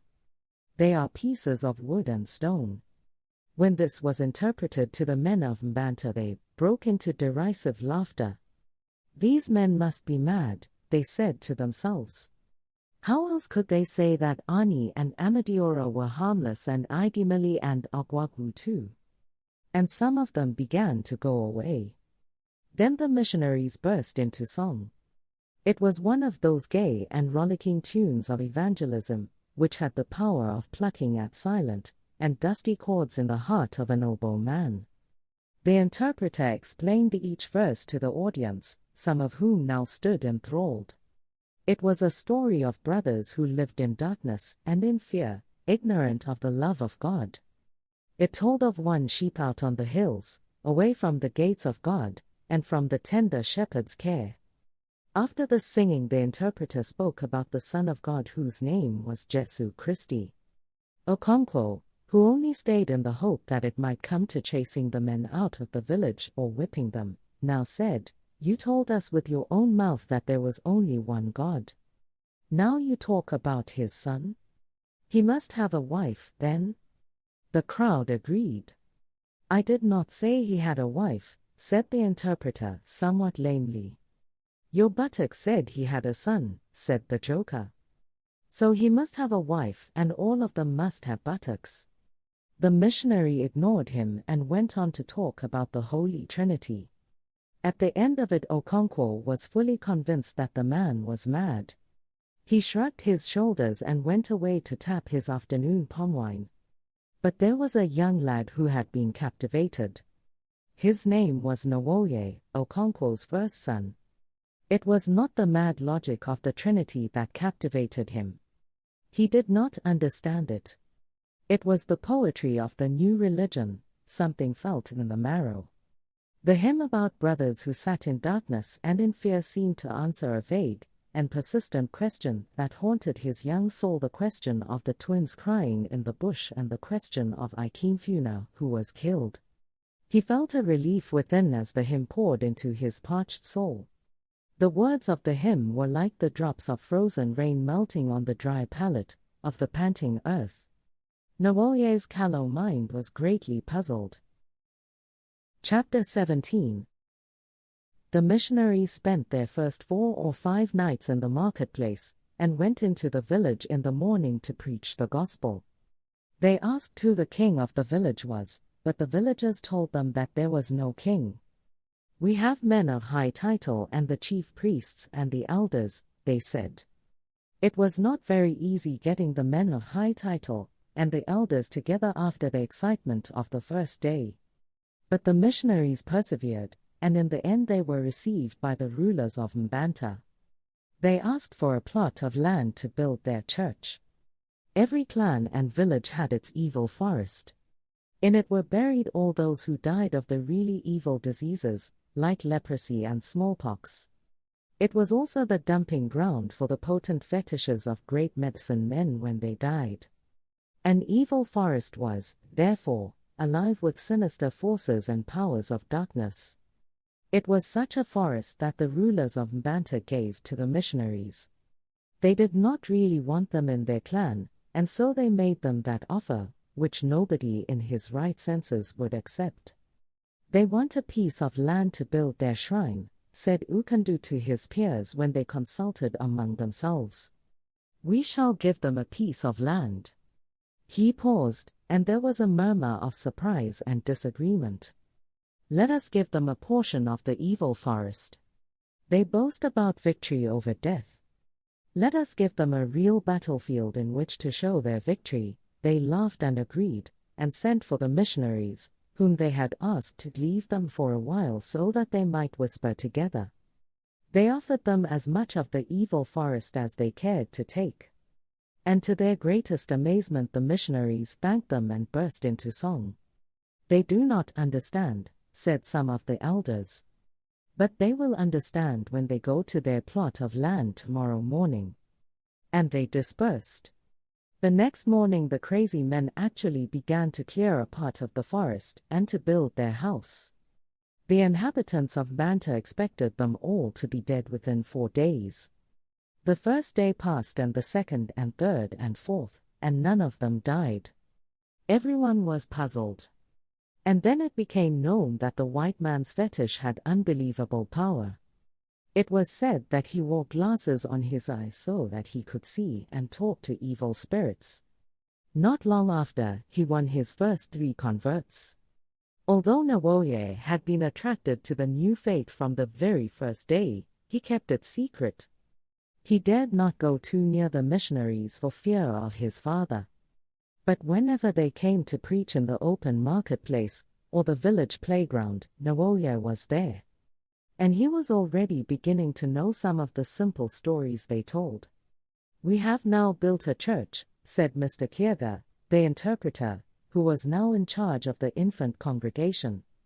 The white man had gone back to Umuofia, where he built his headquarters and from where he paid regular visits to Mr. Kiega's congregation at Mbanta. We have now built a church, said Mr. Kiega, and we want you all to come in every 7th day to worship the true God. On the following Sunday, Nwoye passed and repassed the little red earth and thatch building without summoning enough courage to enter. He heard the voice of singing, and although it came from a handful of men, it was loud and confident. Their church stood on a circular clearing that looked like the open mouth of the evil forest. Was it waiting to snap its teeth together? After passing and repassing by the church, Nwoye returned home. It was well known among the people of Manta that their gods and ancestors were sometimes long-suffering, and would deliberately allow a man to go on defying them. But even in such cases they set their limit at 7 market weeks or 28 days. Beyond that limit no man was suffered to go. And so excitement mounted in the village as the 7th week approached, since the impudent missionaries built their church in the evil forest. The villagers were so certain about the doom that awaited these men that 1 or 2 converts thought it wise to suspend their allegiance to the new faith. At last the day came by which all the missionaries should have died. But they were still alive, building a new red earth and thatch house for their teacher, Mr. Kierga. That week they won a handful more converts. And for the first time they had a woman. Her name was Neka, the wife of Amadi, who was a prosperous farmer. She was very heavy with child. Neka had had 4 previous pregnancies and childbirths. But each time she had borne twins, and they had been immediately thrown away. Her husband and his family were already becoming highly critical of such a woman, and were not unduly perturbed when they found she had fled to join the Christians. It was a good riddance. One morning Okonkwo's cousin, Amiku, was passing by the church on his way from the neighboring village, when he saw Nwoye among the Christians. He was greatly surprised, and when he got home he went straight to Okonkwo's hut, and told him what he had seen. The women began to talk excitedly, but Okonkwo sat unmoved. It was late afternoon before Nwoye returned. He went into the A and saluted his father, but he did not answer. Nwoye turned round to Y into the inner compound, when his father, suddenly overcome with fury, sprang to his feet and gripped him by the neck. "Where have you been?" he stammered. Nwoye struggled to free himself from the choking grip. "Answer me," roared Okonkwo. "Before I kill you." He seized a heavy stick that lay on the dwarf wall, and hit him 2 or 3 savage blows. "Answer me," he roared again. Nwoye stood looking at him, and did not say a word. The women were screaming outside, afraid to go in. "Leave that boy at once," said a voice in the outer compound. It was Okonkwo's uncle, Ukandu. "Are you mad?" Okonkwo did not answer. But he left hold of Nwoye, who walked away and never returned. He went back to the church and told Mr. Kierga that he had decided to go to Umuofia, where the white missionary had set up a school to teach young Christians to read and write. Mr. Kierga's joy was very great. "Blessed is he who forsakes his father and his mother for my sake," he intoned. "Those that hear my words are my father and my mother." Nwoye did not fully understand. But he was happy to leave his father. He would return later to his mother and his brothers and sisters and convert them to the new faith. As Okonkwo sat in his hut that night, gazing into a log fire, he thought over the matter. A sudden fury rose within him and he felt a strong desire to take up his machete, go to the church and wipe out the entire vile and miscreant gang. But on further thought he told himself that Nwoye was not worth fighting for. Why, he cried in his heart, should he, Okonkwo, of all people, be cursed with such a son? He saw clearly in it the finger of his personal god or chi. For how else could he explain his great misfortune and exile, and now his despicable son's behavior? Now that he had time to think of it, his son's crime stood out in its stark enormity. To abandon the gods of one's father, and go about with a lot of effeminate men clucking like old hens, was the very depth of abomination. Suppose when he died all his male children decided to follow Nwoye's steps, and abandon their ancestors. Okonkwo felt a cold shudder run through him at the terrible prospect, like the prospect of annihilation. He saw himself and his fathers crowding round their ancestral shrine, waiting in vain for worship and sacrifice and finding nothing but ashes of bygone days, and his children the while praying to the white man's God. If such a thing were ever to happen, he, Okonkwo, would wipe them off the face of the earth. Okonkwo was popularly called the Roaring Flame. As he looked into the log fire, he recalled the name. He was a flaming fire. How then could he have begotten a son like Nwoye, degenerate and effeminate? Perhaps he was not his son. No, he could not be. His wife had played him false. He would teach her. But Nwoye resembled his grandfather, Anoka, who was Okonkwo's father. He pushed the thought out of his mind. He, Okonkwo, was called a flaming fire. How could he have begotten a woman for a son? At Nwoye's age, Okonkwo had already become famous throughout Umuofia for his wrestling and his fearlessness. He sighed heavily, and as if in sympathy the smoldering log also sighed. And immediately Okonkwo's eyes were opened and he saw the whole matter clearly. Living fire begets cold, impotent ash.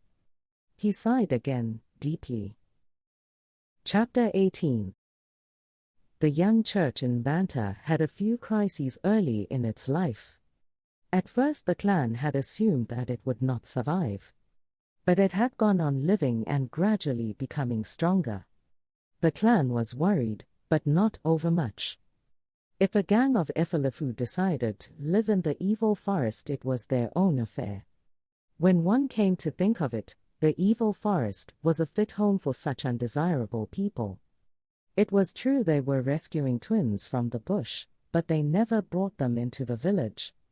As far as the villagers were concerned, the twins still remained where they had been thrown away. Surely the earth goddess would not visit the sins of the missionaries on the innocent villagers. But on one occasion the missionaries had tried to overstep the bounds. 3 converts had gone into the village and boasted openly that all the gods were dead and impotent, and that they were prepared to defy them by burning all their shrines. "Go and bum your mother's genitals," said one of the priests. The men were seized and beaten until they streamed with blood. After that nothing happened for a long time between the church and the clan. But stories were already gaining ground that the white man had not only brought a religion, but also a government. It was said that they had built a place of judgment in Umuofia to protect the followers of their religion. It was even said that they had hanged one man who killed a missionary.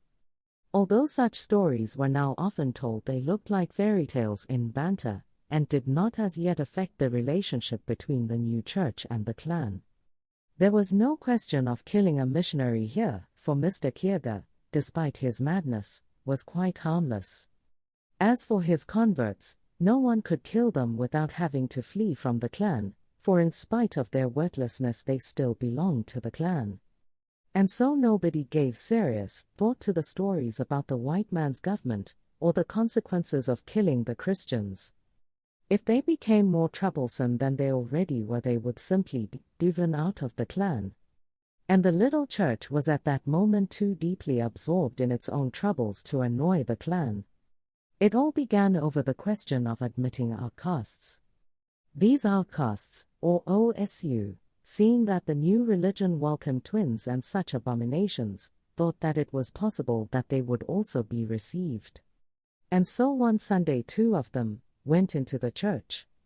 There was an immediate stir, but so great was the work the new religion had done among the converts that they did not immediately leave the church when the outcasts came in. Those who found themselves nearest to them merely moved to another seat. It was a miracle. But it only lasted till the end of the service. The whole church raised a protest and was about to drive these people out, when Mr. Kierga stopped them and began to explain. "Before God," he said, "there is no slave or free. We are all children of God, and we must receive these our brothers." "You do not understand," said one of the converts. "What will the heathen say of us when they hear that we receive OSU into our midst? They will laugh." Let them laugh, said Mr. Achebe. God will laugh at them on the judgment day. Why do the nations rage and the peoples imagine a vain thing? He that sitteth in the heavens shall laugh. The Lord shall have them in derision. You do not understand, the convert maintained. You are our teacher, and you can teach us the things of the new faith. But this is a matter which we know. And he told him what an OSU was. He was a person dedicated to a God, a thing set apart, a taboo forever, and his children after him. He could neither marry nor be married by the freeborn. He was in fact an outcast, living in a special area of the village, close to the great shrine. Wherever he went he carried with him the mark of his forbidden caste, long, tangled and dirty hair. A razor was taboo to him. An OSU could not attend an assembly of the freeborn, and they, in turn, could not shelter under his roof. He could not take any of the 4 titles of the clan, and when he died he was buried by his kind in the evil forest. How could such a man be a follower of Christ? He needs Christ more than you and I, said Mr. Achebe. Then I shall go back to the clan, said the convert. And he went. Mr. Achebe stood firm, and it was his firmness that he went. Mr. K saved the young church. The wavering converts drew inspiration and confidence from his unshakable faith. He ordered the outcasts to shave off their long, tangled hair. At first they were afraid they might die. Unless you shave off the mark of your heathen belief, I will not admit you into the church, said Mr. Achebe. You fear that you will die. Why should that be? How are you different from other men who shave their hair? The same God created you and them, but they have cast you out like lepers. It is against the will of God, who has promised everlasting life to all who believe in his holy name.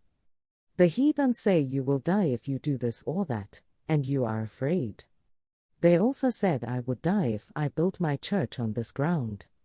Am I dead? They said I would die if I took care of twins. I am still alive. The heathen speak nothing but falsehood. Only the word of our God is true. The 2 outcasts shaved off their hair, and soon they were the strongest adherents of the new faith. And what was more, nearly all the OSU in Mbanta followed their example. It was in fact one of them who in his zeal brought the church into serious conflict with the clan a year later by killing the sacred python, the emanation of the god of water. The royal python was the most revered animal in Mbanta and all the surrounding clans. It was addressed as our father, and was allowed to go wherever it chose, even into people's beds. It ate rats in the house and sometimes swallowed hens' eggs. If a clansman killed a royal python accidentally, he made sacrifices of atonement and performed an pensive burial ceremony such as was done for a great man. No punishment was prescribed for a man who killed the python knowingly. Nobody thought that such a thing could ever happen. Perhaps it never did happen. That was the way the clan at first looked at it. No one had actually seen the man do it. The story had arisen among the Christians themselves. But, all the same, the rulers and elders of Mbanta assembled to decide on their action. Many of them spoke at great length and in fury. The spirit of wars was upon them. Okonkwo, who had begun to play a part in the affairs of his motherland, said that until the abominable gang was chased out of the village with whips there would be no peace. But there were many others who saw the situation differently, and it was their counsel that prevailed in the end. It is not our custom to fight for our gods, said one of them. Let us not presume to do so now. If a man kills the sacred python in the secrecy of his hut, the matter lies between him and the god. We did not see it. If we put ourselves between the god and his victim, we may receive blows intended for the offender. When a man blasphemes, what do? Do we go and stop his mouth? No. We put our fingers into our ears to stop us hearing. That is a wise action. Let us not reason like cowards, said Okonkwo. If a man comes into my hut and defecates on the floor, what do I do? Do I shut my eyes? No, I take a stick and break his head. That is what a man does. These people are daily pouring filth over us, and Akiki says we should pretend not to see. Okonkwo made a sound full of disgust. This was a womanly clan, he thought. Such a thing could never happen in his fatherland, Umuofia. Okonkwo has spoken the truth, said another man. We should do something. But let us ostracize these men. We would then not be held accountable for their abominations. Everybody in the assembly spoke, and in the end it was decided to ostracize the Christians. Okonkwo ground his teeth in disgust. That night a bellman went through the length and breadth of Mbanta proclaiming that the adherents of the new faith were henceforth excluded from the life and privileges of the clan. The Christians had grown in number and were now a small community of men, women and children, self-assured and confident. Mr. Brown, the white missionary, paid regular visits to them. When I think that it is only 18 months since the seed was first sown among you, he said, I marvel at what the Lord hath wrought. It was Wednesday in Holy Week and Mr. Kierga had asked the women to bring red earth and white chalk and water to scrub the church for Easter, and the women had formed themselves into 3 groups for this purpose. They set out early that morning, some of them with their water pots to the stream, another group with hoes and baskets to the village red earth pit, and the others to the chalk quarry. Mr. Kierga was praying in the church when he heard the women talking excitedly. He rounded off his prayer and went to see what it was all about. The women had come to the church with empty water pots.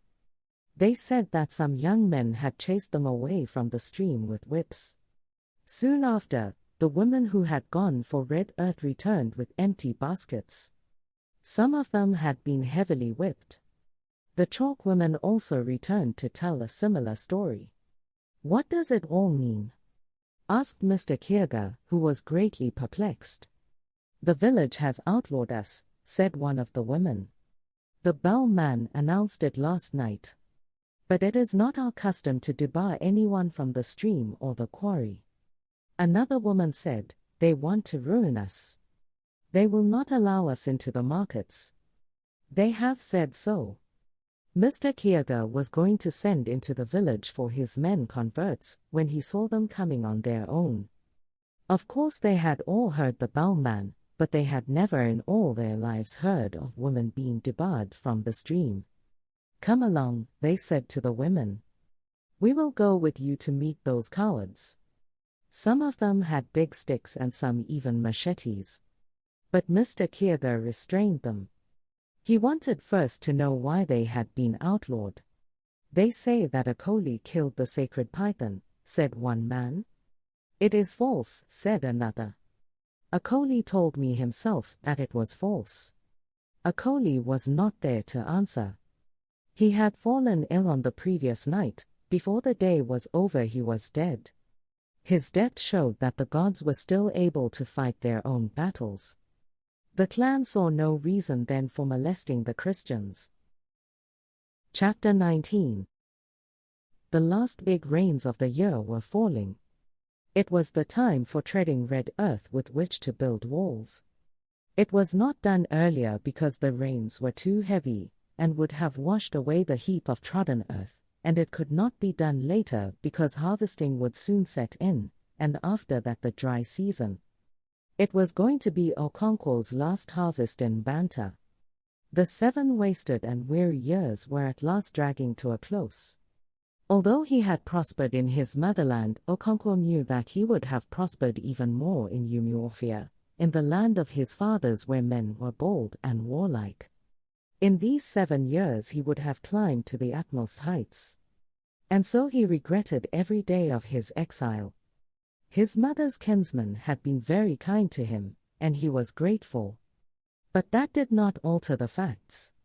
He had called the first child born to him in exile Neka mother is supreme out of politeness to his mother's kinsman. But 2 years later, when a son was born, he called him Morphia, begotten in the wilderness. As soon as he entered his last year in exile, Okonkwo sent money to Abirika to build him 2 huts in his old compound where he and his family would live until he built more huts and the outside wall of his compound. He could not ask another man to build his own obi for him, nor the walls of his compound. Those things a man built for himself or inherited from his father.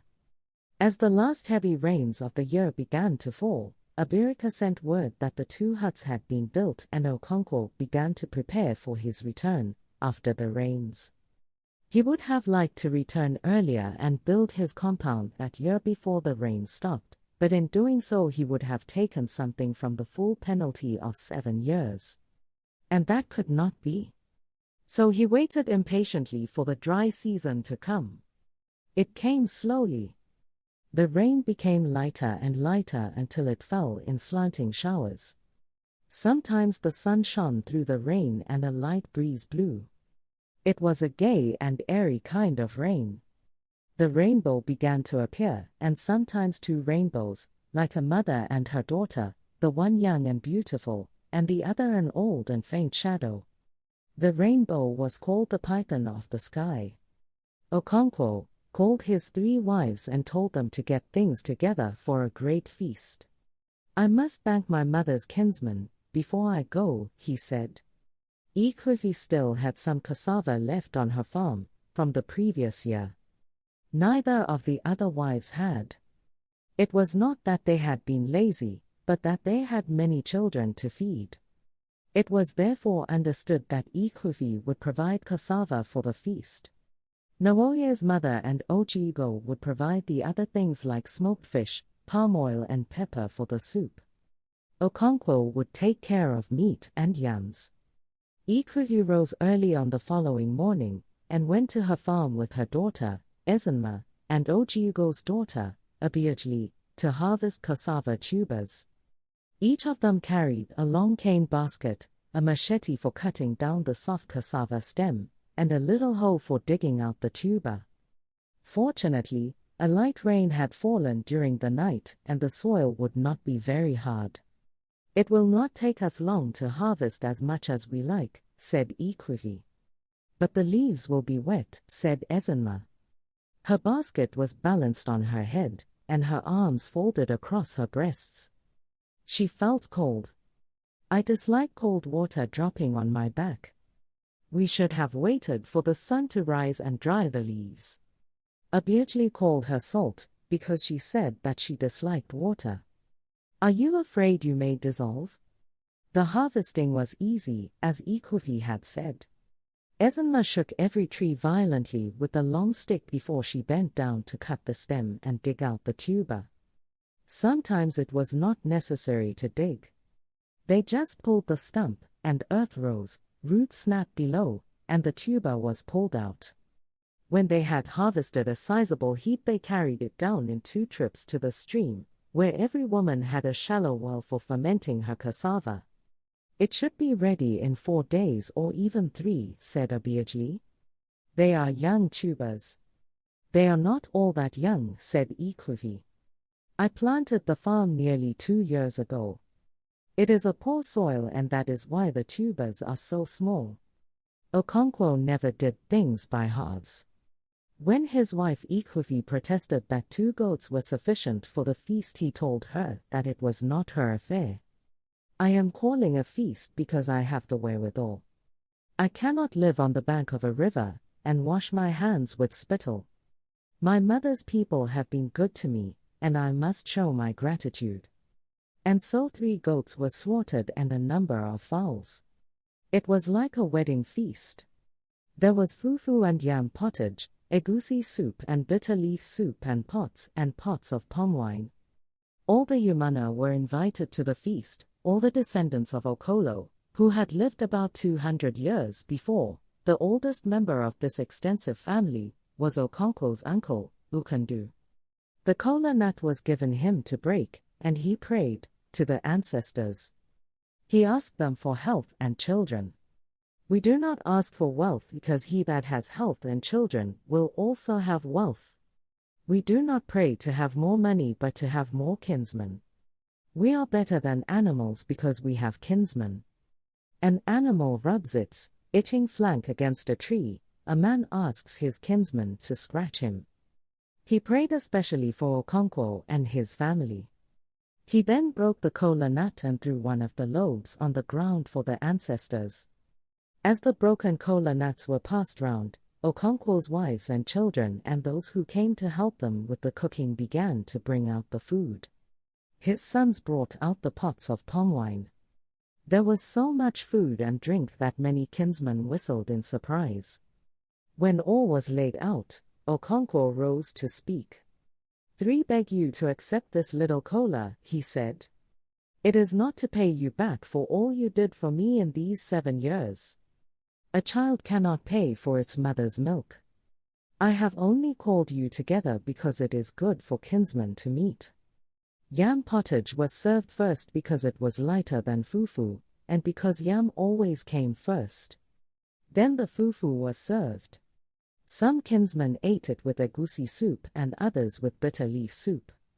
The meat was then shared so that every member of the yumana had a portion. Every man rose in order of years and took a share. Even the few kinsmen, who had not been able to come, had their shares taken out for them in due term. As the palm wine was drunk, one of the oldest members of the yumana rose to thank Okonkwo. "If I say that we did not expect such a big feast, I will be suggesting that we did not know how open-handed our son, Okonkwo, is. We all know him, and we expected a big feast. But it turned out to be even bigger than we expected. Thank you. May all you took out return again tenfold." It is good in these days when the younger generation consider themselves wiser than their sires to see a man doing things in the grand, old way. A man who calls his kinsmen to a feast does not do so to save them from starving. They all have food in their own homes.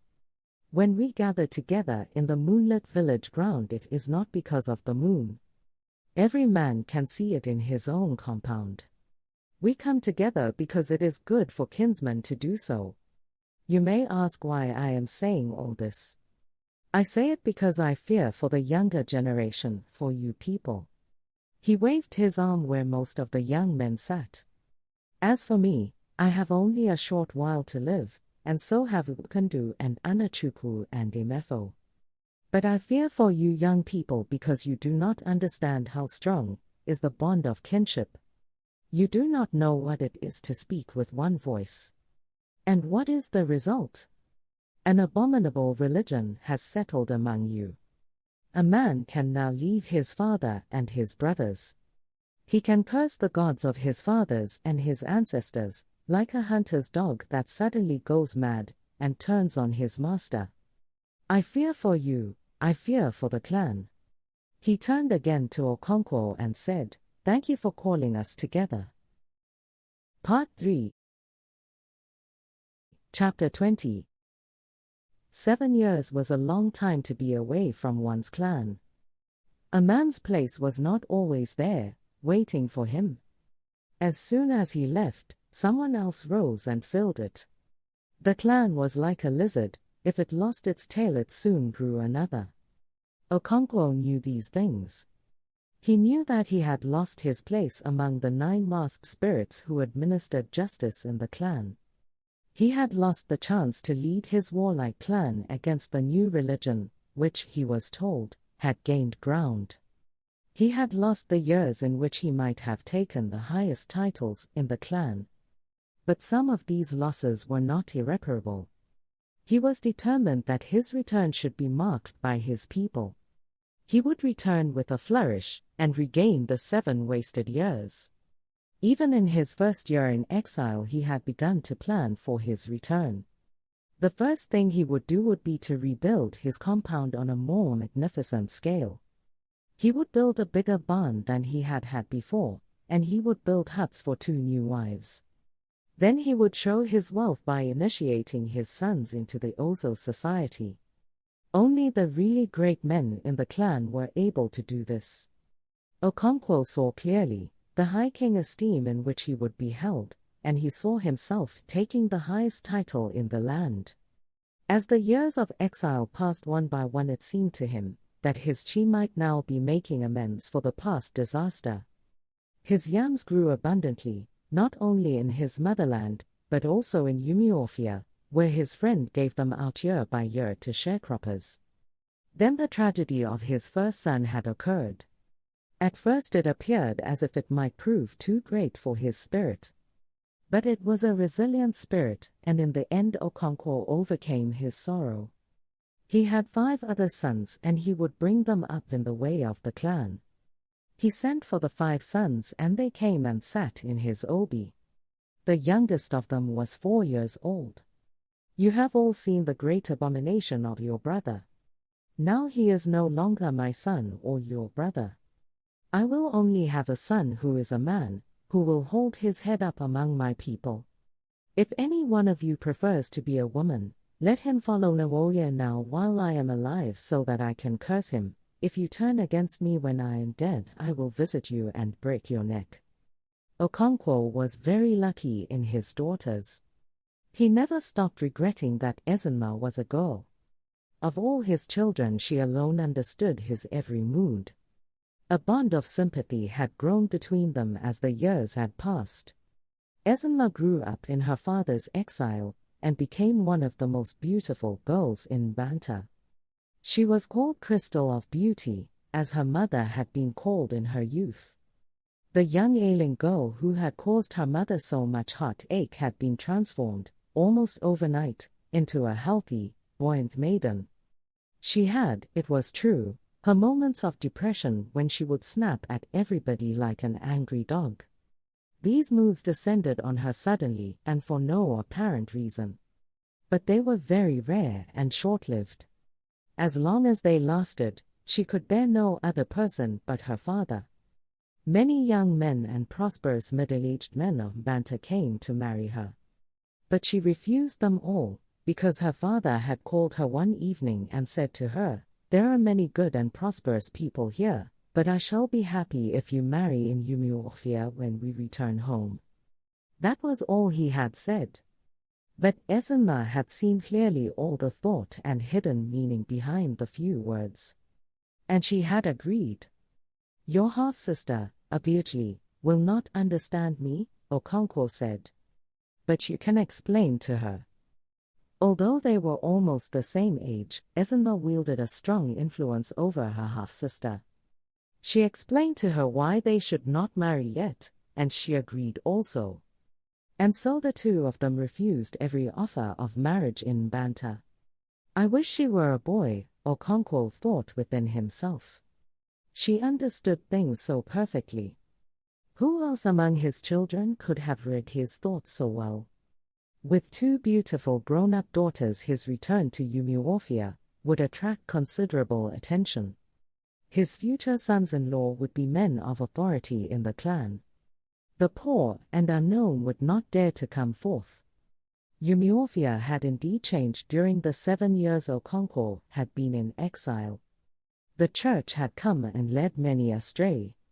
Not only the low-born and the outcast, but sometimes a worthy man had joined it.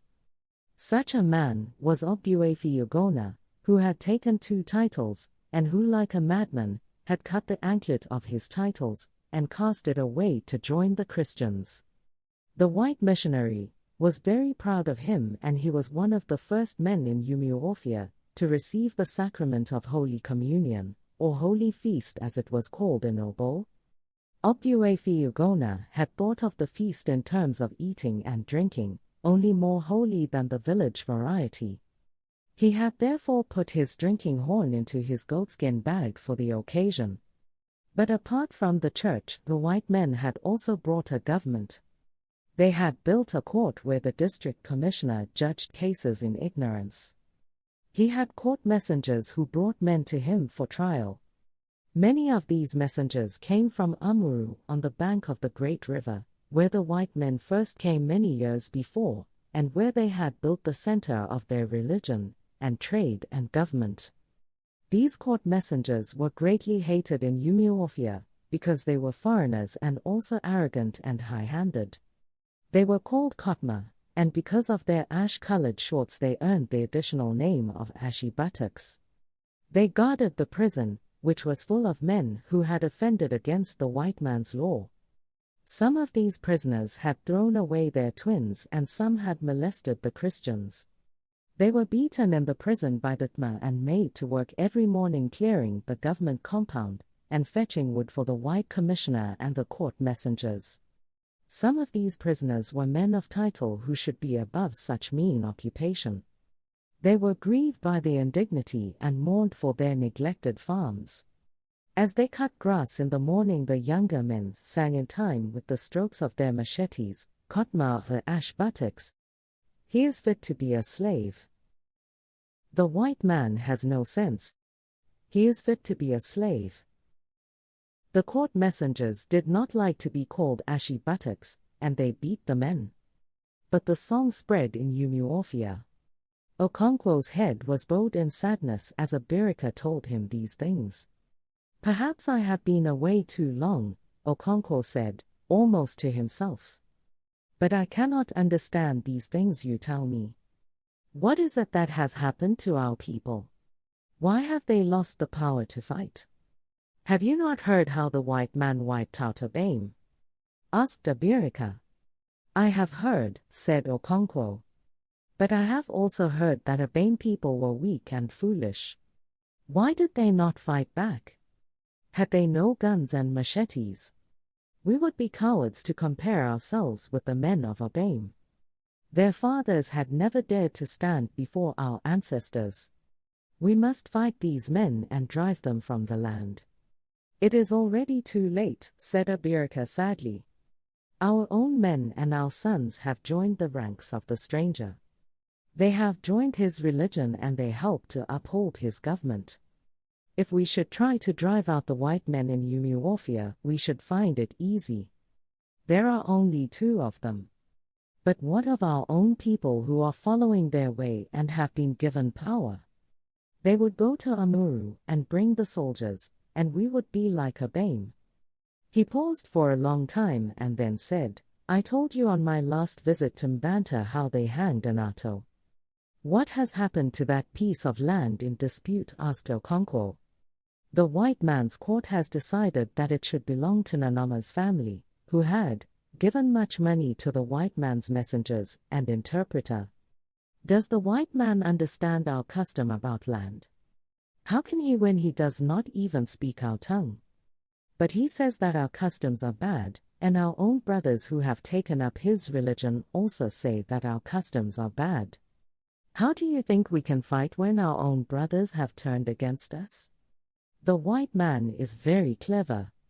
He came quietly and peaceably with his religion. We were amused at his foolishness and allowed him to stay. Now he has won our brothers, and our clan can no longer act like one. He has put a knife on the things that held us together, and we have fallen apart. How did they get hold of Anato to hang him? Asked Okonkwo. When he killed Ajush in the fight over the land, he fled to Aninta to escape the wrath of the earth. This was about 8 days after the fight, because Ajush had not died immediately from his wounds. It was on the 7th day that he died. But everybody knew that he was going to die, and Anato got his belongings together in readiness to flee. But the Christians had told the white man about the accident, and he sent his Kotma to catch Anato. He was imprisoned with all the leaders of his family. In the end, Ajush died and Anato was taken to Amuru and hanged. The other people were released, but even now they have not found the mouth with which to tell of their suffering. The 2 men sat in silence for a long while afterwards. Chapter 21. There were many men and women in Umuofia who did not feel as strongly as Okonkwo about the new dispensation. The white man had indeed brought a lunatic religion, but he had also built a trading store, and for the first time palm oil and kernel became things of great price, and much money flowed into Umuofia. And even in the matter of religion, there was a growing feeling that there might be something in it after all, something vaguely akin to method in the overwhelming madness. This growing feeling was due to Mr. Brown, the white missionary, who was very firm in restraining his flock from provoking the wrath of the clan. One member in particular was very difficult to restrain. His name was Enoch, and his father was the priest of the snake cult. The story went around that Enoch had killed and eaten the sacred python, and that his father had cursed him. Mr. Brown preached against such excess of zeal. Everything was possible, he told his energetic flock, but everything was not expedient. And so Mr. Brown came to be respected even by the clan, because he trod softly on its faith. He made friends with some of the great men of the clan, and on one of his frequent visits to the neighboring villages he had been presented with a carved elephant tusk, which was a sign of dignity and rank. One of the great men in that village was called Akana, and he had given one of his sons to be taught the white man's knowledge in Mr. Brown's school. Whenever Mr. Brown went to that village, he spent long hours with Akana in his obi talking through an interpreter about religion. Neither of them succeeded in converting the other, but they learned more about their different beliefs. "You say that there is one supreme God who made heaven and earth," said Akana on one of Mr. Brown's visits. "We also believe in him and call him Chukwu. He made all the world and the other gods." "There are no other gods," said Mr. Brown. "Chukwu is the only God and all others are false. You carve a piece of wood like that one," he pointed at the rafters from which Akana's carved ikinga hung, "and you call it a god. But it is still a piece of wood." "Yes," said Akana. "It is indeed a piece of wood. The tree from which it came was made by Chukwu, as indeed all minor gods were. But he made them for his messengers so that we could approach him through them. It is like yourself. You are the head of your church." "No," protested Mr. Brown. "The head of my church is God himself." "I know," said Akana, "but there must be a head in this world among men. Somebody like yourself must be the head here. The head of my church in that sense is in England." "That is exactly what I am saying. The head of your church is in your country. He has sent you here as his messenger. And you have also appointed your own messengers and servants. Or let me take another example, the district commissioner. He is sent by your king." "They have a queen," said the interpreter on his own account. "Your queen sends her messenger, the district commissioner. He finds that he cannot do the work alone, and so he appoints Kotma to help him. It is the same with God or Chukwu. He appoints the smaller gods to help him, because his work is too great for one person." "You should not think of him as a person," said Mr. Brown. "It is because you do so that you imagine he must need helpers. And the worst thing about it is that you give all the worship to the false gods you have created. That is not so. We make sacrifices to the little gods, but when they fail and there is no one else to turn to, we go to Chukwu. It is right to do so. We approach a great man through his servants. But when his servants fail to help us, then we go to the last source of hope. We appear to pay greater attention to the little gods, but that is not so. We worry them more because we are afraid to worry their master. Our fathers knew that Chukwu was the overlord, and that is why many of them gave their children the name Chakuka. Chukwu is supreme." "You said one interesting thing," said Mr. Brown. "You are afraid of Chukwu. In my religion, Chukwu is a loving father and need not be feared by those who do his will. But we must fear him when we are not doing his will," said Akana. "And who is to tell his will? It is too great to be known." In this way Mr. Brown learned a good deal about the religion of the clan, and he came to the conclusion that a frontal attack on it would not succeed. And so he built a school and a little hospital in Umuofia. He went from family to family begging people to send their children to his school.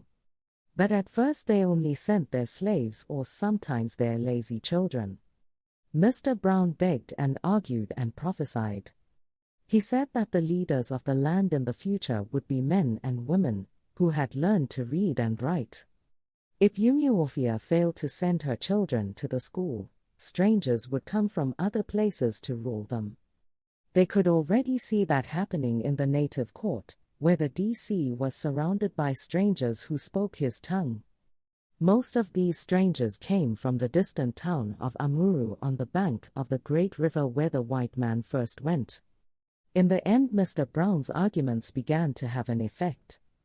More people came to learn in his school, and he encouraged them with gifts of singlets and towels. They were not all young, these people who came to learn. Some of them were 30 years old or more. They worked on their farms in the morning and went to school in the afternoon. And it was not long before the people began to say that the white man's medicine was quick in working. Mr. Brown's school produced quick results. A few months in it were enough to make one a court messenger or even a court clerk. Those who stayed longer became teachers, and from Umuofia laborers went forth into the Lord's vineyard. New churches were established in the surrounding villages, and a few schools with them. From the very beginning, religion and education went hand in hand. Mr. Brown's mission grew from strength to strength, and because of its link with the new administration, it earned a new social prestige. But Mr. Brown himself was breaking down in health. At first he ignored the warning signs. But in the end he had to leave his flock, sad and broken. It was in the first rainy season after Okonkwo's return to Umuofia that Mr. Brown left for home. As soon as he had learned of Okonkwo's return 5 months earlier, the missionary had immediately paid him a visit. He had just sent Okonkwo's son, Nwoye, who was now called Isaac, to the new training college for teachers in Amuru. And he had hoped that Okonkwo would be happy to hear of it. But Okonkwo had driven him away with the threat that if he came into his compound again, he would be carried out of it. Okonkwo's return to his native land was not as memorable as he had wished. It was true his 2 beautiful daughters aroused great interest among suitors and marriage negotiations were soon in progress, but, beyond that, Umuofia did not appear to have taken any special notice of the warrior's return. The clan had undergone such profound change during his exile that it was barely recognizable. The new religion and government, and the trading stores were very much in the people's eyes and minds. There were still many who saw these new institutions as evil, but even they talked and thought about little else, and certainly not about Okonkwo's return. And it was the wrong year too. If Okonkwo had immediately initiated his 2 sons into the Ozo society, as he had planned, he would have caused a stir. But the initiation rite was performed once in 3 years in Umuofia, and he had to wait for nearly 2 years for the next round of ceremonies. Okonkwo was deeply grieved. And it was not just a personal grief. He mourned for the clan, which he saw breaking up and falling apart, and he mourned for the warlike men of Umuofia, who had so unaccountably become soft like women. Chapter 22. Mr. Brown's successor was the Reverend James Smith, and he was a different kind of man. He condemned openly Mr. Brown's policy of compromise and accommodation. He saw things as black and white. And black was evil. He saw the world as a battlefield in which the children of light were locked in mortal conflict with the sons of darkness. He spoke in his sermons about sheep and goats and about wheat and tares. He believed in slaying the prophets of Baal. Mr. Smith was greatly distressed by the ignorance which many of his flock showed, even in such things as the Trinity and the sacraments. It only showed that they were seeds sown on a rocky soil. Mr. Brown had thought of nothing but numbers. He should have known that the kingdom of God did not depend on large crowds. Our Lord himself stressed the importance of fewness. Narrow is the way and few the number. To fill the Lord's holy temple with an idolatrous crowd clamoring for signs was a folly of everlasting consequence. Our Lord used the whip only once in his life to drive the crowd away from his church. Within a few weeks of his arrival in Umuofia, Mr. Smith suspended a young woman from the church for pouring new wine into old bottles. This woman had allowed her heathen husband to mutilate her dead child. The child had been declared anokbenye, plaguing its mother by dying and entering her womb to be born again. 4 times this child had run its evil round. And so it was mutilated to discourage it from returning. Mr. Smith was filled with wrath when he heard of this. He disbelieved the story which even some of the most faithful confirmed, the story of really evil children, who were not deterred by mutilation, but came back with all the scars. He replied that such stories were spread in the world by the devil to lead men astray. Those who believed such stories were unworthy of the Lord's table. There was a saying in Umuofia that as a man danced so the drums were beaten for him. Mr. Smith danced a furious step, and so the drums went mad. The overzealous converts who had smarted under Mr. Brown's restraining hand now flourished in full favor. One of them was Enoch, the son of the snake priest who was believed to have killed and eaten the sacred python. Enoch's devotion to the new faith had seemed so much greater than Mr. Brown's that the villagers called him the outsider, who wept louder than the bereaved. Enoch was short and slight of build, and always seemed in great haste. His feet were short and broad, and when he stood or walked his heels came together and his feet opened outwards, as if they had quarreled and meant to go in different directions. Such was the excessive energy bottled up in Enoch's small body that it was always erupting in quarrels and fights. On Sundays he always imagined that the sermon was preached for the benefit of his enemies. And if he happened to sit near one of them, he would occasionally turn to give him a meaningful look, as if to say, "I told you so." It was Enoch who touched off the great conflict between church and clan in Umuofia, which had been gathering since Mr. Brown left. It happened during the annual ceremony, which was held in honor of the earth deity. At such times the ancestors of the clan who had been committed to Mother Earth at their death emerged again, as egwagu through tiny ant holes. One of the greatest crimes a man could commit was to unmask an egwagu in public, or to say or do anything which might reduce its immortal prestige in the eyes of the uninitiated. And this was what Enoch did. The annual worship of the earth goddess fell on a Sunday, and the masked spirits were abroad. The Christian women who had been to church could not therefore go home. Some of their men had gone out to beg the egwagu to retire for a short while for the women to pass. They agreed and were already retiring, when Enoch boasted aloud that they would not dare to touch a Christian. Whereupon they all came back and one of them gave Enoch a good stroke of the cane, which was always carried. Enoch fell on him and tore off his mask. The other egwagu immediately surrounded their desecrated companion, to shield him from the profane gaze of women and children, and led him away. Enoch had killed an ancestral spirit, and Umuofia was thrown into confusion. That night the mother of the spirits walked the length and breadth of the clan, weeping for her murdered son. It was a terrible night. Not even the oldest man in Umuofia had ever heard such a strange and fearful sound, and it was never to be heard again. It seemed as if the very soul of the tribe wept for a great evil that was coming its own death. On the next day all the masked egwagu of Umuofia assembled in the marketplace. They came from all the quarters of the clan and even from the neighboring villages. The dreaded Otakagu came from Imo, and Ikwenshu, dangling a white cock, arrived from Uli. It was a terrible gathering.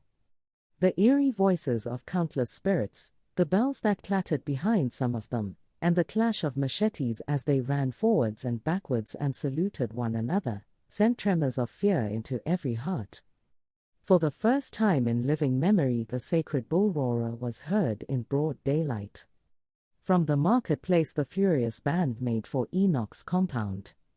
Some of the elders of the clan went with them, wearing heavy protections of charms and amulets. These were men whose arms were strong in ogu, or medicine. As for the ordinary men and women, they listened from the safety of their huts. The leaders of the Christians had met together at Mr. Smith's parsonage on the previous night. As they deliberated, they could hear the mother of spirits wailing for her son. The chilling sound affected Mr. Smith, and for the first time he seemed to be afraid. "What are they planning to do?" he asked. No one knew, because such a thing had never happened before. Mr. Smith would have sent for the district commissioner and his court messengers, but they had gone on tour on the previous day. "One thing is clear," said Mr. Smith. "We cannot offer physical resistance to them. Our strength lies in the Lord." They knelt down together and prayed to God for delivery. "Lord, save thy people," cried Mr. Smith. "And bless thine inheritance," replied the men.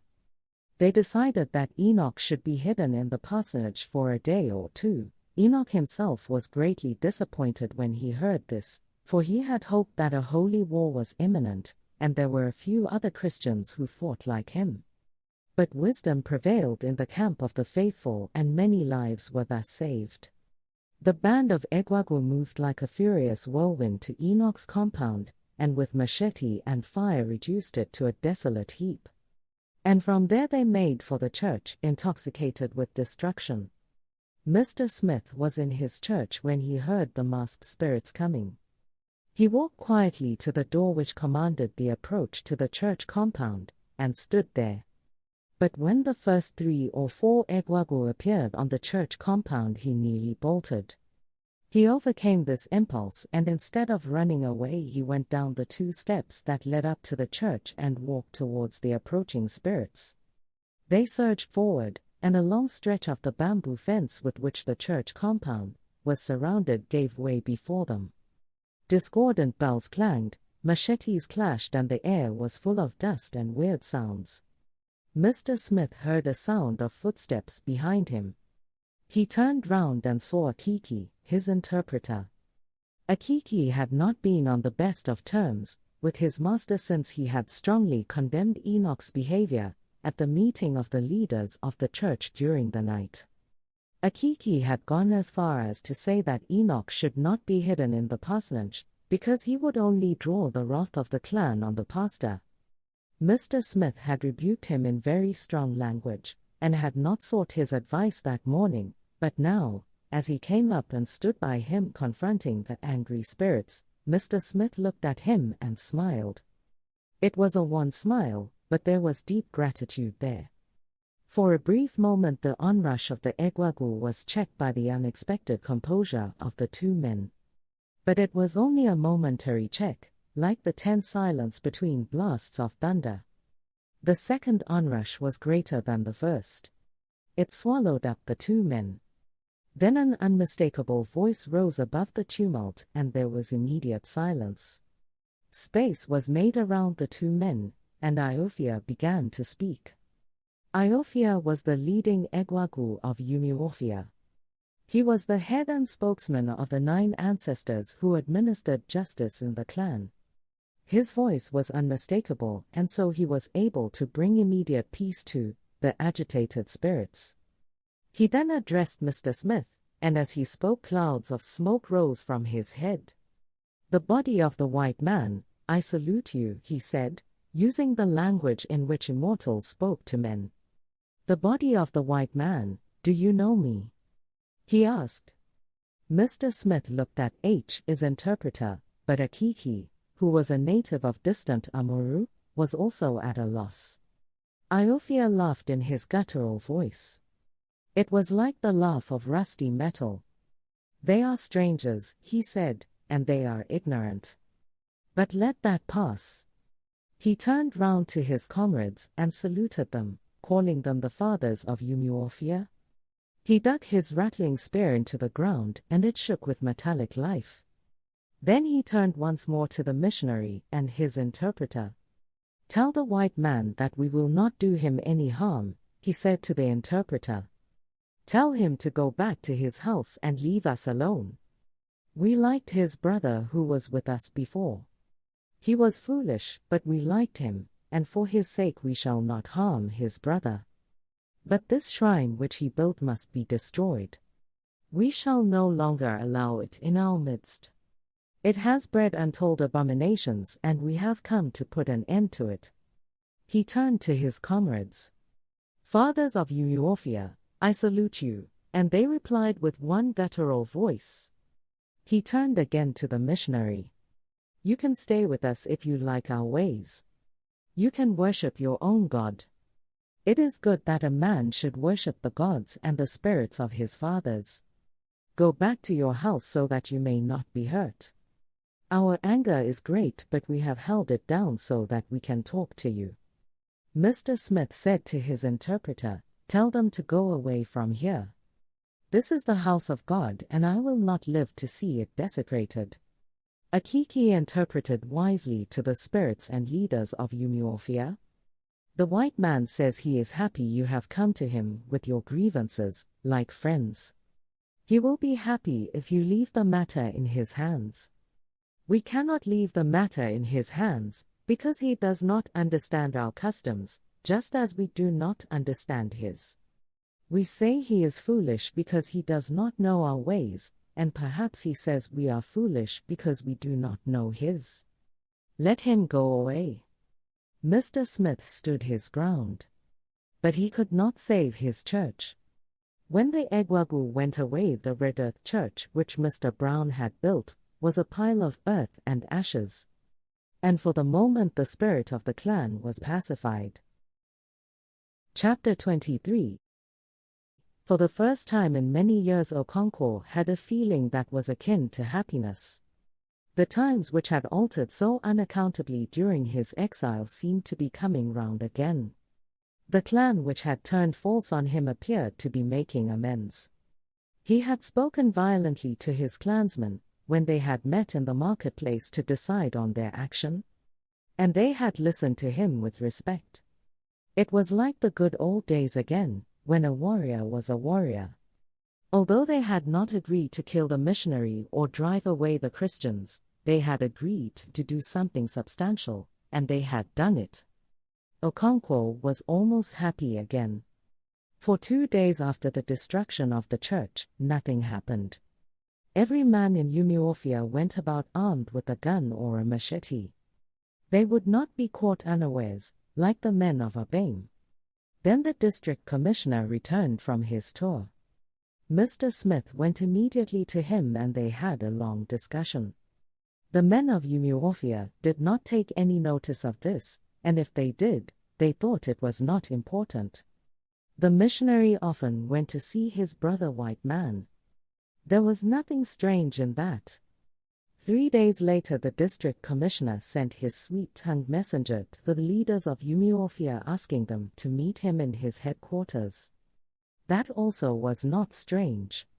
He often asked them to hold such palavers, as he called them. Okonkwo was among the 6 leaders he invited. Okonkwo warned the others to be fully armed. An Umuofia man does not refuse a call, he said. He may refuse to do what he is asked, he does not refuse to be asked. But the times have changed, and we must be fully prepared. And so the 6 men went to see the district commissioner, armed with their machetes. They did not carry guns, for that would be unseemly. They were led into the courthouse where the district commissioner sat. He received them politely. They unslung their goatskin bags and their sheathed machetes, put them on the floor, and sat down. I have asked you to come, began the commissioner, because of what happened during my absence. I have been told a few things, but I cannot believe them until I have heard your own side. Let us talk about it like friends and find a way of ensuring that it does not happen again. Obuefi Ekweme rose to his feet and began to tell the story. Wait a minute, said the commissioner.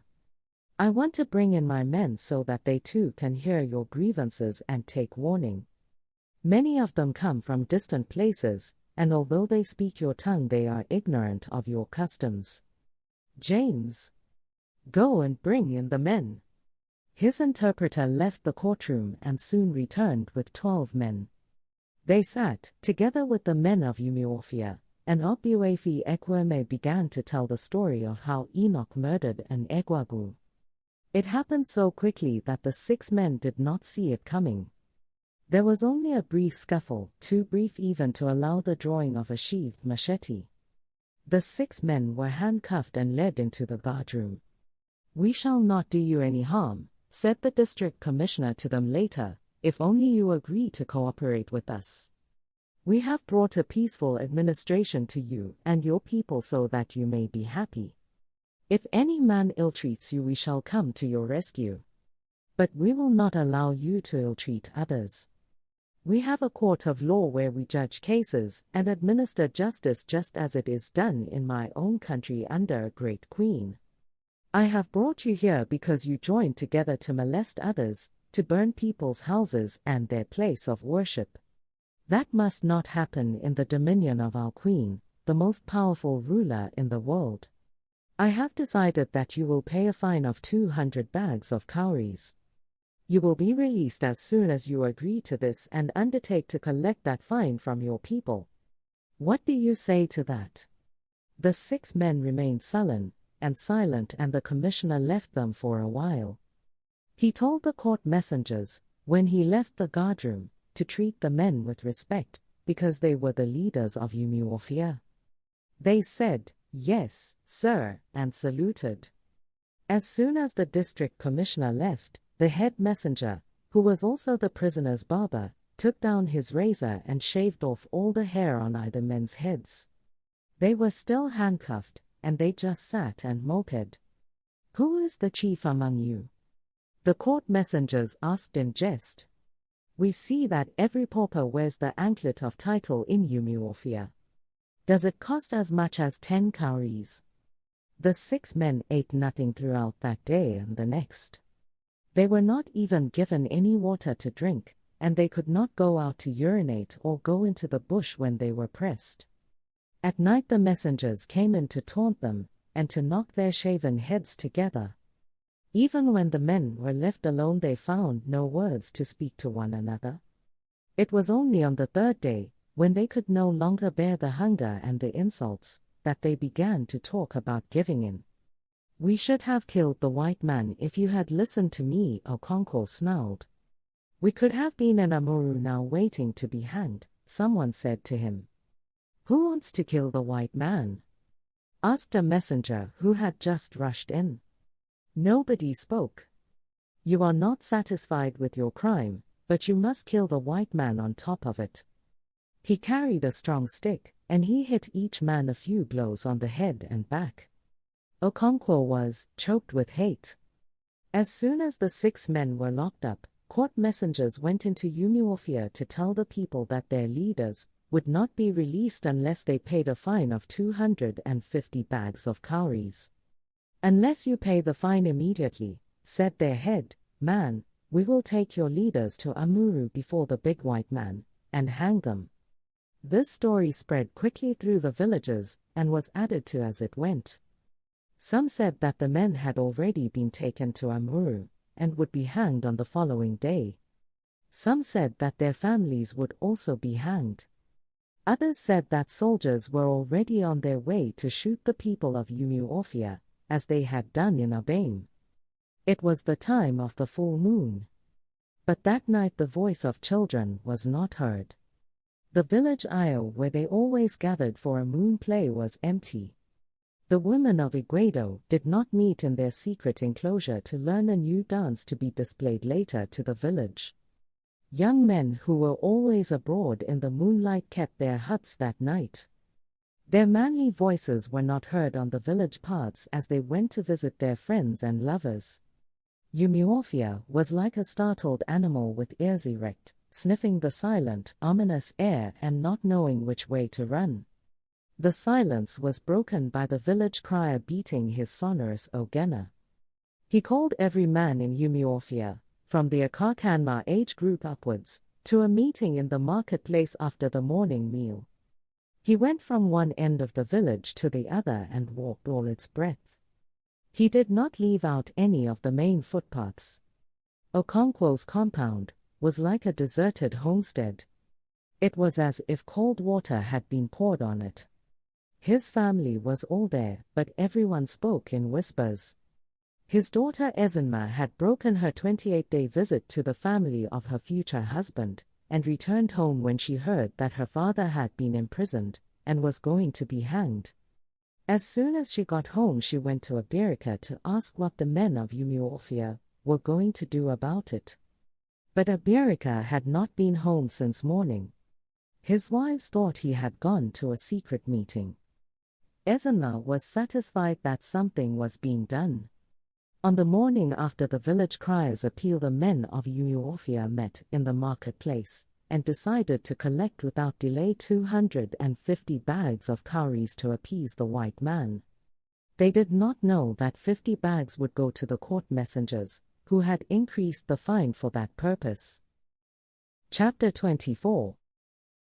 Okonkwo and his fellow prisoners were set free as soon as the fine was paid.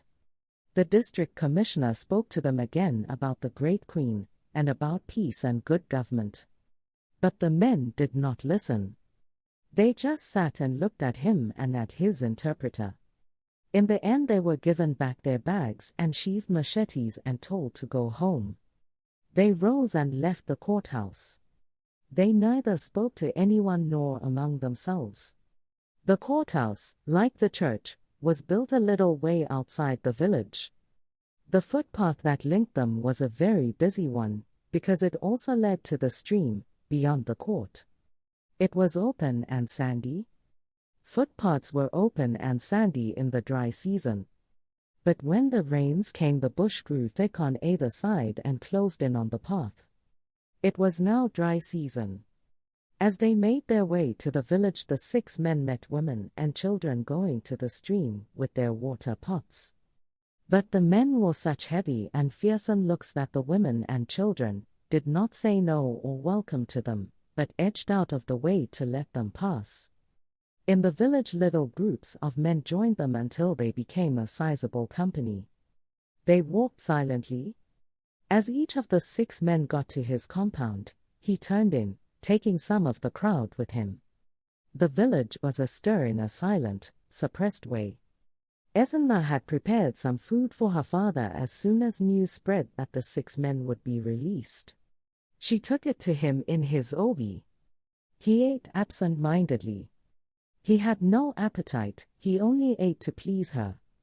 His male relations and friends had gathered in his obi, and Abirika was urging him to eat.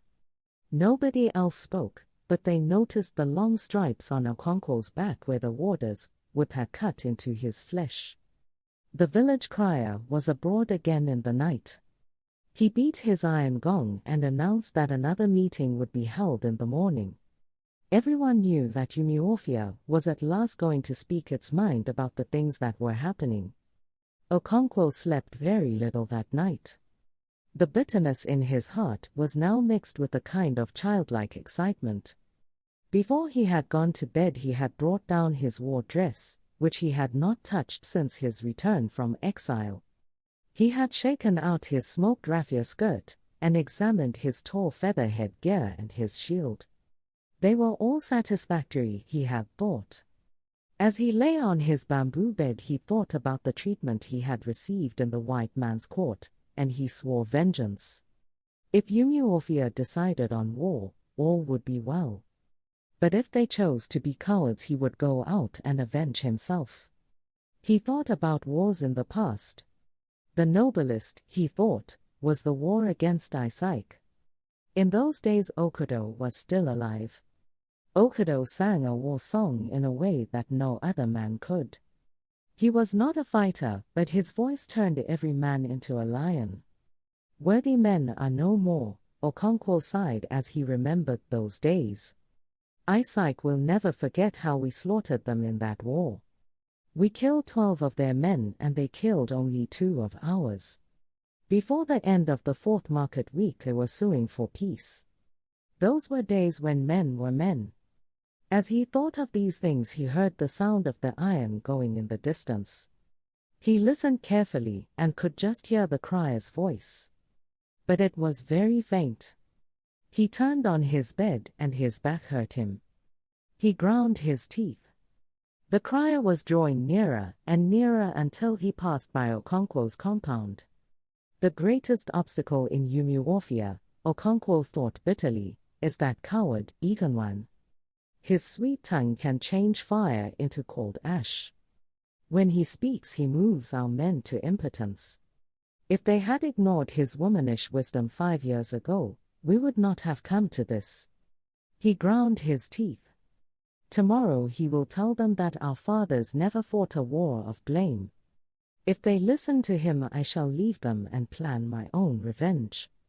The crier's voice had once more become faint, and the distance had taken the harsh edge off his iron gong.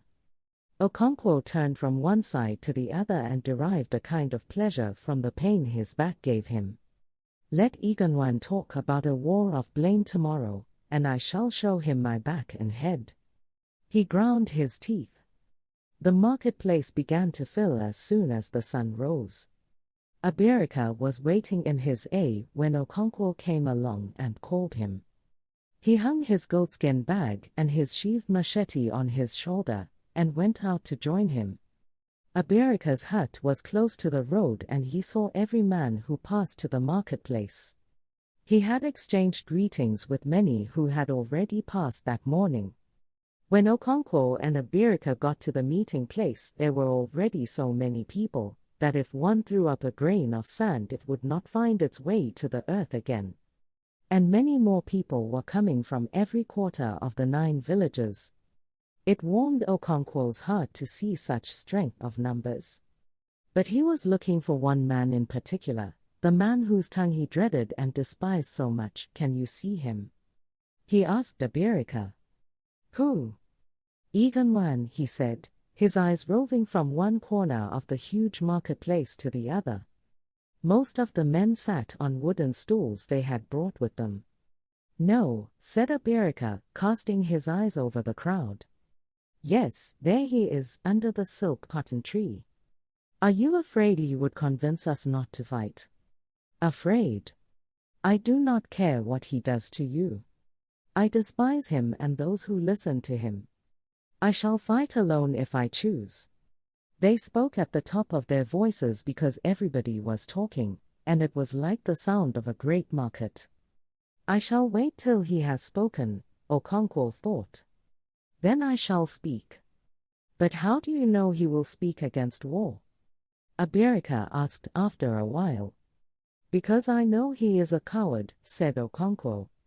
Abirika did not hear the rest of what he said, because at that moment somebody touched his shoulder from behind, and he turned round to shake hands, and exchange greetings with 5 or 6 friends. Okonkwo did not turn round even though he knew the voices. He was in no mood to exchange greetings. But one of the men touched him and asked about the people of his compound. They are well, he replied without interest.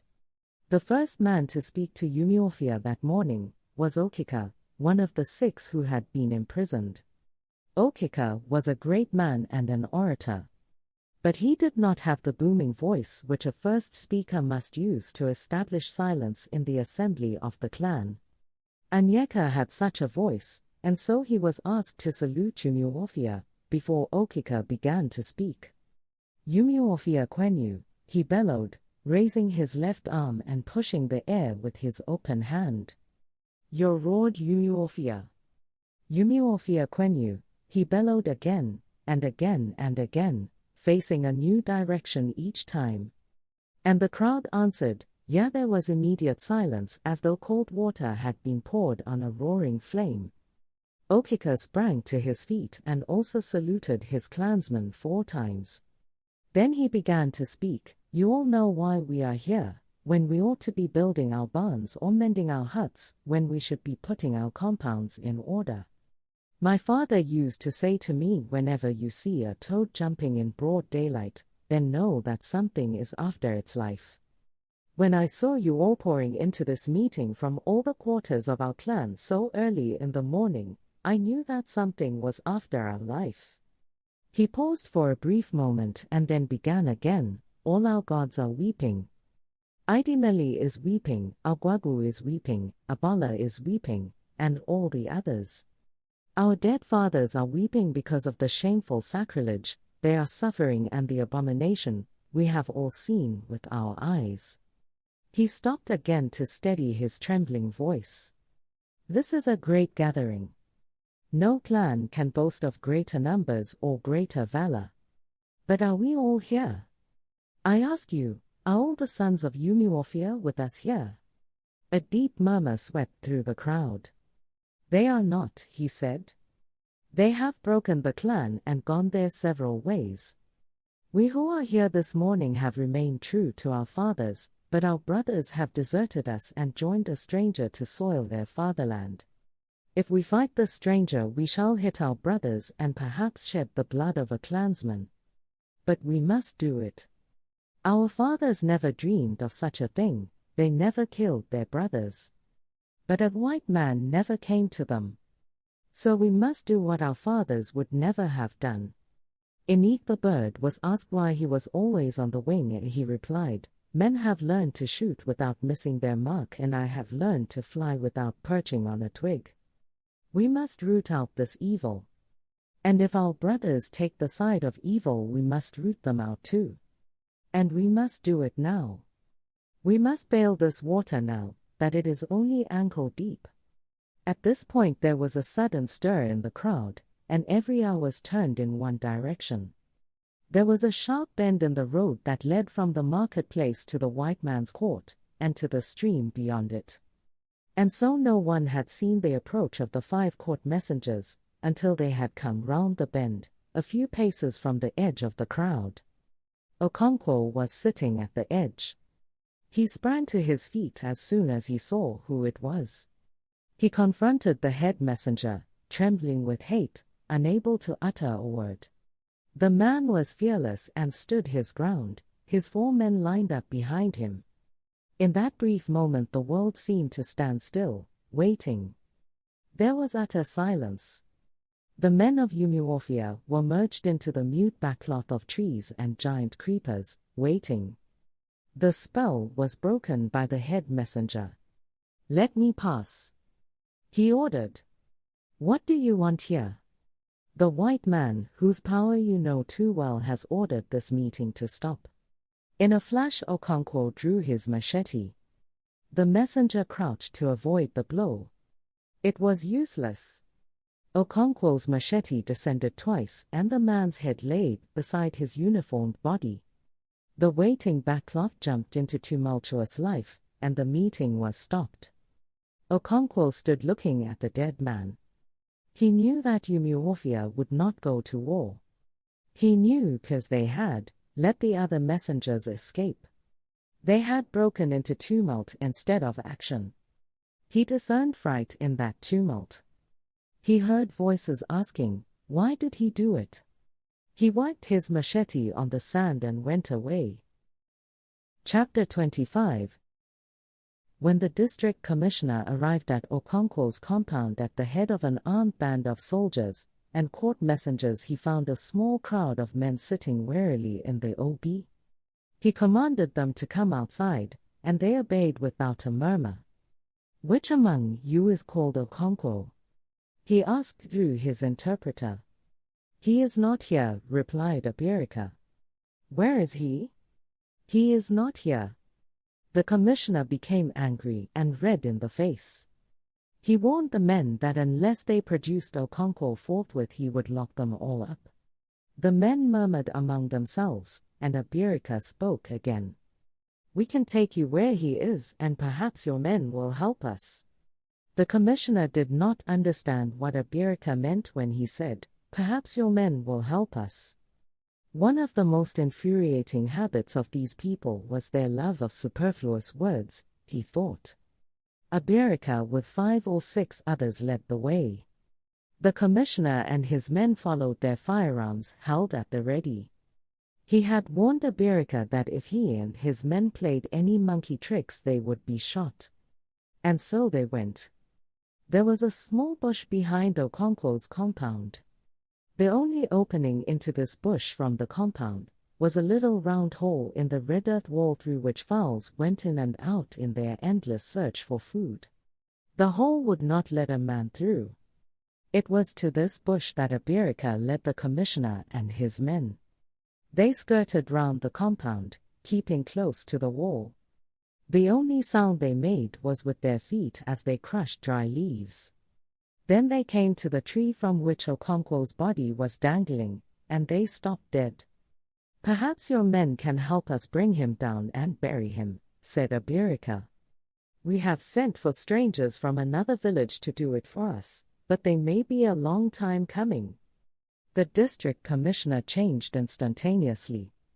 The resolute administrator in him gave way to the student of primitive customs. "Why can't you take him down yourselves?" he asked.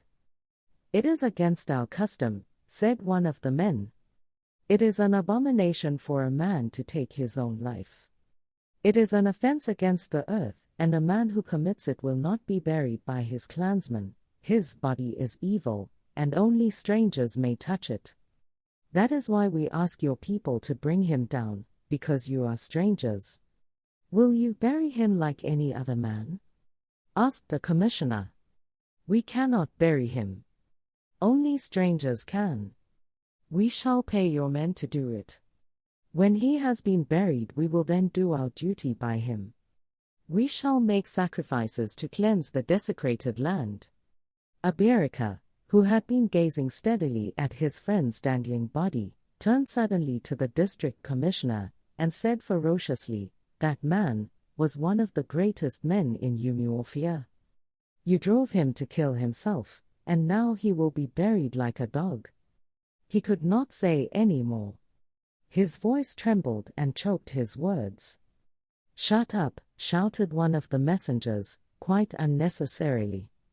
"Take down the body," the commissioner ordered his chief messenger, "and bring it and all these people to the court."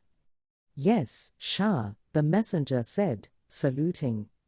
The commissioner went away, taking 3 or 4 of the soldiers with him.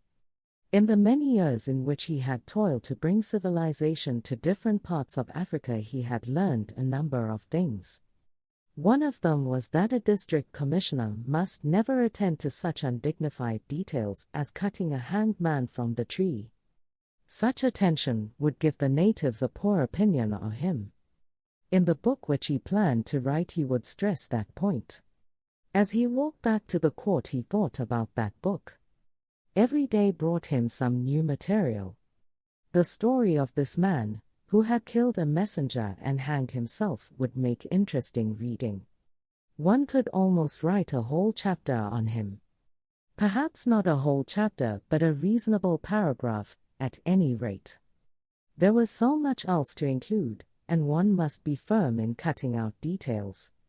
He had already chosen the title of the book, after much thought: "The Pacification of the Primitive Tribes of the Lower Niger."